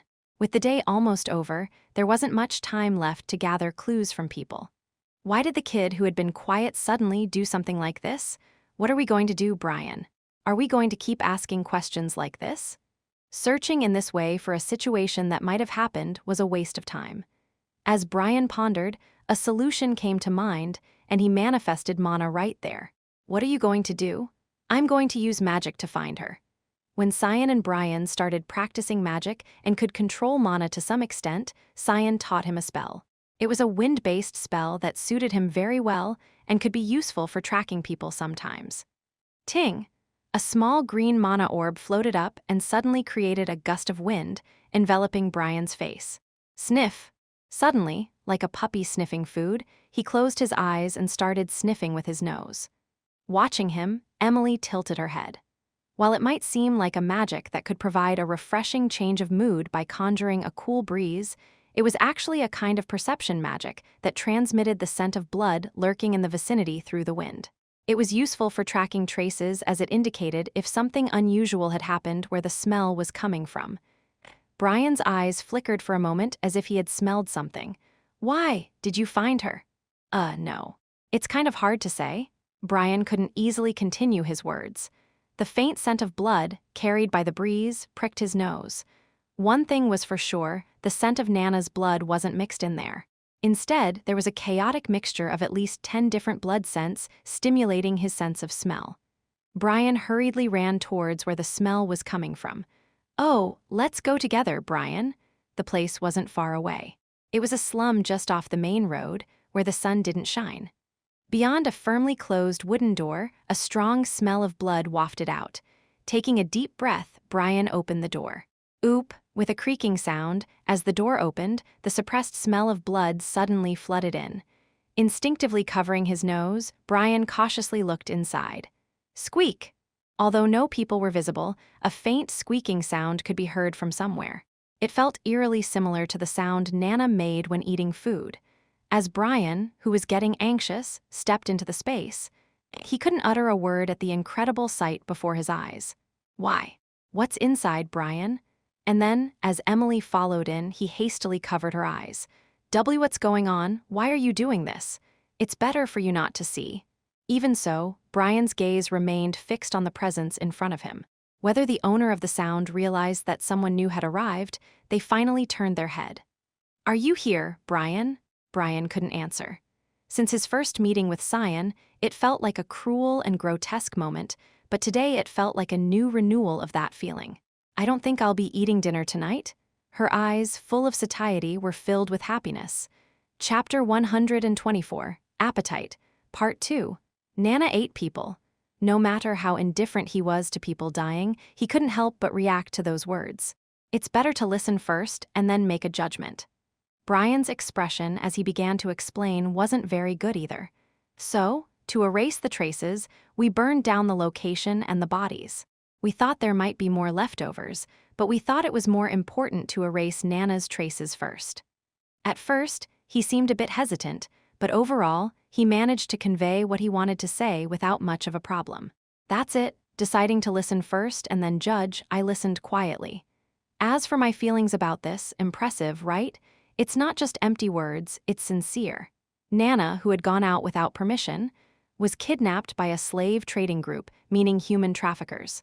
They seemed to have kidnapped her thinking she would make a good prey when they saw her wandering the streets alone without a guardian.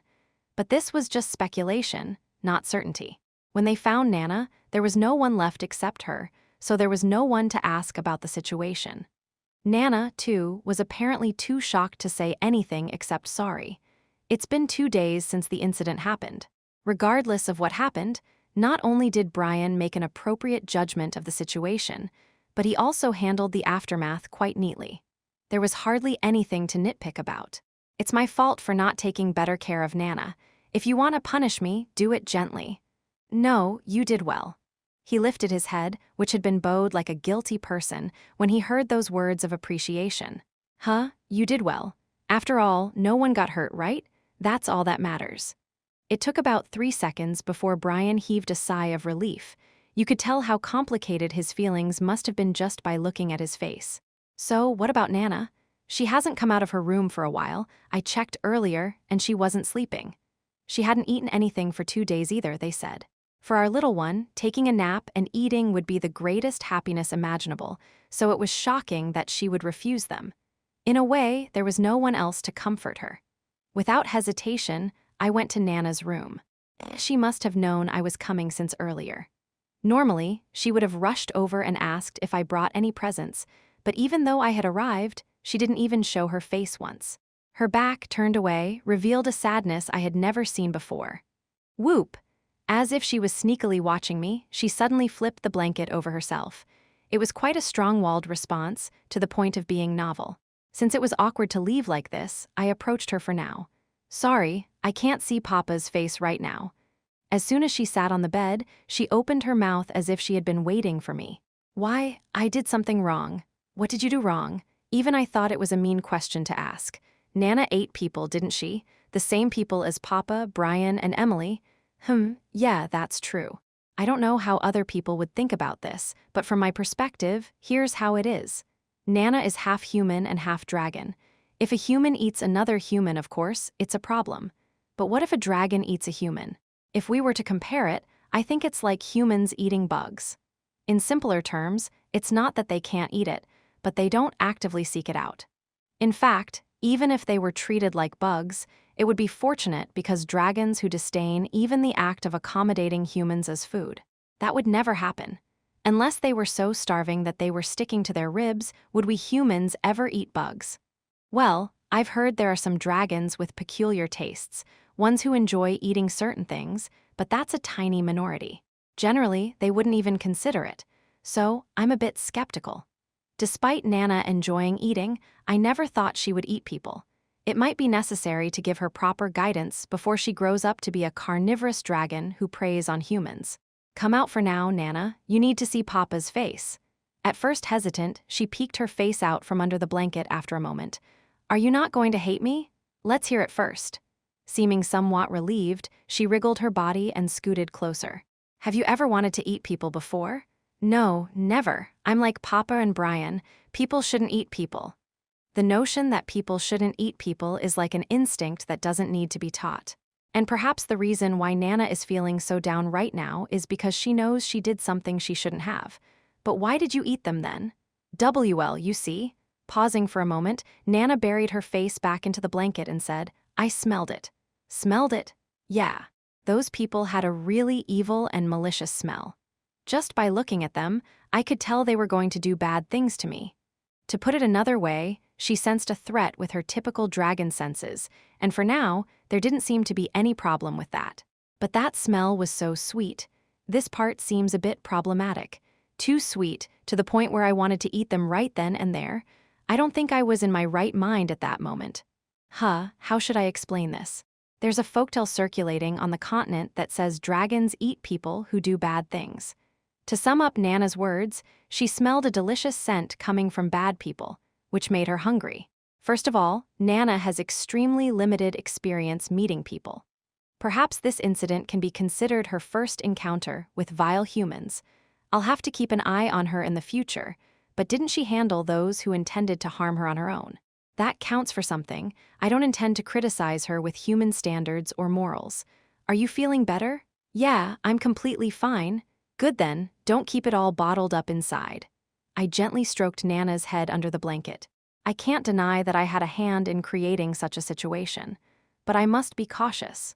If incidents like this continue, it could pose a significant challenge when she's independent.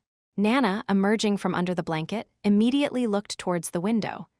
There wasn't anything there, yet she just stared silently. Her eyes were filled with gloom, as if burdened with worries. I felt frustrated. What about? I just felt unusually down and frustrated, even during my sleep. It felt like someone was calling out to me, so I came out. It felt like someone was calling me. As I looked into Nana's desolate eyes, I couldn't help but feel uncomfortable myself. Come to think of it, wasn't this city somewhat related to her too? Without delay, I got up from my seat. Let's go, Nana. Where to? Out. Her eyes began to sparkle again. The sky was tinged with the setting sun. A warm evening breeze brushed against the skin, inducing drowsiness. I had somewhat expected the mention of slave traders. They are probably the remnants of Zickerman Albas, the target I assassinated 2 years ago. From atop a hill, I could see the building of the Merchant Guild, where I first discovered Nana's egg while killing Zickerman. It was also where Nana's deceased mother was. Even though it was our first visit, Nana's eyes seemed to be filled with a nostalgic gaze, as if she had returned home after a long absence. Instinctively, she must have felt that this place held great significance for her. Papa. Yes, do you think I really fit in with people? She often asked this question, not just at this moment, but occasionally. What am I? Whenever she asked, I replied, you're a person, just a little bit more special than others. Realistically speaking, it's a sad position where she doesn't belong anywhere, but I always told her that she's no different from us. Is this where I first met you and Papa? How did you know? I just had a feeling. It felt familiar yet deeply nostalgic.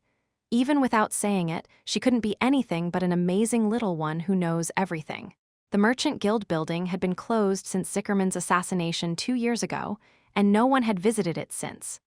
Occasionally, some homeless beggars would venture there, but whenever they did, the ghosts of the dead slaves would appear and drive them away.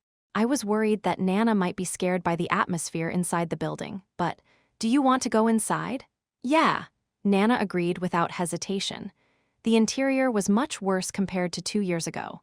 The floor was covered in dust and rust, mice scurried around, spiders built their webs on the ceiling, and the stench of garbage permeated the air. However, Nana didn't seem to mind and quietly followed behind me. We finally arrived at some underground space. There wasn't a single corpse, let alone anything else. What was strange was that unlike other places, not a speck of dust settled here. It was a cramped space, just enough for one person to lie down. It almost felt like someone had been sitting there until a moment ago, with even a faint warmth lingering in the air. I crouched down and placed my hand on the floor. A black aura surged from my hand along with mana. What are you doing, Papa? Welcome back. As Nana didn't understand my words and tilted her head, the aura enveloped her body. She didn't seem to sense any threat as she didn't resist. I stepped back, giving her some alone time. Isn't it a very unpleasant memory for the little one? Karam, who was also observing, asked me. It's something that had to be done. It just happened a little sooner than expected. The growth of the little one was indeed rapid. It was an illusion from the 7th grade dark element magic, illusion. It projected a false illusion of past memories onto the target, and right now, Nana was likely seeing memories from 2 years ago, everything that happened in this place. I didn't want to show her how miserably her mother died.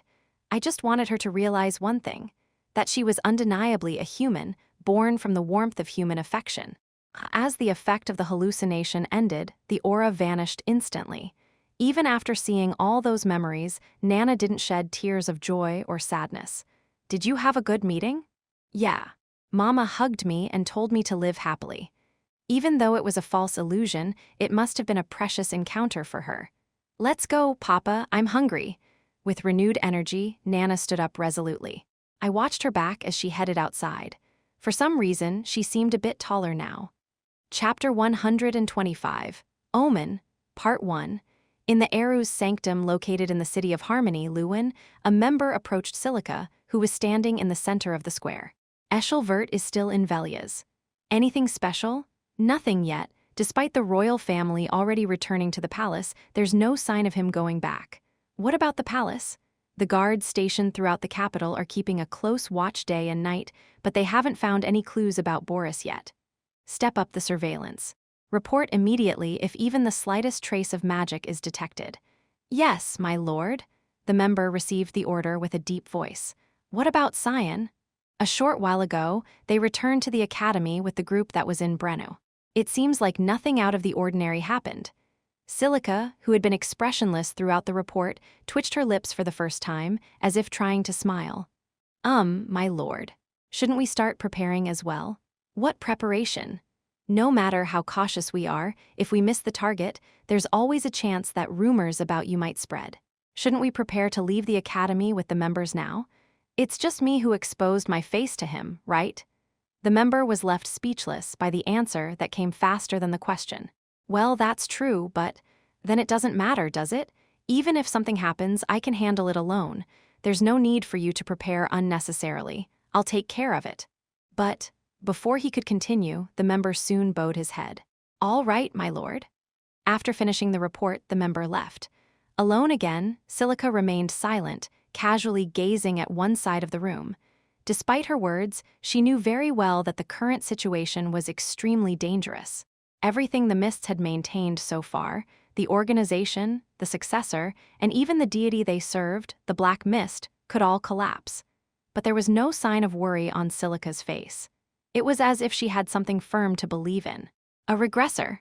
Her lips, which had maintained a straight line, curved into a semicircle along with the word regressor. From the imperial capital of Sevelinus, a day's journey by carriage away, lies the territory of Quasel. Since early morning, the residents of Quasel territory were abuzz with activity.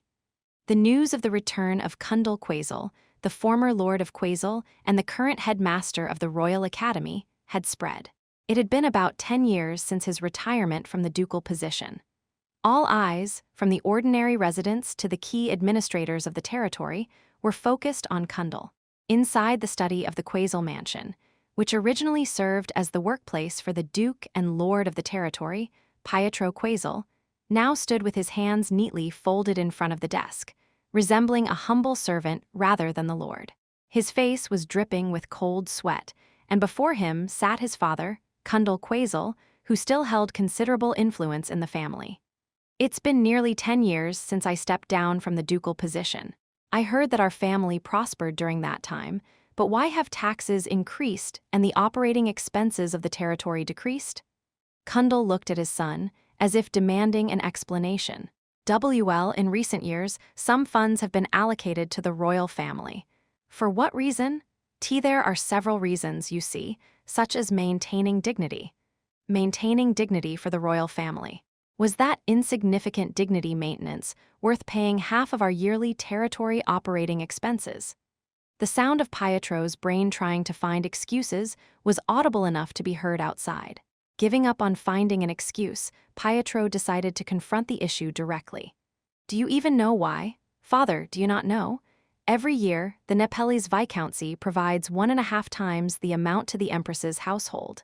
Nepeli's viscountcy is sincere. That man truly intends to elevate his bloodline to the imperial throne? Kundal remained silent. Don't you also wish for Louisnel to become emperor? Moreover, I heard that during his recent diplomatic visit, Princess Violet went missing. Who knows? The Nepalese viscountcy might have had a hand in it. Father, you even ordered additional guards for Princess Violet to be prepared for such a situation, didn't you? Listening quietly, Kundal chuckled. Yes, I won't reprimand you. What? I have one question, Pietro.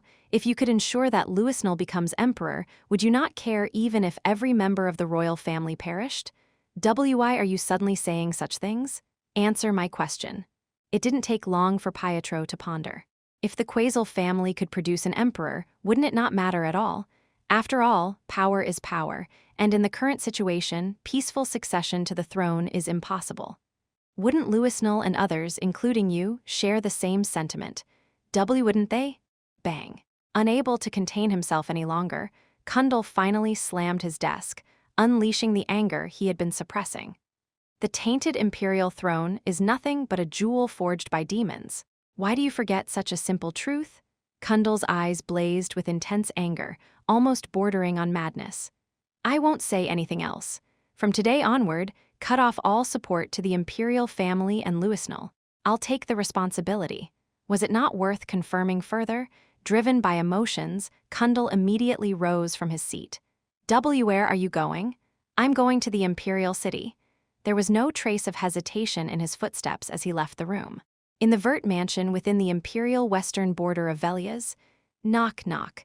With a somewhat urgent knock, a man entered the room. It was Kellen, a retainer of Ashel. Lord Ashel, another message has arrived from Prince Louisnel.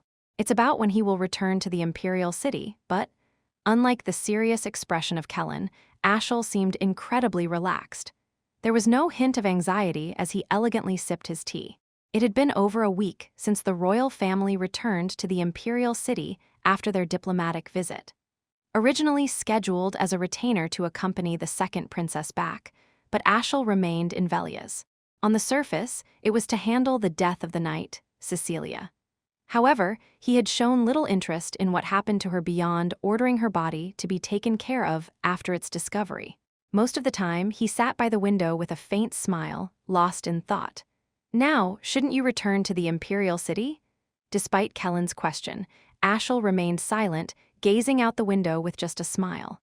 According to the news just in, Chief Kundal of the Academy departed from the territory for the imperial city a while ago. I've been pondering for a few days. As Ashel finally spoke after a long silence, Kellen involuntarily shrank back. Something felt off. My plans have been consistently thwarted and disrupted lately. It's almost as if I, who always prided myself on perfection, have never been in such a tangled situation. A cold sweat trickled down Kellen's back. So, I thought about it. Perhaps someone knows about my plans, or someone is blocking the information I receive. Although Ashel's words were filled with laughter, Kellen couldn't bring himself to laugh. If anyone had heard this far, they would realize that he was now doubting him. Has there been any contact with Boris? Yes. 2 years ago, when you volunteered to go to the academy for my sake, you came back and said this. Finally, Ashel's gaze turned to Kellen, who had been staring out the window. Some unknown force has been watching over the youngest. Yes, that's correct. Could Boris have fallen victim to this unidentified force? Otherwise, there would be no reason for complete silence. Kellen had no particular rebuttal to offer. And you're not even considering returning this time?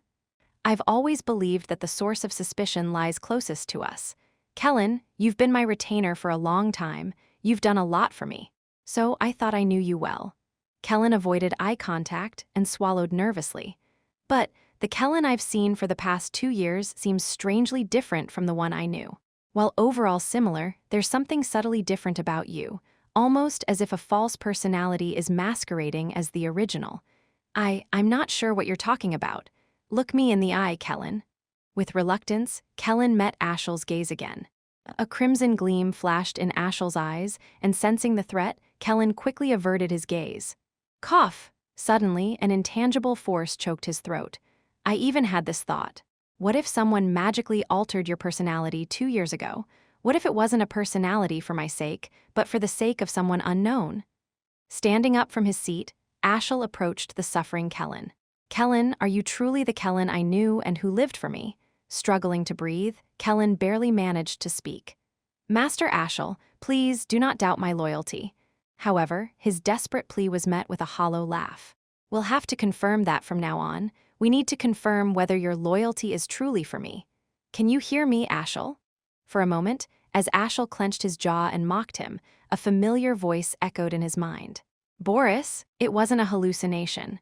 This was part of a mental magic called telepathy, which communicated thoughts rather than words. Though somewhat unstable, this was Boris's unmistakable telepathic communication. We don't have time, so I'll get to the point. Everything is unraveling. If we continue like this, the dark fog of negativity will obscure the light. What do you mean? Where are you? Find the holy sword. Ashel's pupils dilated significantly. Chapter 126, Omen, Part 2. Having traveled for a full day from the territory of Quezel to Sevelenus, Kundal arrived. As the head of the Royal Academy and one of the few ninth-grade grand magicians on the continent, he was received with the utmost hospitality even by the royal family.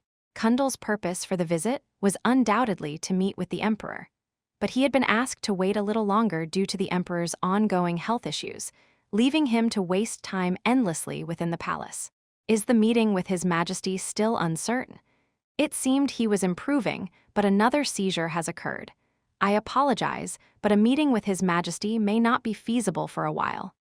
As the official delivered the disappointing news, Kundal's face was filled with worry. What about Prince Louisnul? He has not gone out, so he must be in his chambers. In that case, I will go to see the prince. Kundal rose without hesitation. But Prince Louisnul has requested not to see anyone until he feels better. Then inform him that I will wait at the door until he is ready to meet. With a bold attitude of disregarding the prince's feelings, the official had no choice but to comply. As Kundal was about to leave the reception room, a servant announced, "Princess Violet has arrived." Neither the emperor nor the prince, but a third party had come to seek him out. Kundal, caught off guard, raised an eyebrow as he responded. "Princess Violet has come?" At that moment, the door to the reception room opened, revealing the imperial second princess who had been waiting outside. "It's been a long time, Chancellor. No, I mean grandfather." Though they were related by blood, the title of grandfather coming from her lips felt unfamiliar to Kundal. "Forgive me for not coming immediately upon arriving at the palace. Have you been well?" "Oh, it's been a while, Princess Violet." Despite her status as a granddaughter, she was still a legitimate princess. Since they were in the palace, Kundal did not hesitate to show respect. "I wanted to have a chat with grandfather, so would you please excuse us?" "Yes, of course." As the princess gestured, everyone except the two of them left the room. Left alone unexpectedly, Kundal looked at the second princess with suspicion. "What's on your mind, Violet?" Kundal went straight to the point without hesitation. "Please, have a seat. I won't take up too much of your busy time, grandfather." With an extroverted demeanor not seen at the academy, Kundal reluctantly took a seat, unsure of what to expect. "I'm truly grateful for the additional knights you sent to accompany me on this diplomatic journey. Thanks to them, I returned safely without any incidents." Kundal responded with silence. Having received reports from the dispatched knights about the diplomatic journey, Kundal already knew what had transpired. The princess's claim of a safe return was an obvious lie. "I see you're on guard." Whether she noticed or not, the princess spoke with a bitter smile. "Why do you think that?" "Your gaze, grandfather, it's so different from before, it's a pity. You should be wary, but I'm not the one you should be cautious of." At that moment, Kundal's gaze turned cold. Unfazed, the princess continued. "I already knew that the reason for sending the knights included my brother. I also know that there was turmoil there and an attempt to kill me." "Grandfather, you sent the knights to prevent that, didn't you?" Kundal controlled his emotions once again and asked, "How long have you known?" "I've known about my brother's feelings towards me for a long time. So I've also prepared my own countermeasures. It didn't seem to go entirely smoothly, but..." Kundal was well aware of what those countermeasures meant. "So, I'll be straightforward." "What do you mean?" "Make me the emperor." "Grandfather?" Kundal neither jumped up in surprise nor shook his head in disbelief. His face was filled only with questions about why the word emperor came out of her mouth. Despite His Majesty's deteriorating health, he's still trying to make Big Brother his successor. If things continue like this, the throne will go to him. As long as there was no rebellion from the current empress's side, everything would go smoothly. But I don't think he'll make a true emperor. You should know that too, grandfather. What evidence do you have for saying that? Let me ask you this then. When my brother becomes emperor, do you think me and my other siblings will survive? Kundal couldn't bring himself to answer. A future under an emperor without harmony and inclusiveness will only lead to destruction. The moment my brother ascends the throne, everyone will be killed. Do you truly desire such an emperor, grandfather? He did not. And the same went for the emperor himself. That's why he was here now. But I am different. I am truly ready to embrace everyone. The righteous emperor that you desire, I can be that. Kundal paused for a moment, pondering. Was the woman he was looking at now really the Violet Princess he knew? Her appearance was so different from what he had seen at the academy over the past 6 years. Whether she had changed, or whether her true nature, hidden until now, was finally revealed, he couldn't tell. Thus, Kundal could only be caught in doubt and confusion. Although not often, I have felt something while watching you over the years. After a long silence, he finally spoke. You never have the inclination to intervene wherever you go. Even if a fight breaks out, you simply enjoy watching without directly participating. Acknowledging that, the princess nodded. What happened to change your mind? At this, the Violet Princess chuckled softly. It's nothing much. I simply saw the light. The light? Yes, the bright light that will rise to the highest place for the empire and beyond for the continent and humanity. Kundal furrowed his brow, unable to understand. Meanwhile, the princess maintained a mysterious smile that revealed nothing. The news spread throughout the academy that the newly appointed instructor Boris had applied for leave due to personal reasons, and Chancellor Kundal, who rarely left the academy, had also left for the palace without explaining the reason. As students gradually returned to normalcy, with the completion of their return, another unexpected event occurred, causing the atmosphere within the school to become unsettled once again. Sitting and reading a book, Erin's gaze shifted to a vacant seat. It was the seat where Cyan used to sit. Ah! With a sigh she herself didn't understand, she closed the book. 10 days had passed. While Cyan had taken a leave of absence, the uncertainty of when he would return meant that Erin might not see him for the entire semester. Although she focused on her studies, with the thought of doing her own tasks well, the empty seat left by Cyan bothered Erin greatly. In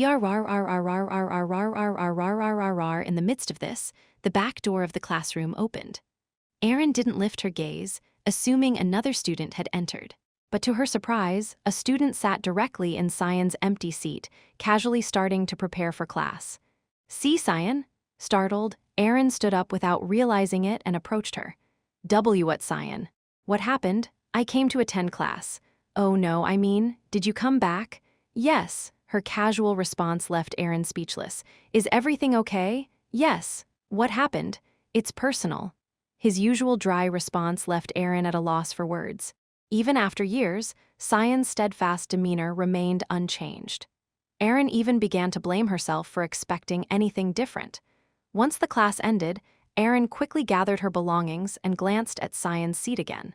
All she saw was an empty seat. Perplexed, Erin looked around. Why are you like this, Erin? Regressed, did you see Cyan? He was here until a little while ago. Cyan had already left the classroom at lightning speed.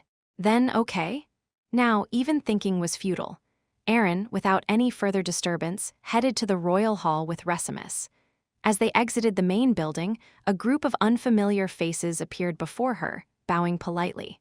I greet Her Highness Princess Erin Sevelarus. Though their faces were unfamiliar, Erin instinctively knew they were from the palace. What's going on? We bring message from His Majesty the Emperor. From His Majesty? Erin's bewildered eyes widened. Though she had occasionally received letters before, they were mostly routine inquiries about her academy life. However, never before had a messenger come directly like this. It was clear that there was some important news. After returning to the royal hall with the messengers, Erin carefully extracted the message. At first, it contained greetings and concerns about her academy life. Knowing that the emperor's health was not good, she couldn't help but feel uneasy. However, as she read through the message, just as she was reading it slowly to keep her emotions in check, she suddenly stood up at the last page. What is this? Her face turned red with anger. Her hands holding the message shook like bamboo in the wind, and eventually, with unbelieving eyes, she looked at the messengers and shouted, "See, Cyan, and an engagement." Chapter 127, Omen. Part 3.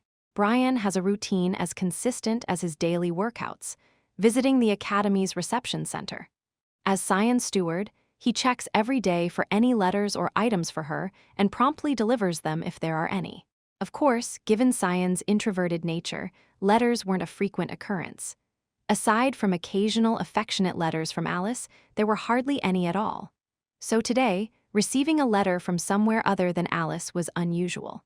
There was no sender's name on the letter, but upon checking the back of the letter, Brian's eyes widened, and he immediately rushed to where Cyan was in the royal hall. The letter bore the seal of the Vert family. "My lord, a letter has arrived for you." Even amidst Brian's frantic rush, the letter remained intact without a single crease. Cyan didn't inquire about where it came from. It seemed as though he had already made a judgment based on the seal stamped on the letter. As usual, he calmly checked the contents. It was now his 3rd year serving as Cyan's steward. It was expected that he would have developed some awareness by this time.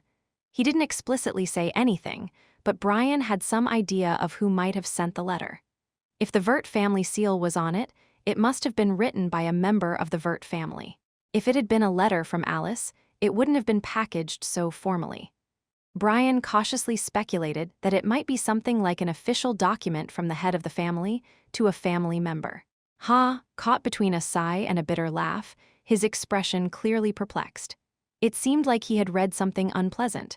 Without saying a word, Cyan stared at the letter intently for nearly 10 minutes. The air became increasingly heavy. Brian, feeling the gravity of the situation, stood frozen in place, sweating profusely. Thunk then, for a moment, Cyan, with an indifferent gesture, tossed the letter to the floor. "I'm going out." With just those words, thrown with a casual flick, Cyan left the room without another word. Brian, unable to comprehend the situation, blinked in his place. What's going on? What was that all about? Emily, who had been leaning against one of the walls watching the situation, rushed forward in a single step. I don't know either. Maybe there was something uncomfortable in the letter." This came from Velia's right. "With a seal like that, it's probably from either the eldest young master or the Duke, right?" In Emily's hand was the letter that Cyan had thrown. Are you going to check it?" "Oh, well, I mean, if he threw it away so casually, it probably wasn't anything important."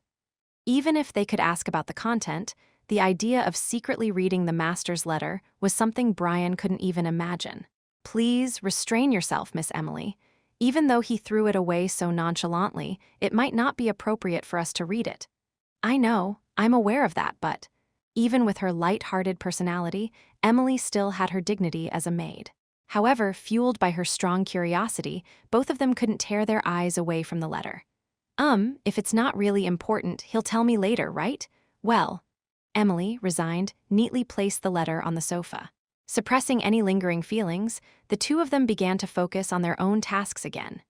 Squeak, in the midst of it all, Nana, awakened from her nap, opened the door and stepped out. "Hey, Ham." With a cute yawn, she naturally approached the sofa and plopped down on it. After swaying her tail for a moment and rubbing her eyes, Nana soon noticed the single letter placed beside her. As time passed, about 5 minutes. During those 5 minutes, Nana's eyes didn't stray from the letter. "Nana, are you awake?" Later, when Brian returned to the living room, he spotted the letter clutched in Nana's hand and froze in place. In response, Nana, with her drowsy eyes, tilted her head and asked, "Is Papa getting married? Why does the face of the new groom seem so gloomy?" "She's calling me a new groom already, huh?" Responding would only tire me out, so I just let out a sigh to brush it off. Given the recent behavior, I knew it was bound to happen eventually. The engagement between Aaron Severus, the youngest of the imperial family, and Cyan Vert, the youngest of the Duke Vert's family. In fact, it was almost confirmed from the moment someone not even of noble descent, was assigned to the royal palace from the Academy. To claim ignorance would be a lie. But isn't this happening too quickly? The princess and I are only 13 now. Among the nobility, it's customary to get engaged before graduating from the academy, but even then, it's usually around 16, maybe 15 at the earliest. Engagements at such a young age are extremely rare. As anyone knowledgeable would know, an engagement between the imperial family and a duke's family signifies more than just the marriage of two individuals. It signifies a kind of support system for each other. In other words, for me, it means acquiring the title of the Empress Consort, and for Princess Erin, it means gaining the support of the Vert family. Just looking at that, there's nothing good for me in this situation. Already, this information must have spread to other members of the imperial family, so from now on, there will be even more eyes watching and scrutinizing me. Not only will there be people sent to monitor my every move, but a thorough investigation into me will likely begin as well. And the more that happens, the more my movements will be restricted. As long as the emperor arranges it and my father agrees, I have no right to refuse this engagement. That's the same for Princess Erin too. I've been dragged into the most troublesome situation. For now, I'll set that aside and deal with the matters at hand. In the farthest corner of the courtyard, shrouded in dense fog, lies the altar of Eru. It's my master's sanctuary that I'm visiting after a long time. As soon as I stepped onto the altar, the fog that had enveloped it began to dissipate, revealing his form. Karam or you, it seems those who come to see me never do so with a smile. Looking at me with a somewhat serious expression, Eru said as if disappointed, "I wish you could make a situation to laugh about." It was a response mixed with sincerity. "I don't have time, so I'll ask you directly, where is the master of the Bible?" Eru immediately closed his mouth without answering. "If it were you, you would have known from the beginning, right? You knew and yet didn't tell me or the leader. So this situation has arisen because of that." Eru's eyes, which had been gazing at me with a subtle smile, shifted slightly to the side. Though he didn't show it, I could roughly tell where his eyes were directed. After a moment of silence, Eru raised the corners of his mouth slightly and said, as if it were nothing significant, "You know, I was once rejected by the divine realm, but that doesn't mean my essence as a god has disappeared. It's like how a human, even if mistreated among other humans, doesn't become a beast." It's a valid point. Although the people I've killed so far might have been treated as nothing more than trash, the essence of being human itself couldn't be changed. Even our supreme gods would have been no different. There's an immutable rule among the gods from the moment they're born. A rule? Yes, it's that you must never disclose what each other intends to do to anyone other than a god. Violating it doesn't simply end with rejection. What happens then? You're erased. I was at a loss for words at the succinct yet clear response. My gaze naturally turned to Karam behind me. Furthermore, the master of the Bible you met would have been the same. Even if he knew about Karam, he wouldn't have disclosed it. Now I understood why she had remained silent. Both the demonic sword and the holy book must be seen as divine beings since they were born from the power of the gods. But was there really a need for that? Is it because those who are afraid of being killed by them are controlling the lower beings? Moreover, to the extent of imposing such a tremendous restriction that would annihilate their existence if violated, it was something hard for me to understand in my current state. Are you afraid? Afraid that your existence might be revealed by the owner of the Bible? I answered with silence. It's not particularly frightening, but it's not like I'm not concerned either, an ambiguous feeling. I couldn't deny it. You understand. It must be concerning, the repercussions of your identity spreading to those around you. Did you feel like you hit the nail on the head? Without realizing it, I chuckled. I don't particularly have a problem with my identity being revealed. After all, it's not like the world can kill me. However, lately, I've noticed that the things I need to protect around me have been increasing. As an assassin who should prioritize only my own body, having things to protect feels like a joke I can't laugh off. Wasn't I the one who vowed to live for myself now, breaking away from a life lived for others? I don't want to bother with trivial denials. Unlike in my past life, where I only looked at that one bastard, now there are so many things I want to hold in these two hands. What's there to worry about or make a fuss over? It's my job to protect them, and if there are entities threatening that, I'll just have to find and kill them all, whether they're human or divine. This is so intimidating that I can't even bring myself to look directly at you. Just from the look in your eyes, it's like they could kill a god." Eru smirked as he watched me like that. "In conclusion, you don't really intend to tell me, do you?" It's not that he's not telling me, but rather that he can't. Ultimately, it means I have to find it myself, and clinging to him any longer will yield no results. I turned away. As the number of things to protect increases, so does the number of threats. Isn't that what the owner of the Bible is thinking too? What do you mean? It means you should make allies to help you. Eru wore a subtle expression as he looked at me again, as if he were trying to suggest something. How about looking for the tome?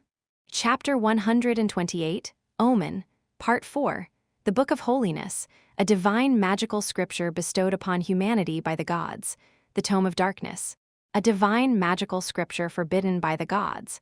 With just one word of difference, they can be succinctly defined in a single sentence each. This one word alone is enough to clearly distinguish human perceptions of the two books. For starters, I am not a mage. I'm neither a magical knight specializing in combat nor a scholar studying magic.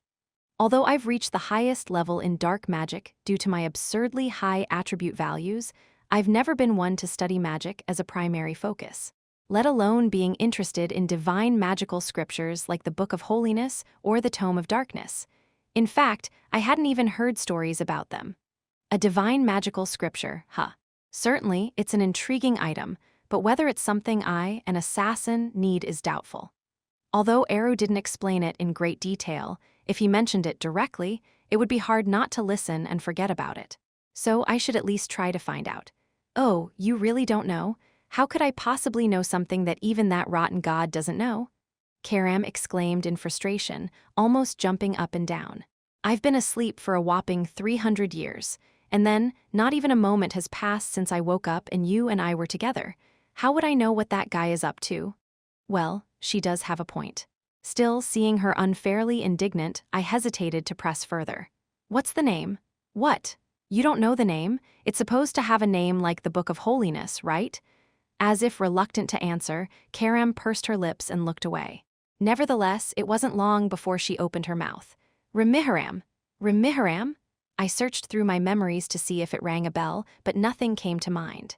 Well, the name is one thing, but ultimately, the important question is where this tome might be. There was one assumption I could make. If this Tome of Darkness is still dormant or sealed somewhere like Karam, then it's likely to be near where the Book of Holiness was. Wasn't the place where I found Karam the Temple of Light where the Holy Sword was? Assuming the same principle, it's possible that the Tome of Darkness is also hidden somewhere near where the Book of Holiness was. So, I could speculate. Then, we should start by finding the place where the Book of Holiness was, and to do that, we need to prioritize finding the one who possesses the book. In any case, I must find Boris as soon as possible. With various thoughts swirling in my mind for a moment, my body soon arrived at a specific location. It's supposed to be the place with the most information within the academy. The library. Returning to the library after so long. As someone who doesn't particularly enjoy reading books, I rarely come here. Still, out of curiosity and the slight hope of finding information about the Book of Holiness or the Tome of Darkness, I decided to come and look around. Glancing at the abundant array of books laid out before me, the task of finding a book seemed like it would take ages. I wasn't particularly inclined to do so, but should I ask the librarian for help? Just as I absent-mindedly reached for a book that caught my eye, I noticed familiar eyes peering through the empty shelves. They held a piercing gaze, dark and unsettling, capable of making anyone uneasy.